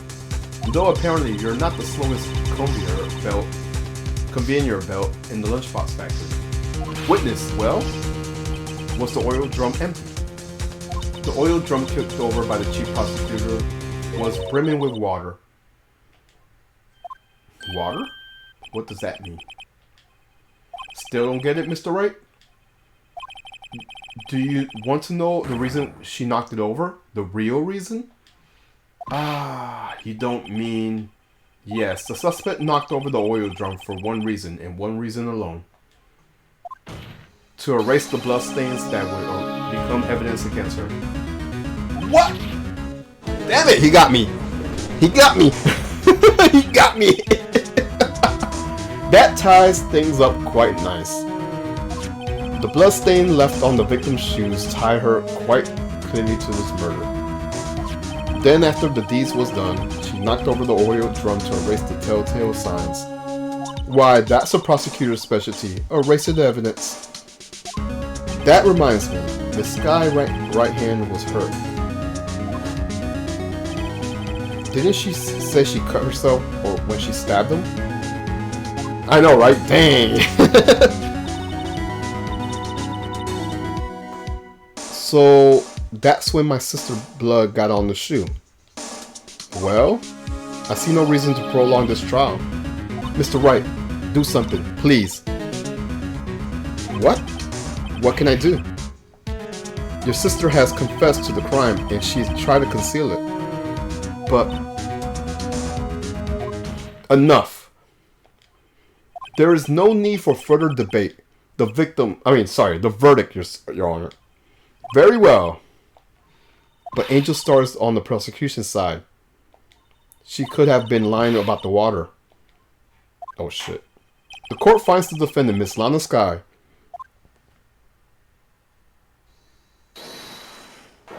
What the fuck? Little girl, what did you just say? Oh, she didn't like that. She didn't like that. She didn't like what she said. She didn't like that because she hates the prosecutors. I just called on that. So what did you say, little girl? Huh? Me? Did you say that I, Angel Star, was on the prosecutor? Yep, I was right. Well, yeah, you are. You're saying my sister hid evidence by erasing the bloody footprints. Well, I thought you had your fill, but here you are demanding a second helping. Oh my gosh, again with the lunchboxes.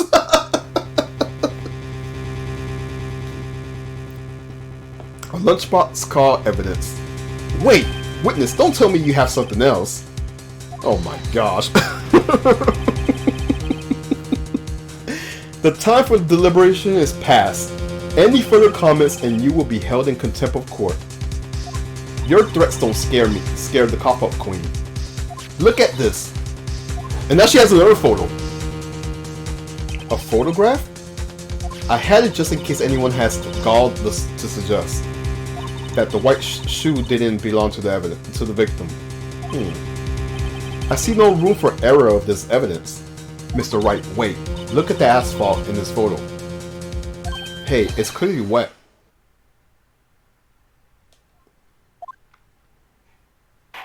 Erasing the last trace of doubt from the court's mind. Immediately after the murder, the crime scene was washed with water. I'm sorry, Mr. Wright. I guess I couldn't help after all. It's not your fault. I knew I couldn't win this case from the beginning. And it seems this is what your sister wanted anyways.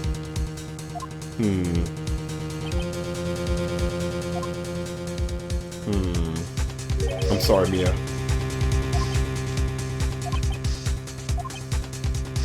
Right, wet or not? Don't be so quick to throw in the towel. Get yourself up off of the asphalt and take another good look. Don't give up. Not until the bitter end. Okay, so we probably have to look at the photo again.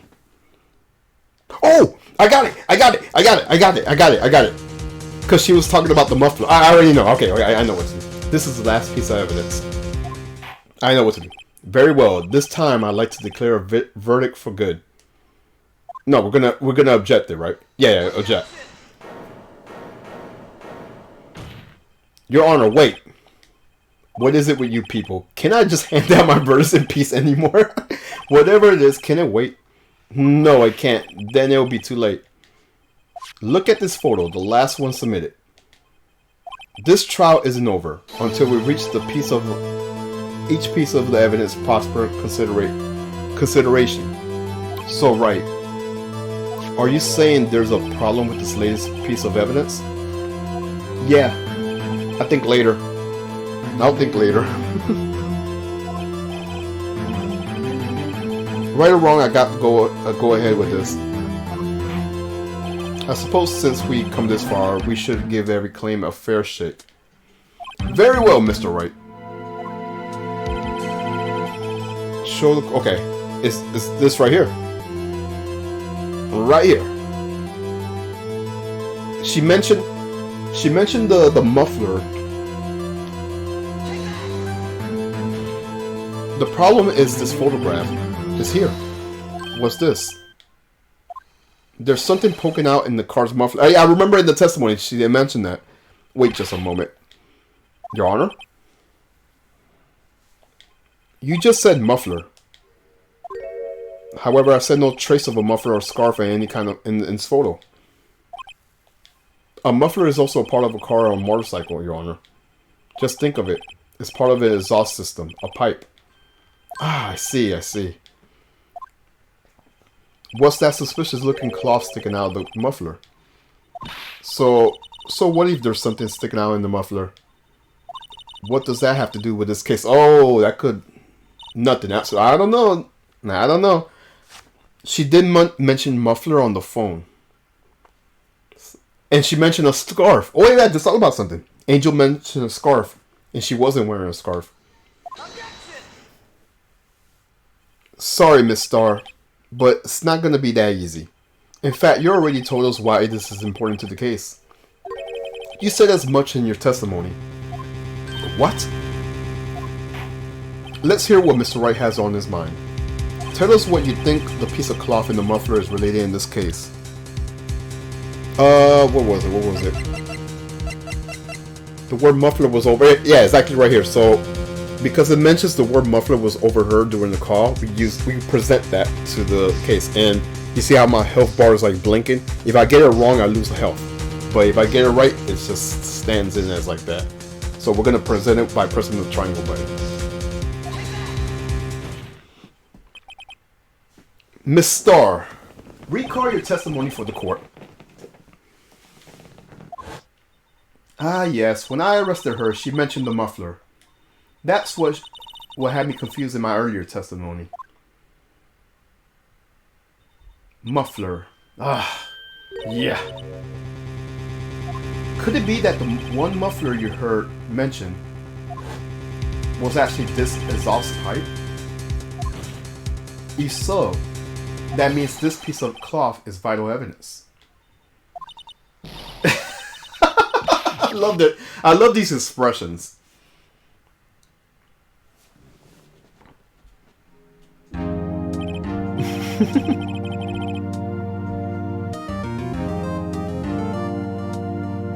All right. Well, it seems we have to suspend the proceeding.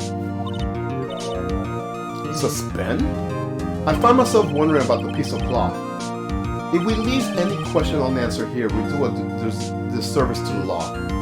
Have the car at the crime scene inspected at once and bring me that cloth. The verdict will wait until we've seen all the evidence. Agreed? I suppose so. Whew! That was close. But we made it. At least for now.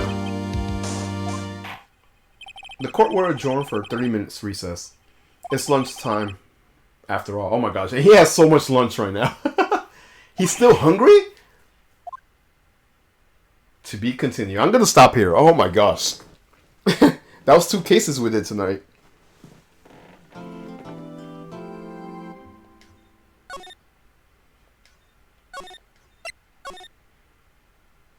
Ooh, that was fun. Woo. Technically, I ended the the first game, but they added this bonus case. But yeah, let me see if anyone was streaming. I could go raid them. This was fun. I'll probably wrap up the first game tomorrow.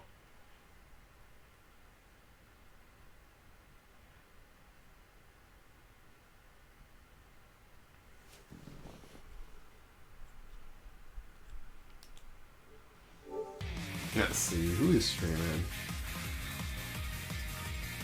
Oh, I can see Yaki. I could rate her. Alright guys, I hope you guys have a good one, and I will see y'all later. Most likely tomorrow I'll continue streaming, so yeah. I bid you all a great night. Peace.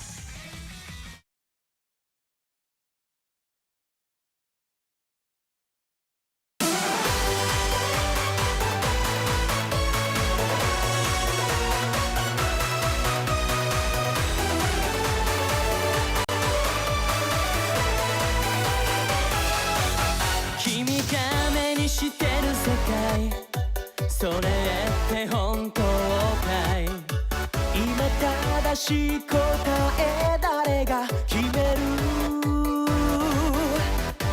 女神が弾いたコイン何かが変わるサインゴールまでの長い距離に一歩踏み出す時だろう運命なんてよ決めていない